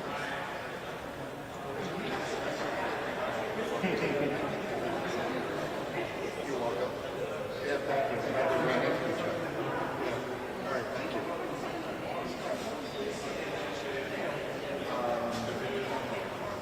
Breaking news over here.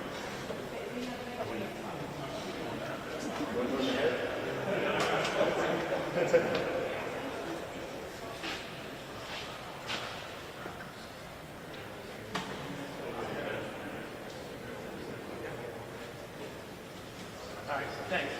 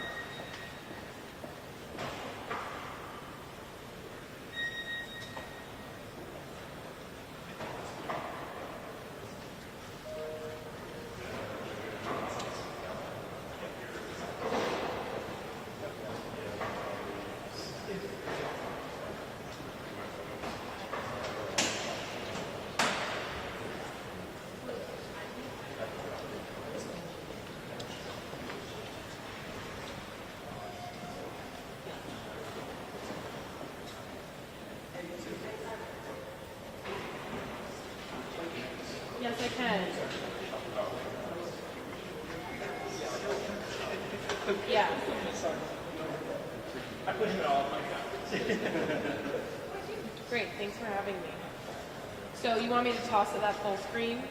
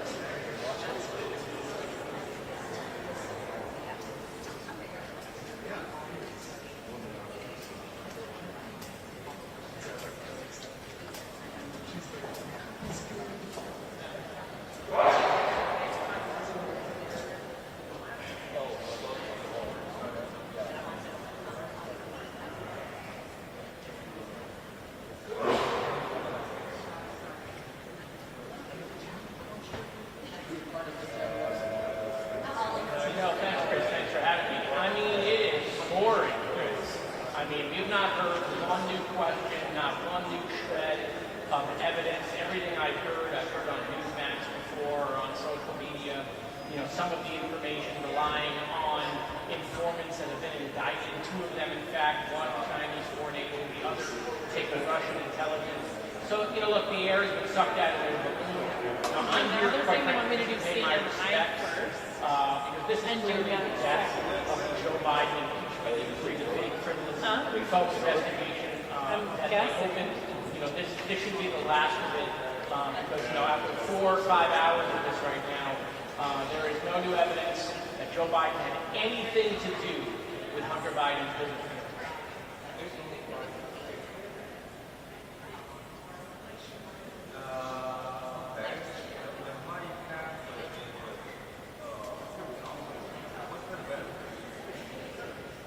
Well, you know what? Actually, it's been mostly pretty tame, cordial, and professional and respectful, not what we see on the oversight committee.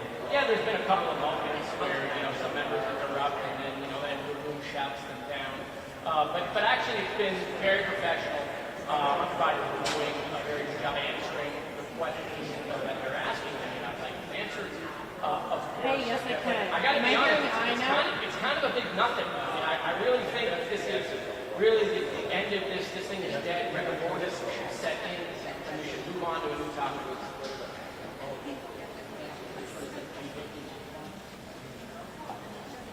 Excuse me.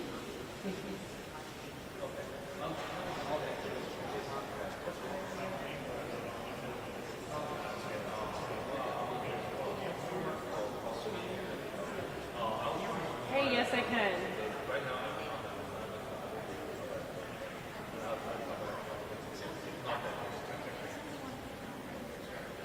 Yeah, his testimony is in direct conflict with a guy who's been indicted for spreading Russian disinformation. So yes, what Hunter is saying is different than the Russian misinformation that Republicans have been peddling on the 1023 form. So yes, I agree with Nancy Mace that what Hunter is saying is different than, again, the misinformation that they were getting from the Russians.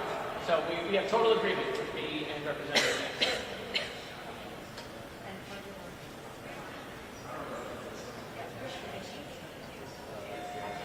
Yes.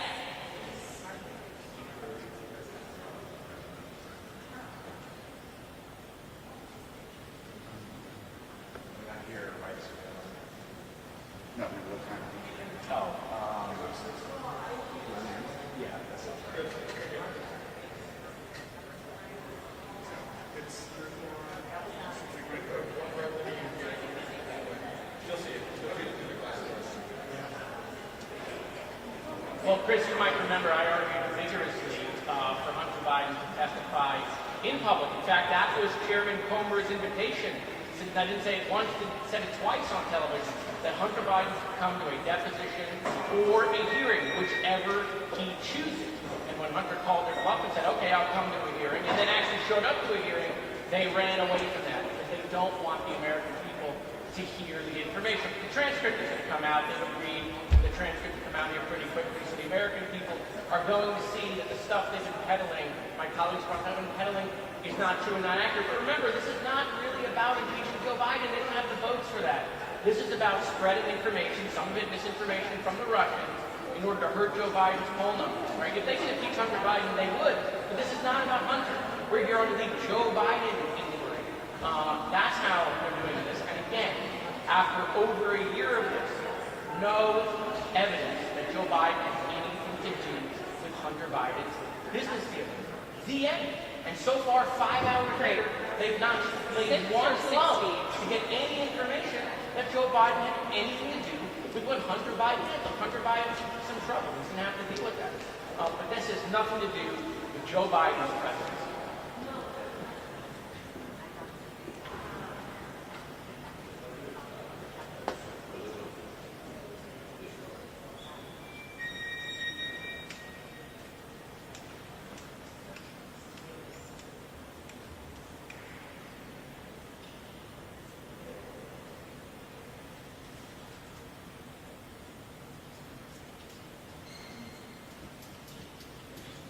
Okay, so it sounds like after the break. Yeah, it's good to see my colleagues across the aisle know how to make a timeline within PowerPoint, but that doesn't make what they put on it true. Thank you. Right? Again, some of that evidence came from disinformation from the two informants that have now been indicted, and the nonsense that was on this 1023 form. So yeah, look, they're still asking these questions. Hunter is giving them answers. Right? And again, they may not like the answers, but Hunter is giving them the truth. This is the first time, remember, that they're sitting across from Hunter Biden, and they're able to do this rather than just talking to the camera and giving a one-sided, skewed viewpoint. And so, look, it's good that we've gotten to this point. Hunter Biden deserves his day to say the truth, but it is not going well for my colleagues across the aisle, nor has this entire process gone on well, because if it was, they'd be having more hearings. But as you can see, Chairman Comer isn't scheduling these things anymore because he's so good. He's just so good at holding these hearings, which is why he's not doing them anymore.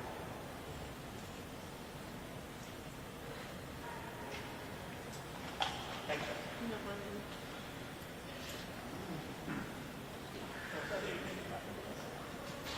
Thanks, guys.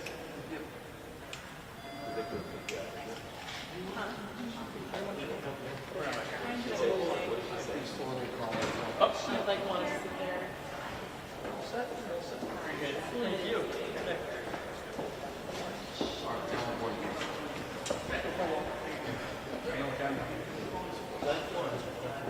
Hey, let's do it.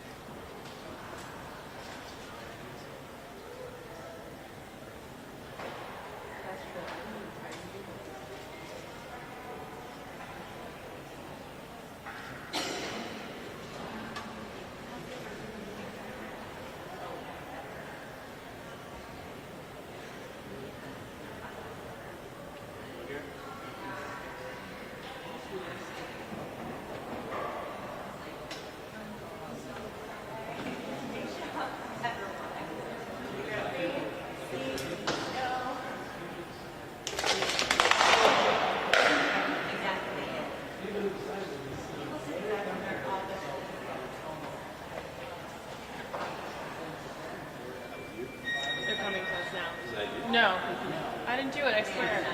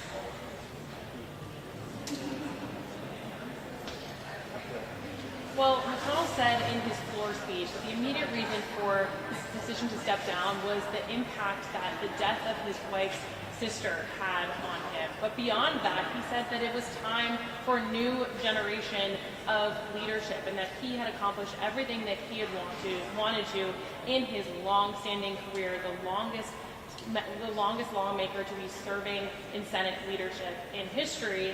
And his colleagues on both sides of the aisle have been commending his leadership. And of course, though, the immediate question is, who is going to fill these massive shoes in McConnell's wake? There is a lot of factors to consider, but most of the Republicans are mum so far about whether or not they're going to get into the leadership race.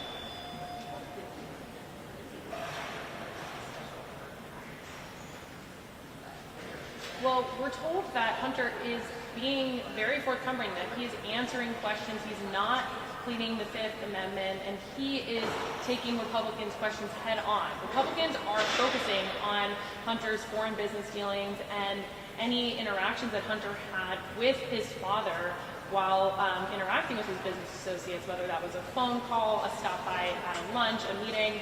But Hunter has maintained that his father was never involved in any of his business dealings, and that's what he reiterated in his opening statement today. And we're also learning just from Democrats how Hunter is going on offense during this ongoing closed-door deposition and asking Republicans if they are concerned about influence peddling and these kinds of allegations, why they aren't as equally concerned about Jared Kushner, Donald Trump's son-in-law, and his involvement with the Saudi government, receiving $2 billion after he left the White House. So we are hearing that Hunter is just really sitting down, answering these questions, and this is just such a crucial time for Republicans and their impeachment inquiry, as they have made Hunter the central witness to their investigation, and here he is behind closed doors saying that his father was not involved.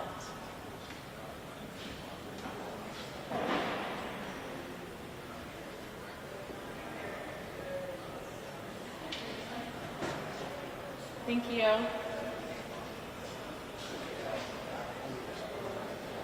Okay, so are they switching me to Max?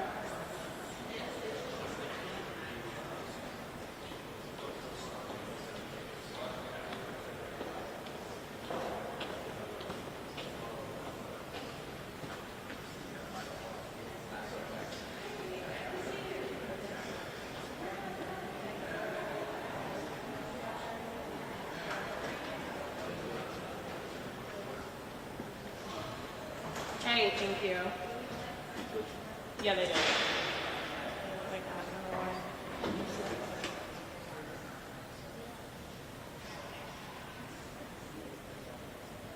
Okay. Okay.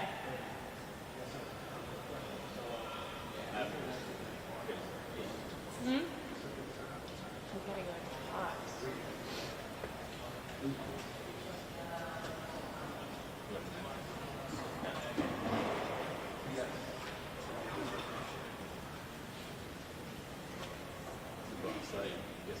I know, some fresh air.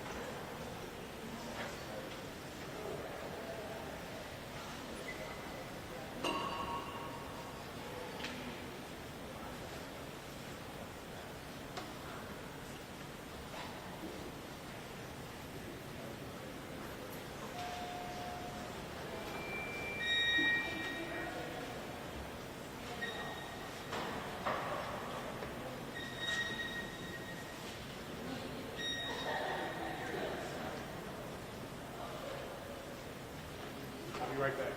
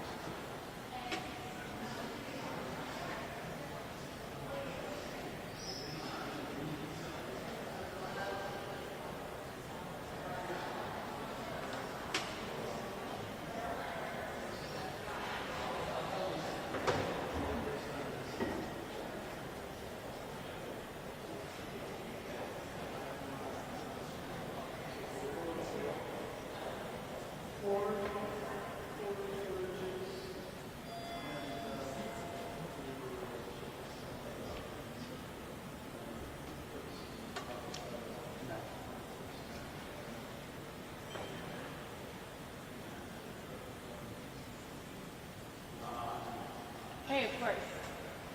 Okay. Okay. Yeah.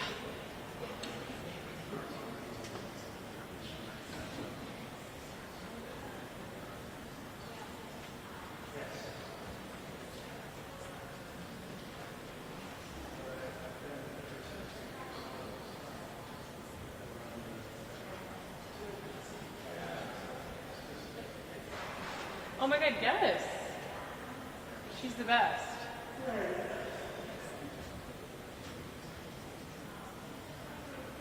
Okay, well, she's definitely got her hands full in the Senate right now.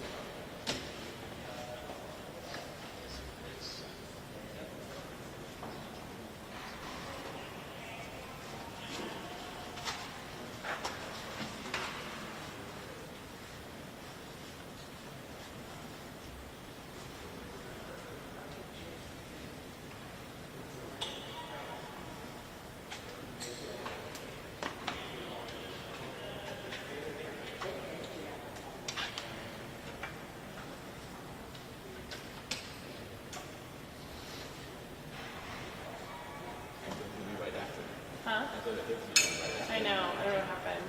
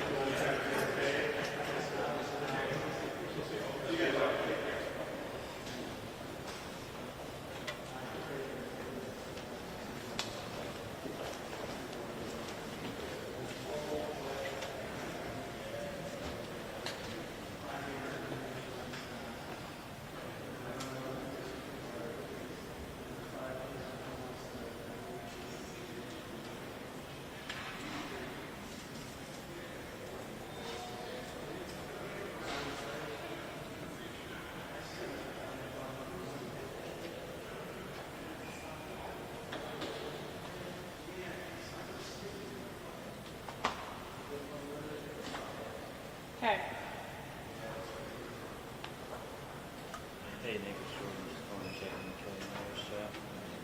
Now, here we go.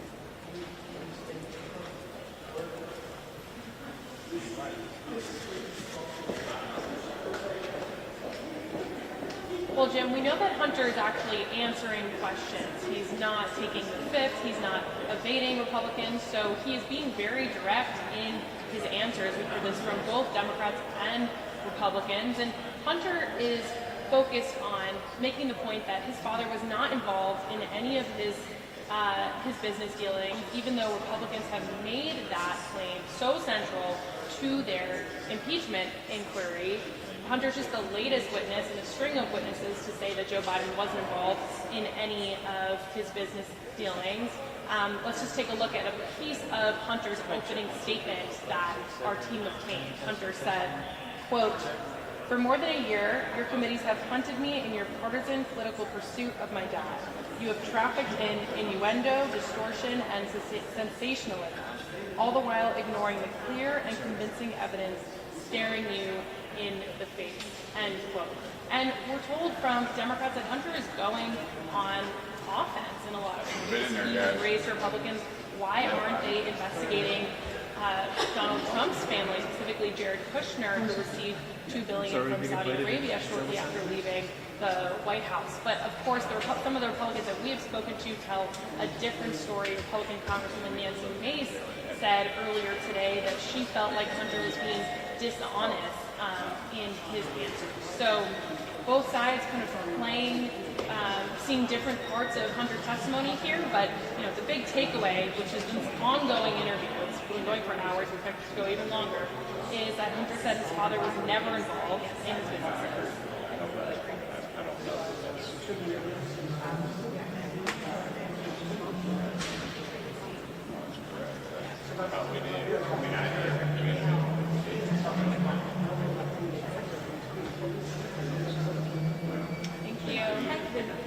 Thank you.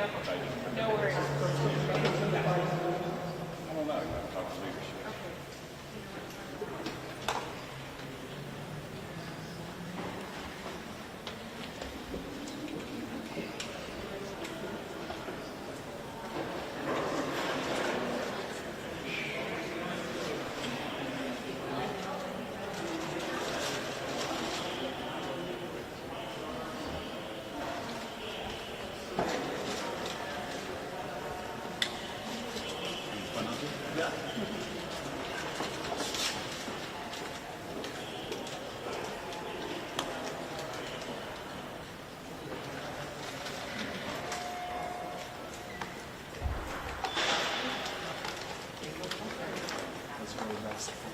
Oh, should I call in the more guys?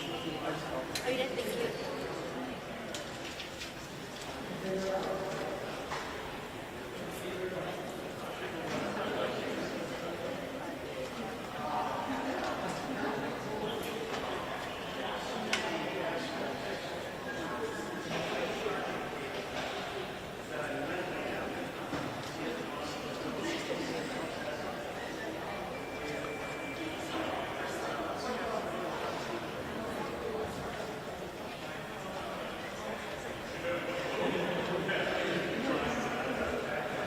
Gotcha, Danny. Thank you.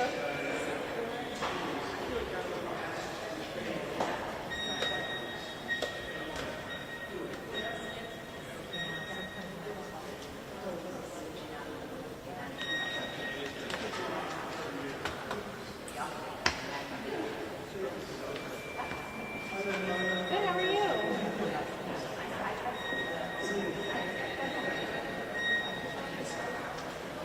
Okay, perfect.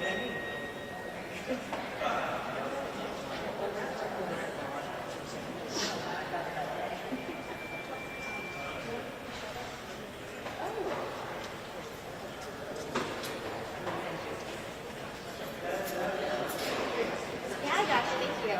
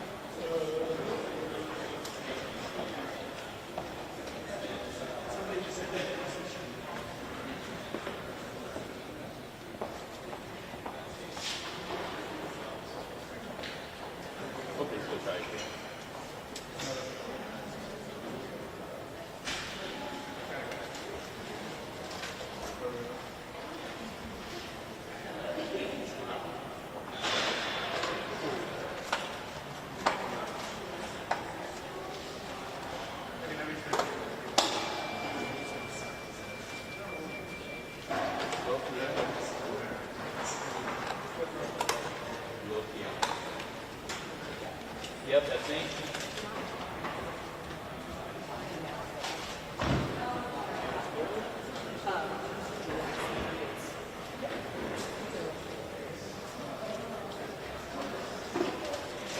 Thank you, appreciate it.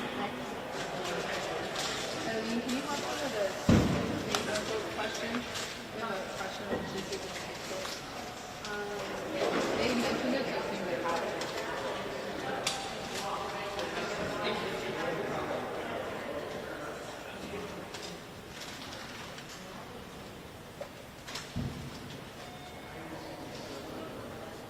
They needed a bigger room to accommodate all the interest in this deposition.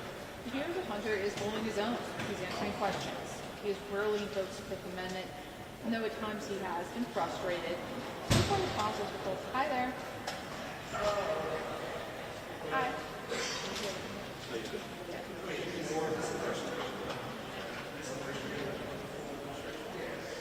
I believe Eileen is looking it up now. Am I in the room? Here's Hunter is holding his own. It's civil. It's happening behind closed doors. So we're relying on our sources and lawmakers to tell us what exactly is going on in this deposition.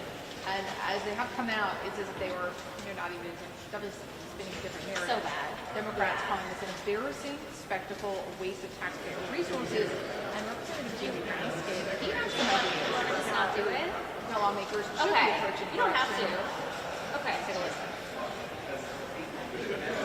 For actually raise that during his testimony. And we haven't seen too many Republicans come down here, even though this is a big hearing, really big great moment for them.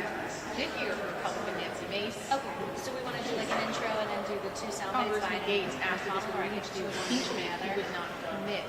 Notable that this is supposed to be their big moment. It doesn't appear that they. Oh, it's okay. So can I do like do you want to do the McConnell and Biden together, or I can do like Biden first and then come back and share McConnell, or just do Biden and then McConnell because you really need to give us a full picture, and that is something we are expected to get in the next 24 hours. That was something the Biden insisted on down the red flag. So maybe I could just do my intro, toss to Biden, share some reaction, then we'll go to Hunter, and then I don't think we're doing any sound for Hunter.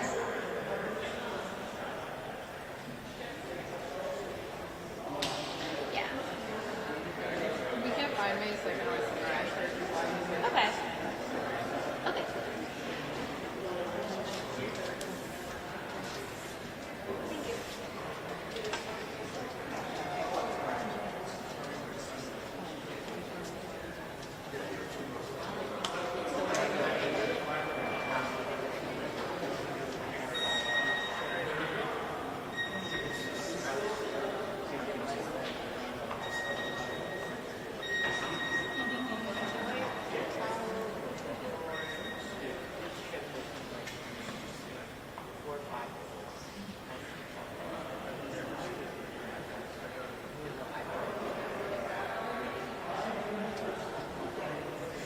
Thank you.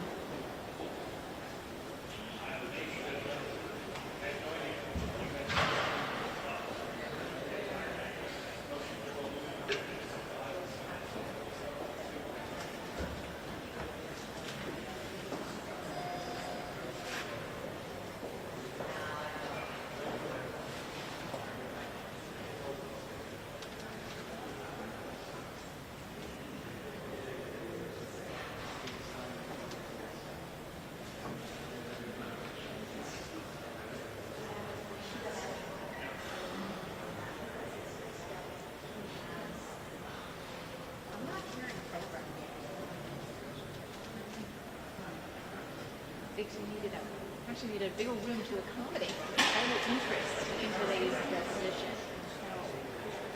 Here's the hearing.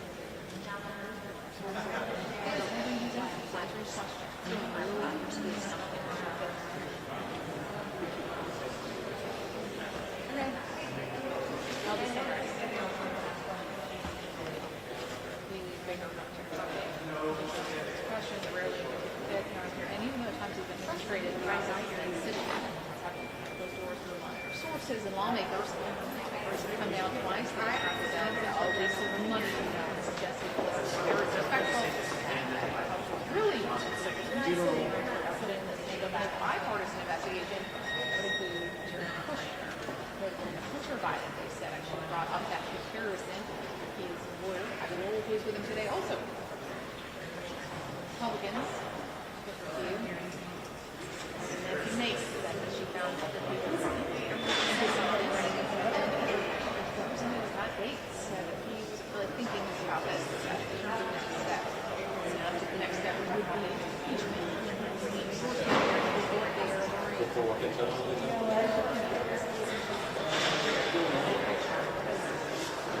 here now. Thank you. Yeah, it was a bit of a surprise hearing that news today, as we are also covering Hunter Biden's post-deposition today. But not really that much of a shock over what we've been seeing over the past year with his health issues and this question coming up of whether or not he was going to step down from this position. We know that we had those press conferences, remember, last summer in Kentucky and here in Washington, D.C., where he froze up in front of the cameras. And then earlier last year, around this time last year, he had that fall at a Washington, D.C. hotel, and that resulted in him being treated for a concussion for about 6 weeks before returning to Capitol Hill. So this is a surprising moment to see him come out of the Senate floor and deliver those remarks today, saying that he was going to be stepping down as the longest-serving Senate leader in history. But we do know that he has struggled with these health issues in the past. But we don't know the exact reason why this came right now. He was just at the Oval Office just yesterday meeting with President Biden over Ukraine funding, the border crisis, as well as averting a potential government shutdown. President Biden just gave remarks. There was so much interest in today's deposition. They actually had to ask about the big room to accommodate all the members who wanted to be there. And it appears so far that Hunter Biden is holding his own. He is answering questions. He has not, we're told, invoked the Fifth Amendment. And even the lawmakers describe him at times as being frustrated to say overall this has been pretty civil. But there are no cameras.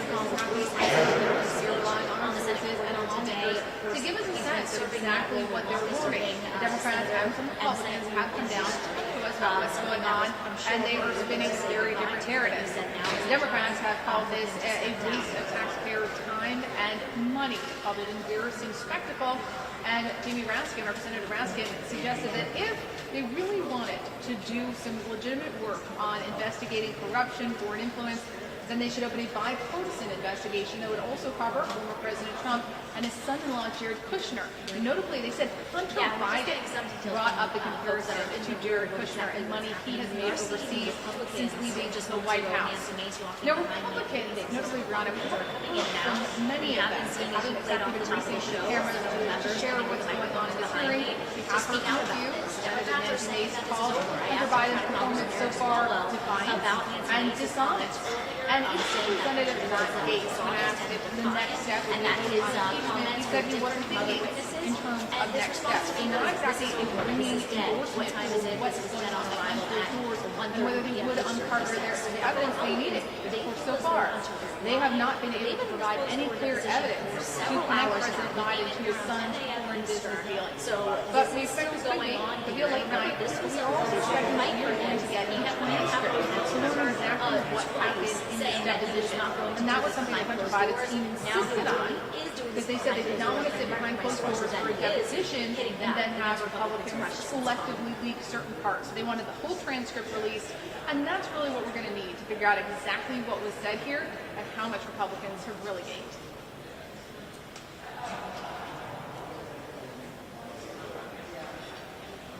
Yes, thank you. You're fine. Thank you. Thank you. Appreciate it.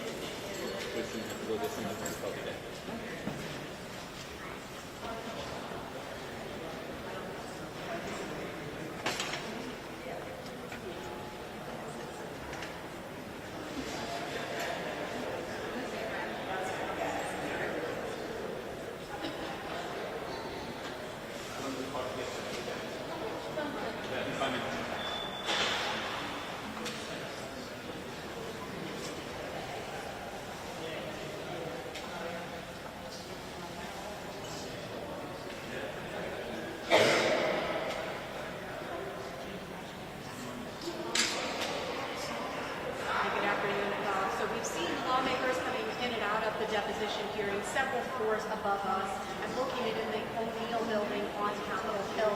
And his testimony has been underway for hours behind closed doors, but we have heard from a handful of members of Congress taking stakeout cameras over here where we've been set up since early this morning. Here's what South Carolina Congresswoman Nancy Mace had to say, her initial read on Hunter Biden's testimony.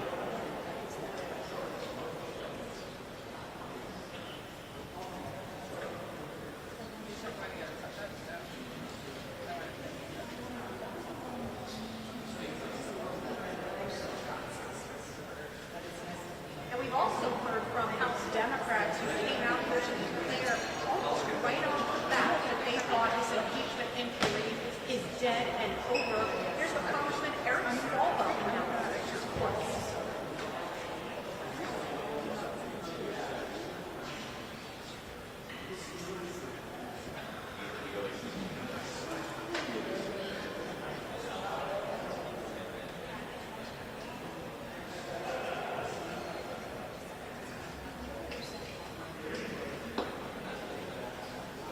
Now, although all of this is happening behind closed doors, we did receive a copy of Hunter Biden's opening statement where he acknowledged his addiction problems in the past.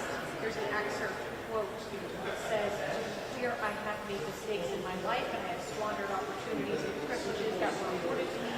I know that, I'm responsible for that, and I'm making amends for that, but my mistakes and shortcomings are my own and not my father's."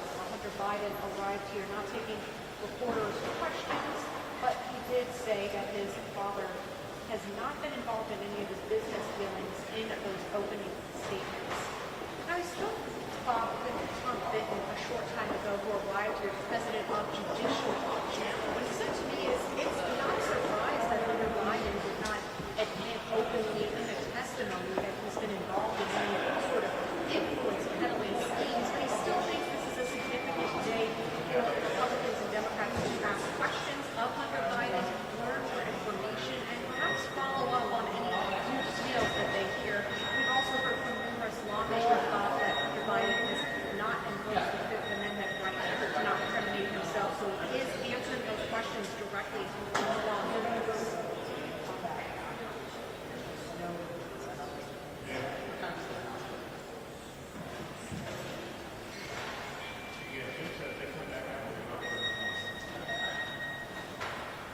I don't think we'll know that for a couple of hours.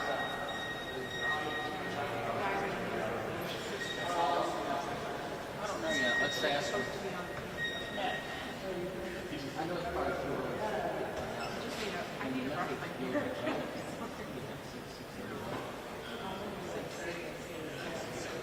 Hey, Helen, I just finished with S2, I'm sorry.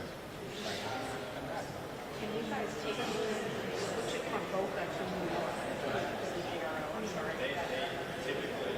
Thank you so very much.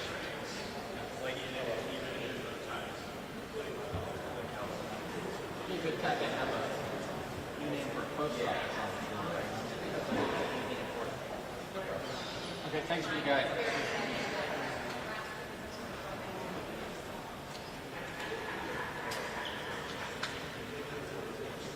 Hello, mic check 1, 2, 3, 4, 5, 6.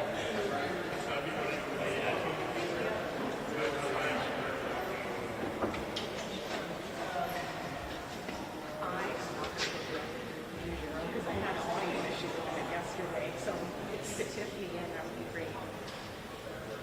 Thank you.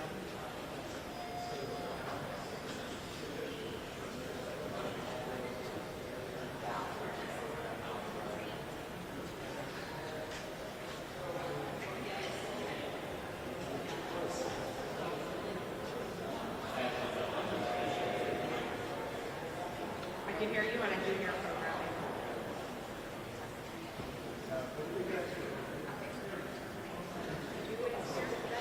Great job, right? I rushed too, I'm sorry. I'm really sorry about that. I think we had to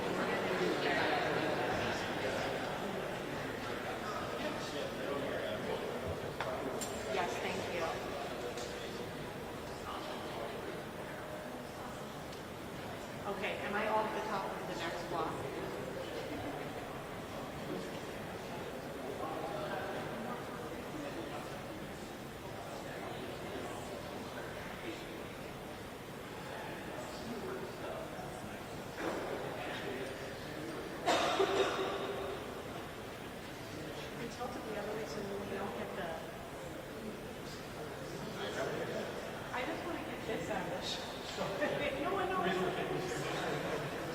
You know, but I can You don't want anyone to think you're smart. You guys got here super early. I totally understand. It's a little funny.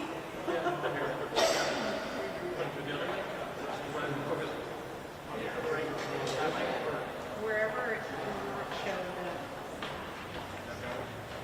little bit, yeah. As long as it's not like fully in the shot. Just go right there too.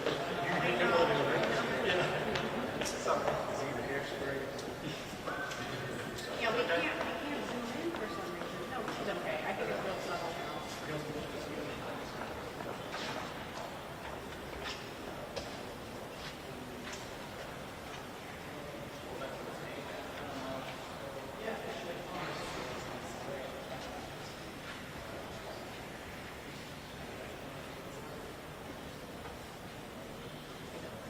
Oh, thank you. We're coming up after the next break.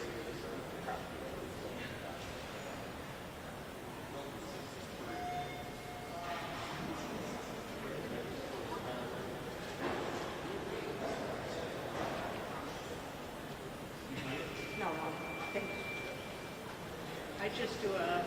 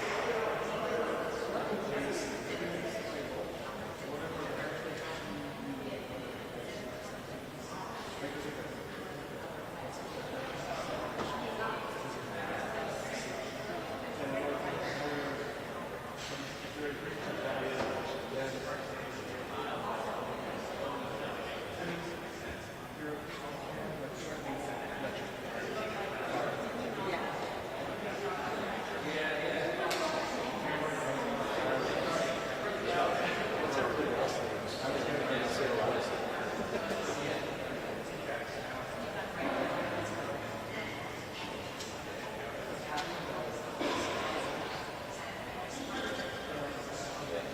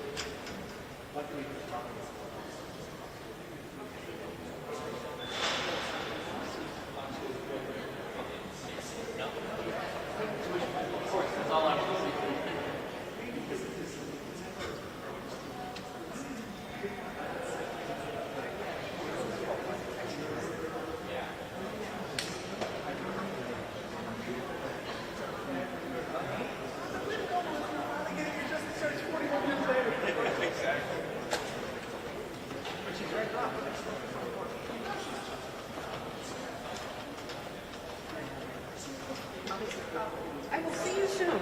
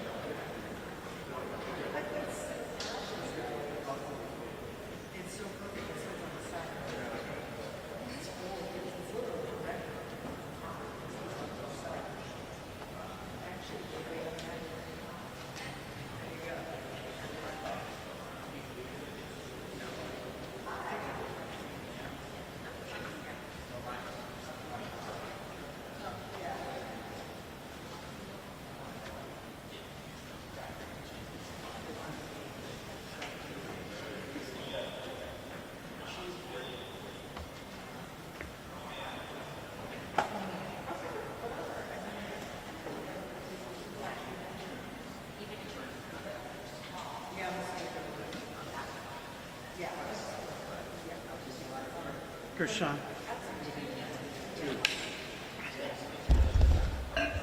Is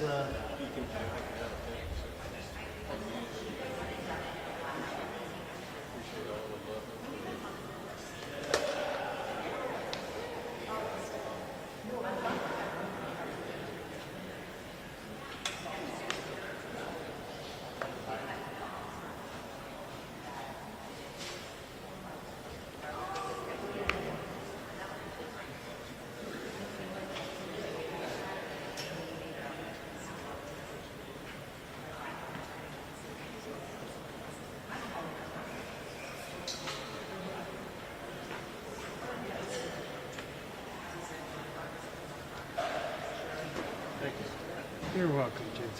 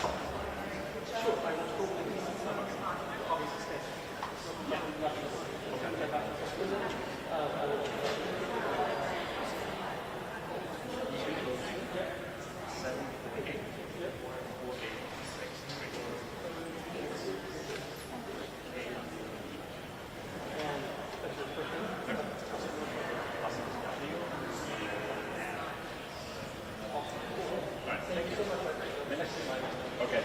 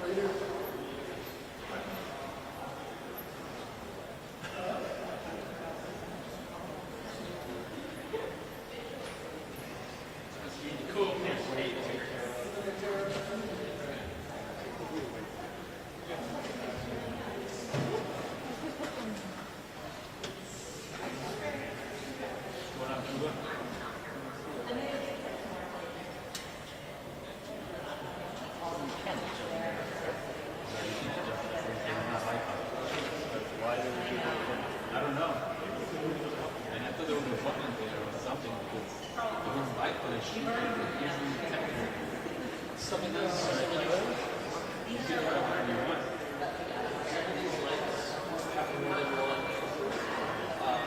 You want to take it off and see it. But only one. I'm really early. I just want to. I'm trying to fix my hair. Yeah. You can take it off and see.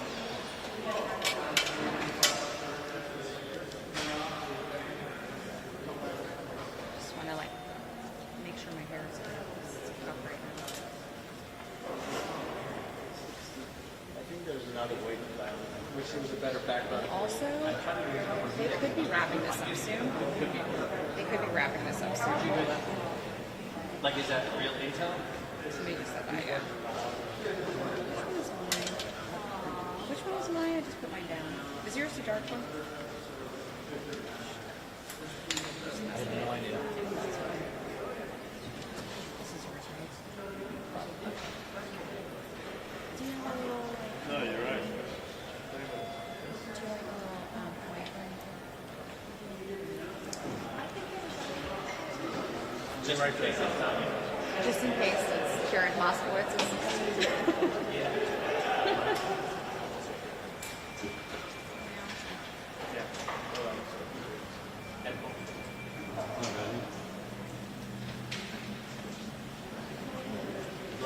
Right? It is. That's why I'm so jealous of this case. When you use this as backlight, when you use this as backlight, you only do and then is it the light show is the best way. Whatever.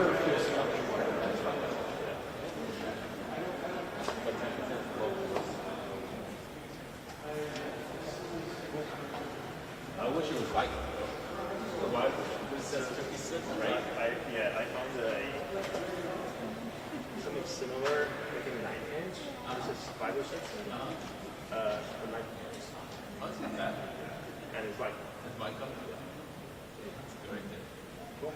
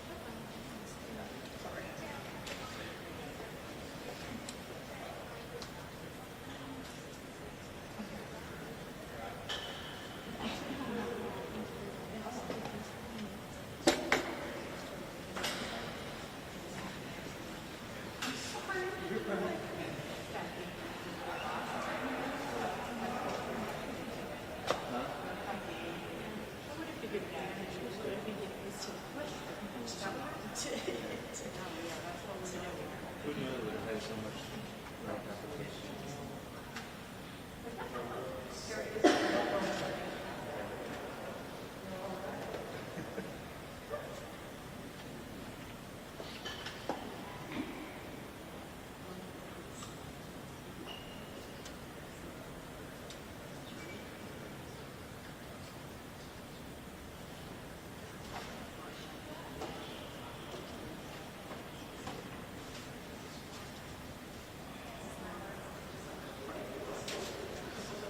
Hi, Aisha Has needs a piece in your world. She's in your world.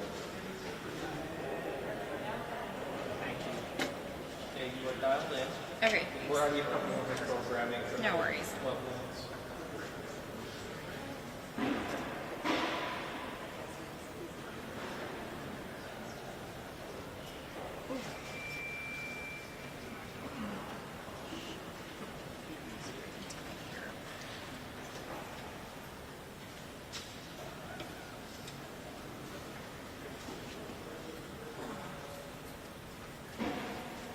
Yeah, Yeah, this might wrap soon. I'm not gonna be angry about that. Just got another update.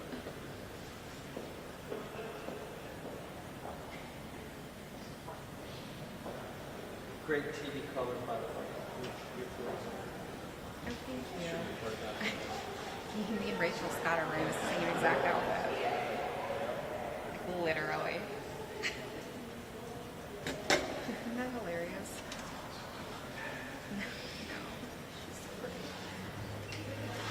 And she did her hair. I did not do my hair. 5-minute break.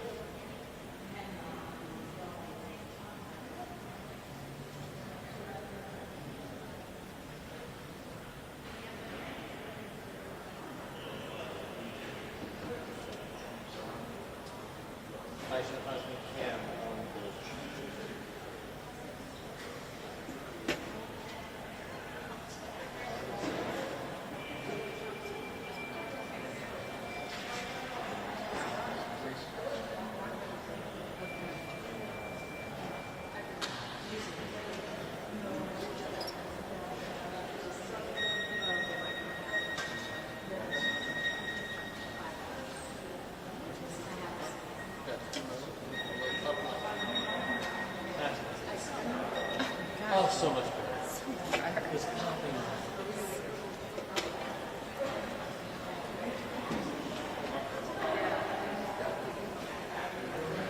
Oh, he's using the bathroom. That's why there's a 5-minute break. Oh, He's using the restroom.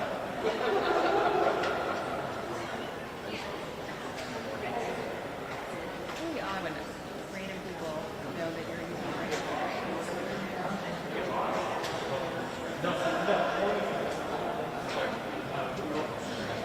I both ears were listening to something. Can I get a quick one? Mic check 1 2 3. Mic check 1 2 3. Check check check 1 2 3.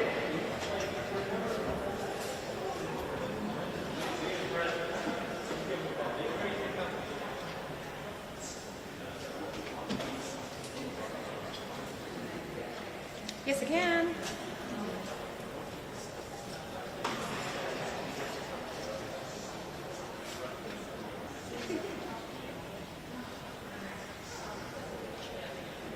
I'm with you.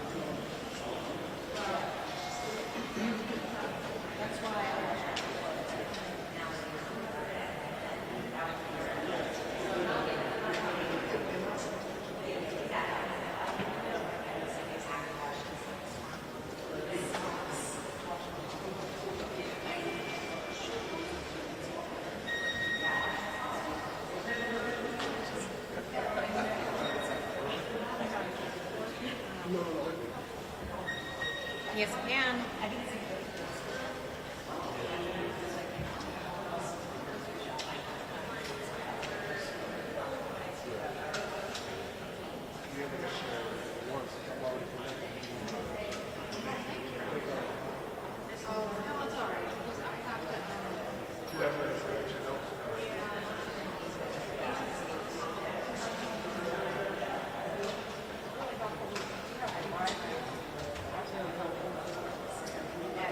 Okay, cool. Okay. Okay, no worries. Thank you.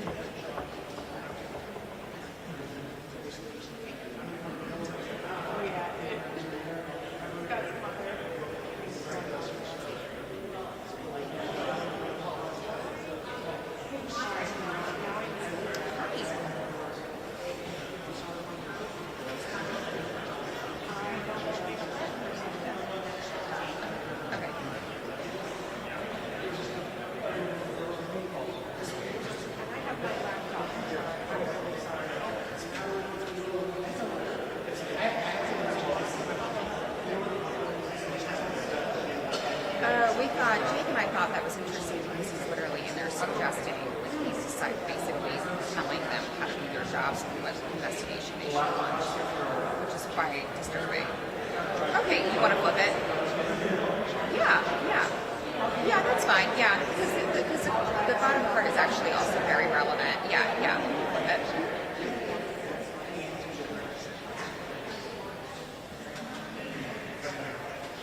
Okay, all right, I'll get to it in just a second. I'm just at the top of the board. Okay, bye.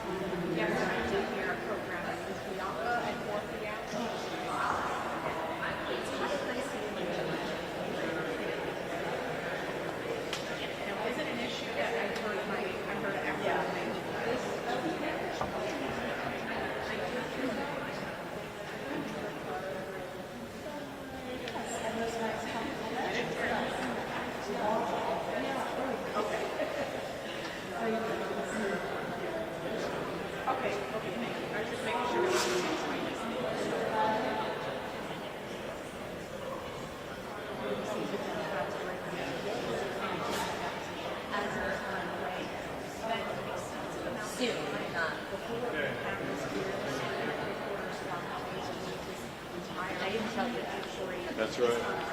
And I didn't hear it. Like done.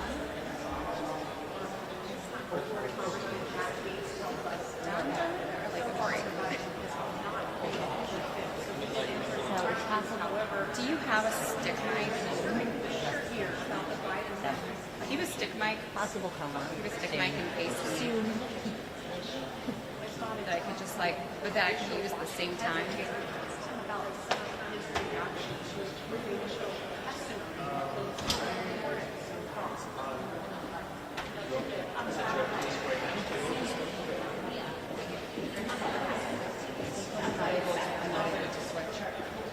It's on the same frequency. Okay, yeah, let's just hold it this way.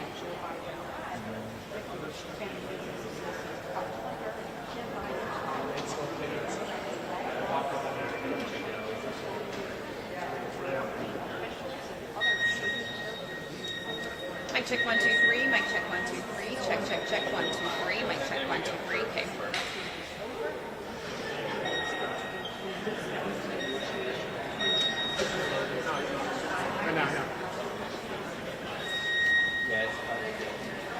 Okay, great.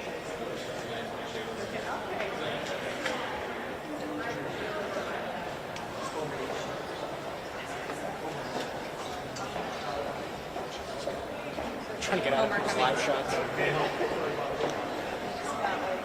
What am I going to do if he stops?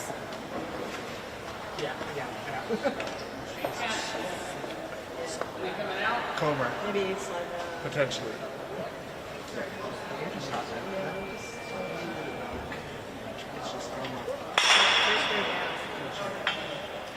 Elliot, big sexy fella.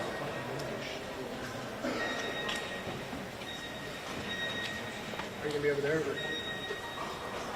What did they say? Huh?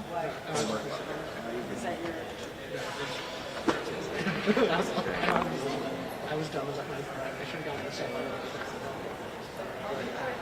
Said you're big sexy fella. Oh, sorry. Hey Neil, well it could be wrapping up in the next couple of moments here. We were just told that Chairman Comer is walking down now, so if he takes the podium here, I will hand it off to him so we can listen to those remarks because we haven't seen or heard from him since this all started. It looks like he's walking over now. But we do know that Hunter Biden has been taking every question, answering in great detail and in great length and not pleading the fifth, which of course has been surprising because of those two criminal cases. And here's Chairman Comer. I'm just deposition still ongoing. I have a bill on the House floor. I'm going to run across the street. Republicans are still currently asking questions. But I think this was a great deposition for us. It proved several bits of our evidence that we've been conducting throughout this investigation. But there are also some contradictory statements that I think need further review. So this impeachment inquiry will now go to the next phase, which will be a public hearing. And that's something that I think everyone in the media has been asking a lot of questions about, something that I know that Mr. Biden and his attorney both demanded. Just as I said when we said we were going to do the deposition first, we will have a public hearing next. So I think that the public hearing hopefully will clear up some discrepancies between some of the statements that were made between some of the associates and what we heard today. But all in all, I'm very optimistic. Very excited about this deposition, and I look forward to releasing the transcripts as soon as both sides agree to that. Hopefully that'll be within the next 2 or 3 days. Thank you all very much. What was contradictory? Okay, so Neil, Chairman Comer says that he is going to release the transcript of this deposition, which is what Democrats have been calling for all day long. They feel like this case, this investigation is over. There's nothing to see here, and they want those transcripts released as quickly as possible, which it sounds like we're going to see. They do not want to see a public hearing. They think, again, this is over, but you just heard from Chairman Comer, and it sounds like there is going to be a public hearing. Now, I can tell you there was a stunning moment moment, Neil, during this deposition, we heard from Democrats. They said that at one point, Hunter Biden brought up Jared Kushner, former President Trump's son-in-law, and suggested that lawmakers launch an investigation into him and his overseas business dealings. And when Fox questioned whether Hunter Biden was suggesting which investigations or what lawmakers should be looking into, we heard Congressman Goldman try to push back on that. Watch this. Just minutes into the testimony, we were already hearing from Democrats that there's absolutely nothing to this impeachment inquiry, and the entire thing is unfounded. Everyone, this is an update. The chairman of the House Oversight and Judicial Committee just came here to give an update. He said that the bill is being voted for. Okay, and there was also, of course, this big question, Neil, of what value or experience did Hunter Biden actually offer any of these boards, these foreign companies, and I got to ask both Democrats and Republicans, what did Hunter say today? Listen to this. He did actually answer questions. However, Congressman Keith still believes there's a disturbing picture being painted here of the Biden family's financial dealings.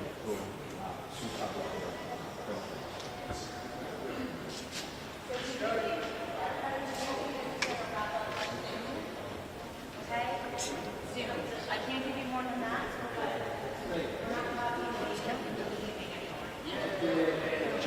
So it sounds like this might be over now. Chairman Comer, of course, just walked out, and we haven't seen Hunter Biden leave yet. We're expecting him to walk. Standing by now. His takes on this development with Hunter Biden. He says it's not a shock, but he certainly didn't admit to a racketeering scheme in front of a bunch of lawmakers under oath before he listed. You were a little back on this.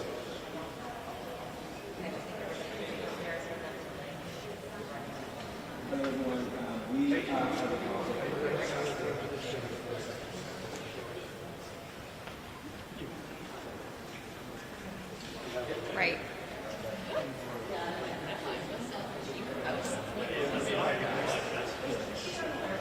You would think that he would have led the entire commentary just a few moments ago with whatever he seems to have found. What's interesting, Neil, all day has been Democrats have been coming out and sort of like on a media blitz, talking to anyone and everyone that will speak to them. Republicans have been very silent and almost angry with Democrats for saying anything they're saying. I think Chip Roy said there's rules to this, a deposition you shouldn't be coming out and talking about. He was upset that Jared Kushner's name was even brought up, that Democrats are coming out and talking to the media and telling them what's going on inside. But again, I mean, this would be the make or break deposition for this case, and if there is something that has come out of this, then you would think we'd hear about it fairly soon.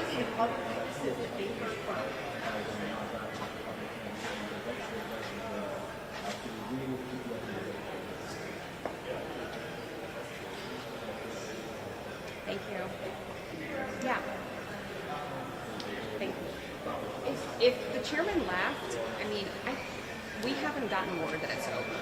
Kim just said it's ending soon. It's ending soon, but I mean, there's no staff inside, so they could still be like buttoning up some things. But the chairman has left. We haven't seen Hunter leave yet. So once he leaves, I can come back on and tell you that he's gone.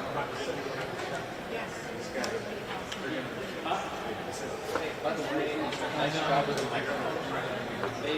I pushed in and then they stayed on our camera. When they texted he's coming down, I'm like, we gotta like. I thank you for suggesting that, because I mean they stayed on my camera to audio, and then I came right back out to you. You finished the report, and then Love and Mr. Schroeder, they were like, nice job, nice team. Great. I just had a feeling he was about to come down. I didn't think he was gonna make remarks, but I'm glad he did. I don't know. Let's just actually keep it on. Okay. Okay. Yeah, sounds good. You are not. Do you want me to redial in or stay dialed into the? No. Okay. I think they'll just take it if they see it. Okay. Cool. Thank you. Completely. Did I? Probably includes a lot of people moving in and no, at least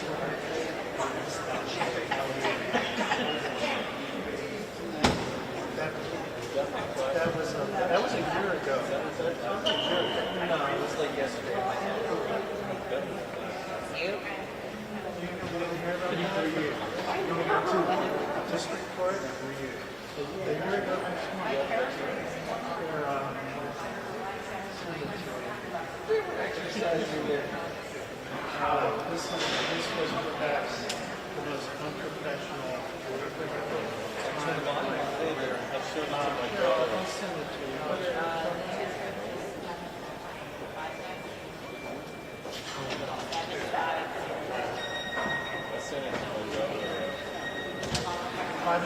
Oh, there we are.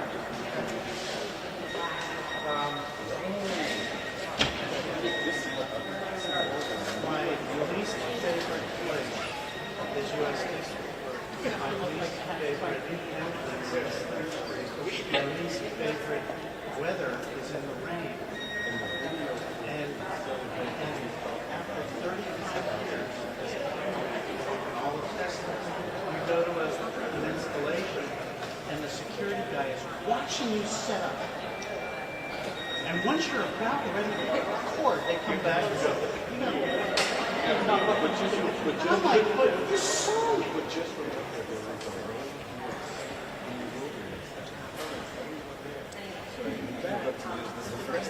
This is completely unbelievable.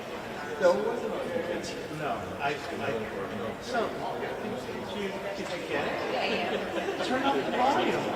Make sure you got the volume all the way up. So he makes this move, and it's like the 11th hour, and we're waiting for the guy. It's Biden's lawyer, who's going to admit he lied. It's a big deal. It's news of the day. And I look up, and here he lies, and we're like,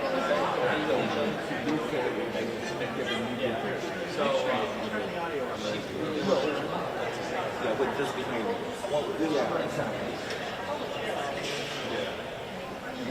You can see this? So, this one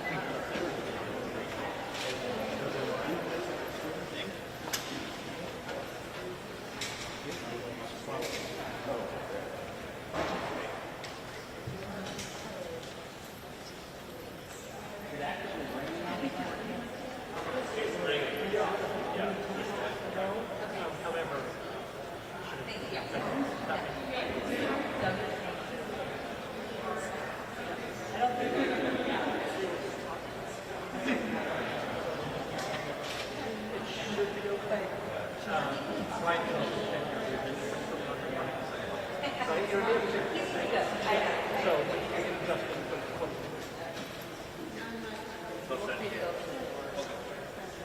I was going to put the exit this way sign on to divert them up.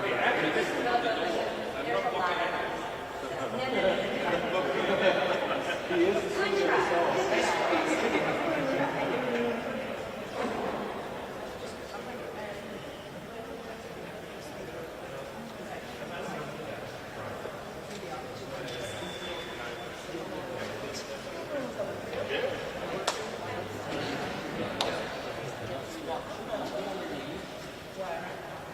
Get the come out. Dude, I'm gonna focus on you. Oh, come on, I ain't pretty enough. You are so good. Check 1, 2. You don't need a mic check. Got it. Can I be on TV? Thanks, dude. So, hold on. Oh, hold on. You know, there's a reason I'm behind the camera. You are so good looking. So good looking. Thank you, guys. Y'all too nice.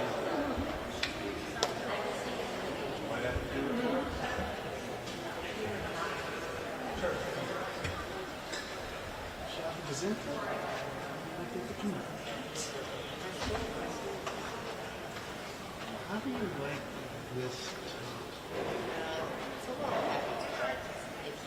You didn't use it. No. I just came on Twitter. They gave us those. I'm like, who thought that the guy that bought them never asked me money? Yeah, a lot of people actually use it as, have like 4 of those as their actual. Yeah, I use it as a fill on my light here. I never put that on. There's plenty more out there. Cheaper, lighter. You're done. You don't have that on your shoulder. It's all still in the middle of bars. I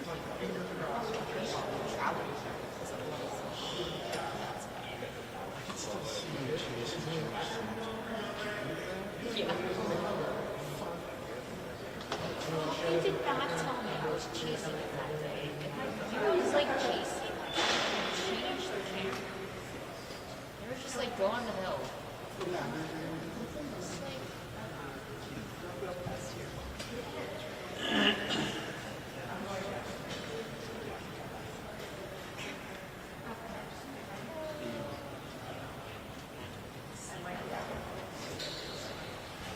Oh, there we go. No, he was just testing. Oh, testing. Very Pavlovian. Scared everybody.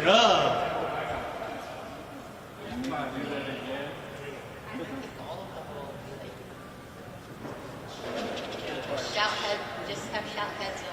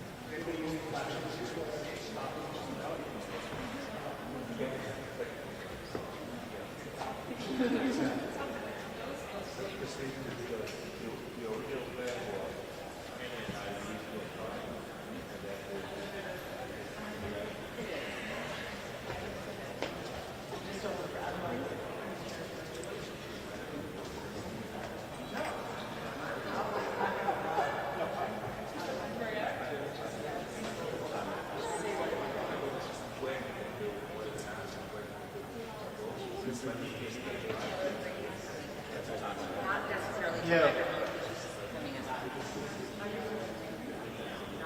No, we're still waiting. That was COVID. Yeah, do you have my charging table?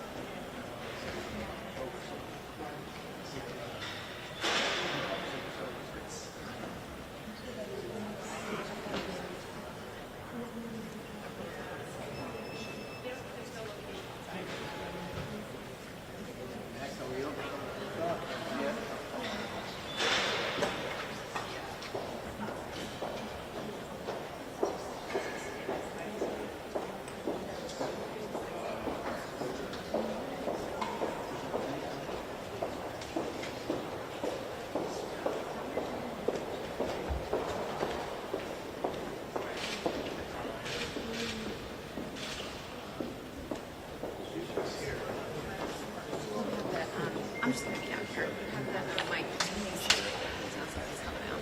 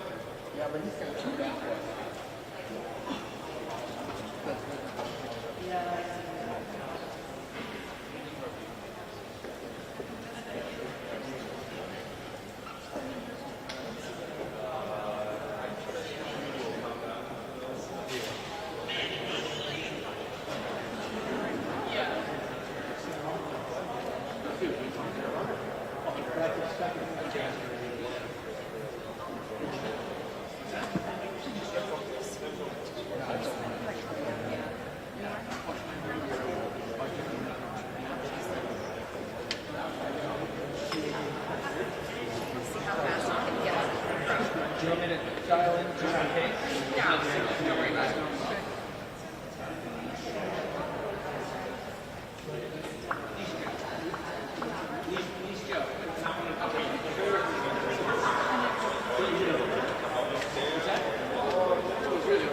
Sorry, man. I just zoomed out.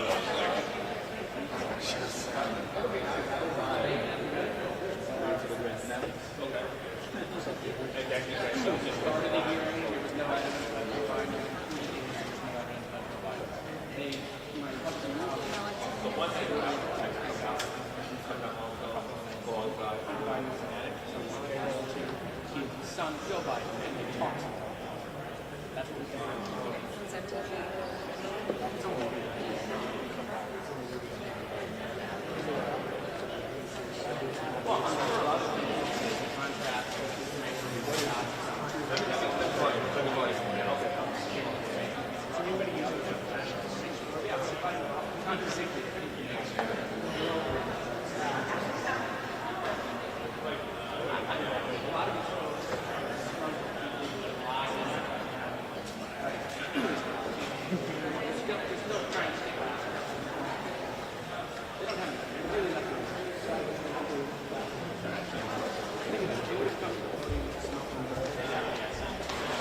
Where everyone is.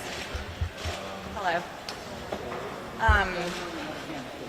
First off, I wish you guys could have attended my press conference where I introduced the bill about Matthew Perna, who committed suicide under the persecution under Biden's Department of Justice. I think that would have been very important. It's been impressive to listen to Hunter Biden either give excuses about being a drug addict and how difficult it is to go through years of addiction, and then swing the next minute to his extreme expertise and business experience that placed him on so many boards and allowed him to teach at Georgetown University. You see, the theme that we heard in the room was Hunter Biden is a liar. The Biden family has no product and no service, and Hunter Biden can't hide behind his addiction, which is heartbreaking. Many Americans suffer with addictions, But many Americans, actually I would say all Americans except Hunter Biden, that suffer from drug addiction and alcohol addiction would never be placed on boards of companies like Burisma and would never be teaching at Georgetown unless their last name was Biden. And that's what we heard in the room there today. There's also an interesting theme there. Hunter Biden is a liar. And while Hunter Biden claimed that the only person that has evidence of a bribe is being locked up in LA, everyone needs to remember that his father is also President of the United States and is also head of the regime that is conducting the prosecution and witch hunt against all of his political opponents. So we had a very long deposition with Hunter today, presented a lot of evidence, and we look forward to him coming to a public hearing, which I would hope that he is willing and courageous to show up to after today's private deposition. I can take a few questions if you guys have them. Is there any major breakthrough, like anything new that you learned that was significant, that was like an aha moment for you? There will be a lot of things that come out in the transcription of the interview that comes out. One thing that was interesting to me is he lied when he was talking about Blue Star Strategies. He talked about not being involved in any thing between Blue Star Strategies, but yet we presented an email that showed he was involved. As a matter of fact, there was an email thread that he was a part of talking about setting up Blue Star Strategies with Burisma. And also in the email thread, it talked about him making phone calls there. So he went from denying any involvement until we put evidence right in front of his face that he was, in fact, involved. And then when pressure was placed on Hunter Biden, he swung back to being, a poor, pitiful addict. And then when he wanted to brag about things, well, he was the smartest and most successful businessman in the room. But again, you can't show one single thing that Hunter Biden has ever sold or a product or a service except his own father. And that's a fact. And that's what the American people know. Are you ready to vote for articles of impeachment? Do you think it's time to vote for articles of impeachment? I already voted for articles of impeachment on Mayorkas, and I look forward to a trial in the Senate. We're going to finish our investigation, and once we get that completed, of course I would vote for impeachment. It's clear and obvious most Americans would vote for impeachment. It shows in poll after poll. Americans support impeaching Joe Biden. What is the high crime or misdemeanor against Joe Biden? Influence peddling, for one. We can see that he sold his father's name and business. That's been on display clearly for everyone to see. Perhaps maybe the only people that can't see evidence of that are the people that are blind and work in this town. Did Hunter Biden contradict any prior testimony that you've heard? That he did. He claimed he wasn't involved in Blue Star Strategies until we put evidence right in front of his face. But there's a lot more to come. We need to continue our investigation, and we need to continue, and we need to have a public hearing. So, thank you. Why has there been no January 6th hearing or a commission so far? That's a question for the House Admin Committee that I'm not involved in. I've asked for a special committee, but that would be up to the Speaker. It's been 3 years. Yeah. I just introduced the bill on that today. Perhaps you could check it out. I had a press conference earlier. Congresswoman, just to speak character, does anything about Joe Biden come up today? Clear it up. Clear it up, please. Clear it up. Everybody stay to the side, please.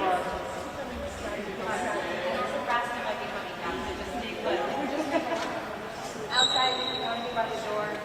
If you want to be outside, I would make the move now. If you want to be on the sidewalk. Hey, Just a foot. Everybody take one more step back. Please move back. We do it for you. Thanks, guys. Thank you very much.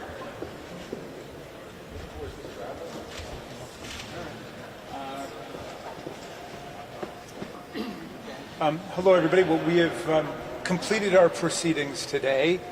To quote Congressman Issa, who was there, it was a big nothing, although I would amend it by saying it was probably a little nothing. Everything that we learned was what we knew before, which was that President Biden is not involved and has never been involved in his son's businesses, did not profit from them, did not partake of them financially in any way at all, and rendered no official benefit or favor to Hunter Biden's businesses. And the rest of it was picking over the flotsam and jetsam of this shipwrecked investigation, where they were talking about this meal or that meal or this chance meeting or that chance meeting, and all of it was much ado about nothing. And I think a bunch of our colleagues on both sides of the aisle left the day several hours early, and lucky them. Mr. Swalwell? No. Thank you. The Biden impeachment investigation is over, and we just witnessed its last breath. It's over after 6+ hours of Hunter Biden testifying.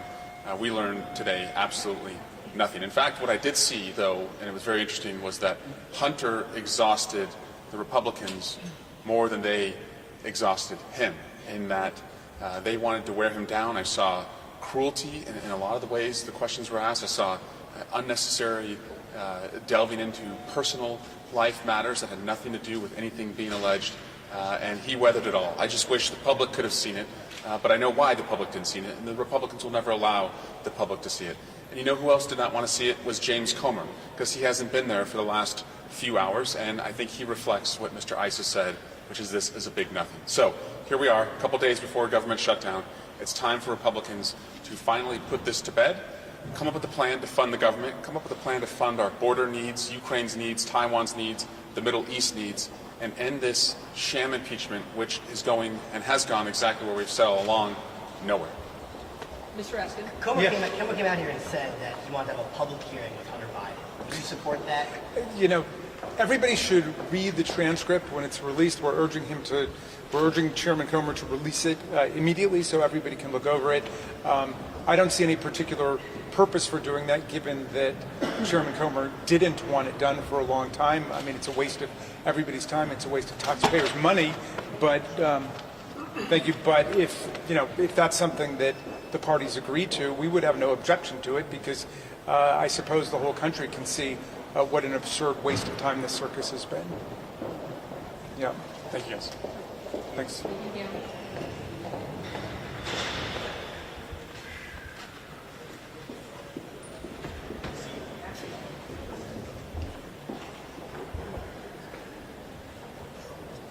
So everybody will stay in that same kind of spot so people get pictures. And if you want to be outside by the sidewalk, you can make it now. We're not going to get in the bubble when you walk by.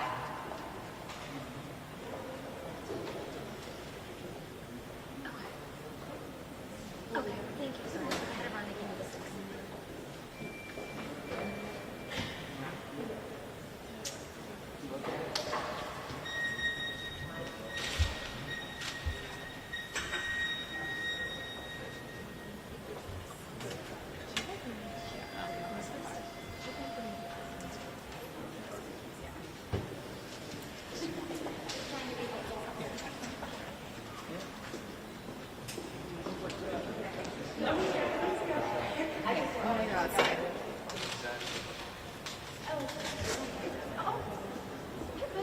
Everything okay?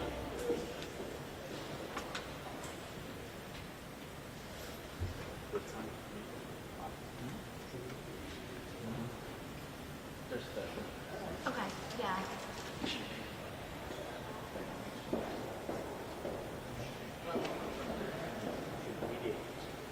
Okay.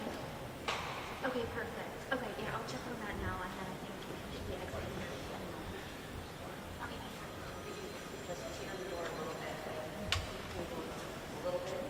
Screwed, we can't see around it correctly. Well, everybody takes just 2 steps back, guys. People on I'm this talking side, about this side. can you just step about back it. just a little bit? Thank you.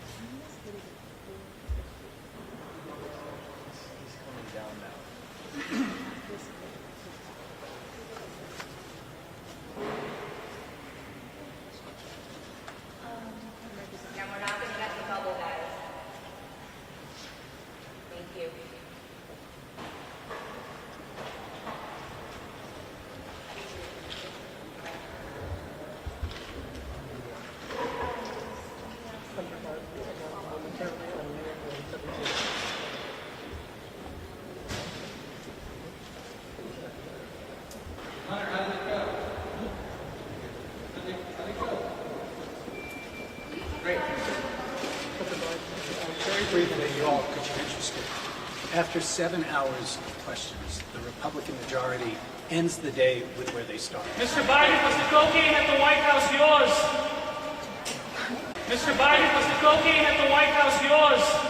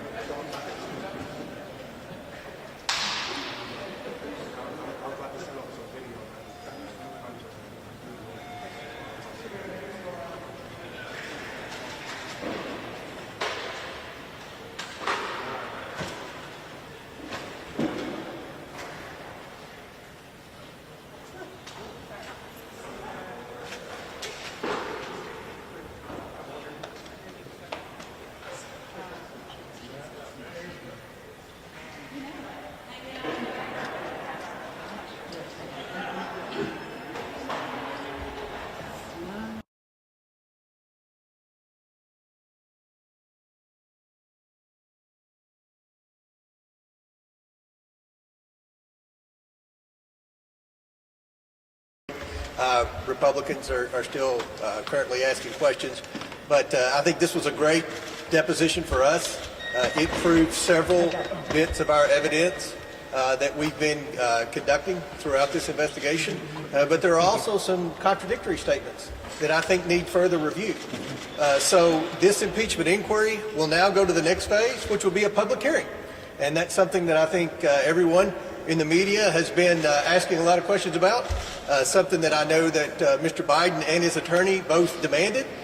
Just as I said when we said we were going to do the deposition first, we will have a public hearing next. So I think that the public hearing hopefully will clear up some discrepancies between some of the statements that were made between some of the associates and what we heard today. But all in all, I'm very optimistic, very excited about this deposition. And I look forward to releasing the transcripts as soon as both sides agree to that. Hopefully that'll be within the next 2 or 3 days. Thank you all very much. What was contradictory? Okay, so Neil, Chairman Humphrey says that he is going to release the transcript of this deposition, which is what Democrats have been calling for all day long. They feel like this case, this investigation is over. There's nothing to see here, and they want those transcripts released as quickly as possible, which it sounds like we're going to see. They do not want to see a public hearing. They think, again, this is over, but you just heard from Chairman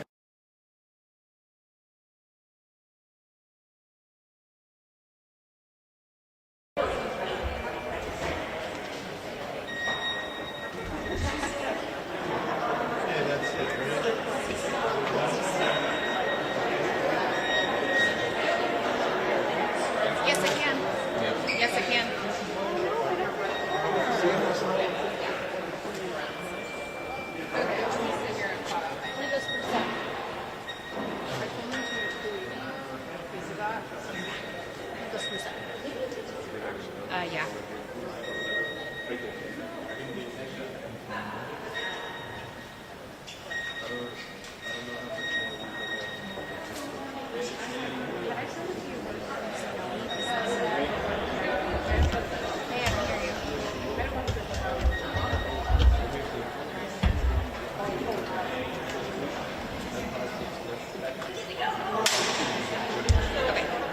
Okay, thanks. Great.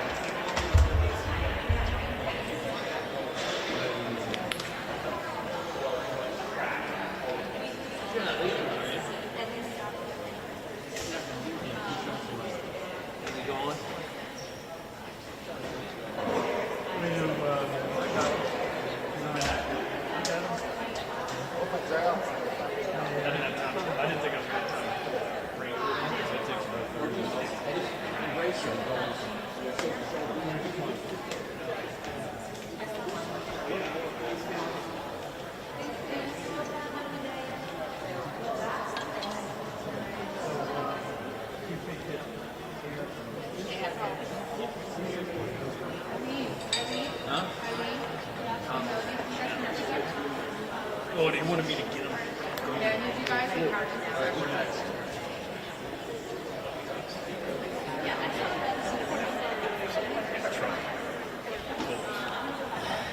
Anyway.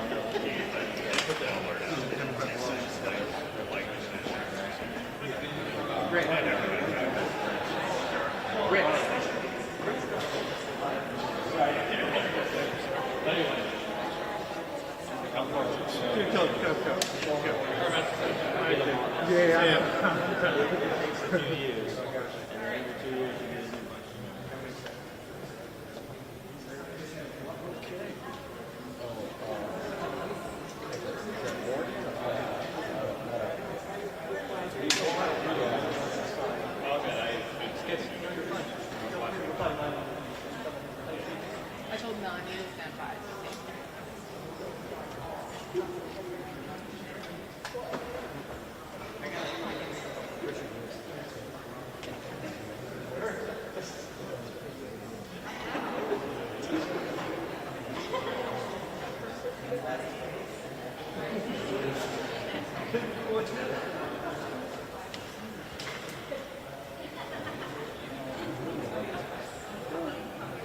Must have yelled at me.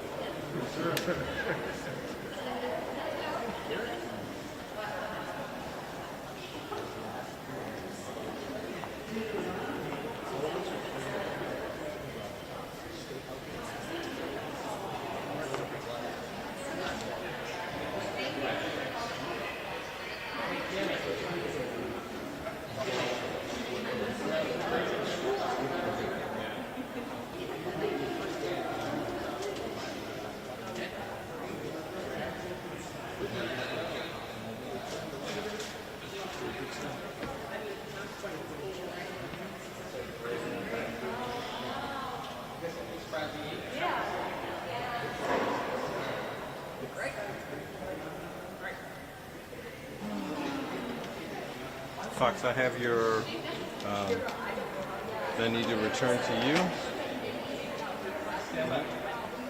Forward.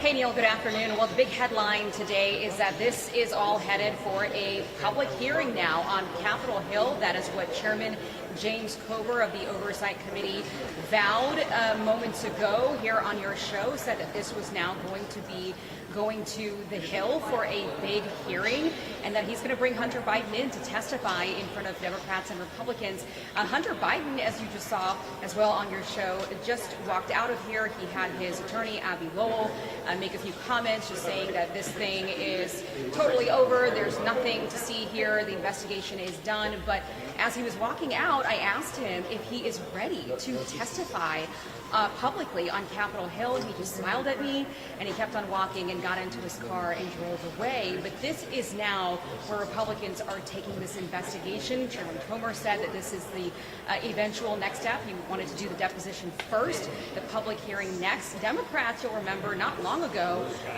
wanted a public hearing, right? They didn't want the deposition. They wanted just to go right to this public event, and Republicans pushed back on that. And now Democrats say they don't want to see a public hearing. So we'll wait and see when they schedule that. But first, we will get the transcript of what happened today, the deposition. Chairman Comer says that he's going to release the transcript in the next few days here as soon as he gets everything worked out with Democrat ranking member Jamie Raskin here. And we'll get to see just how Hunter Biden answered all of these questions. I heard earlier that Republicans came in with about 800 questions today. We'll see exactly how he answered those questions. We were told that he was not pleading the fifth at all today, that he was answering these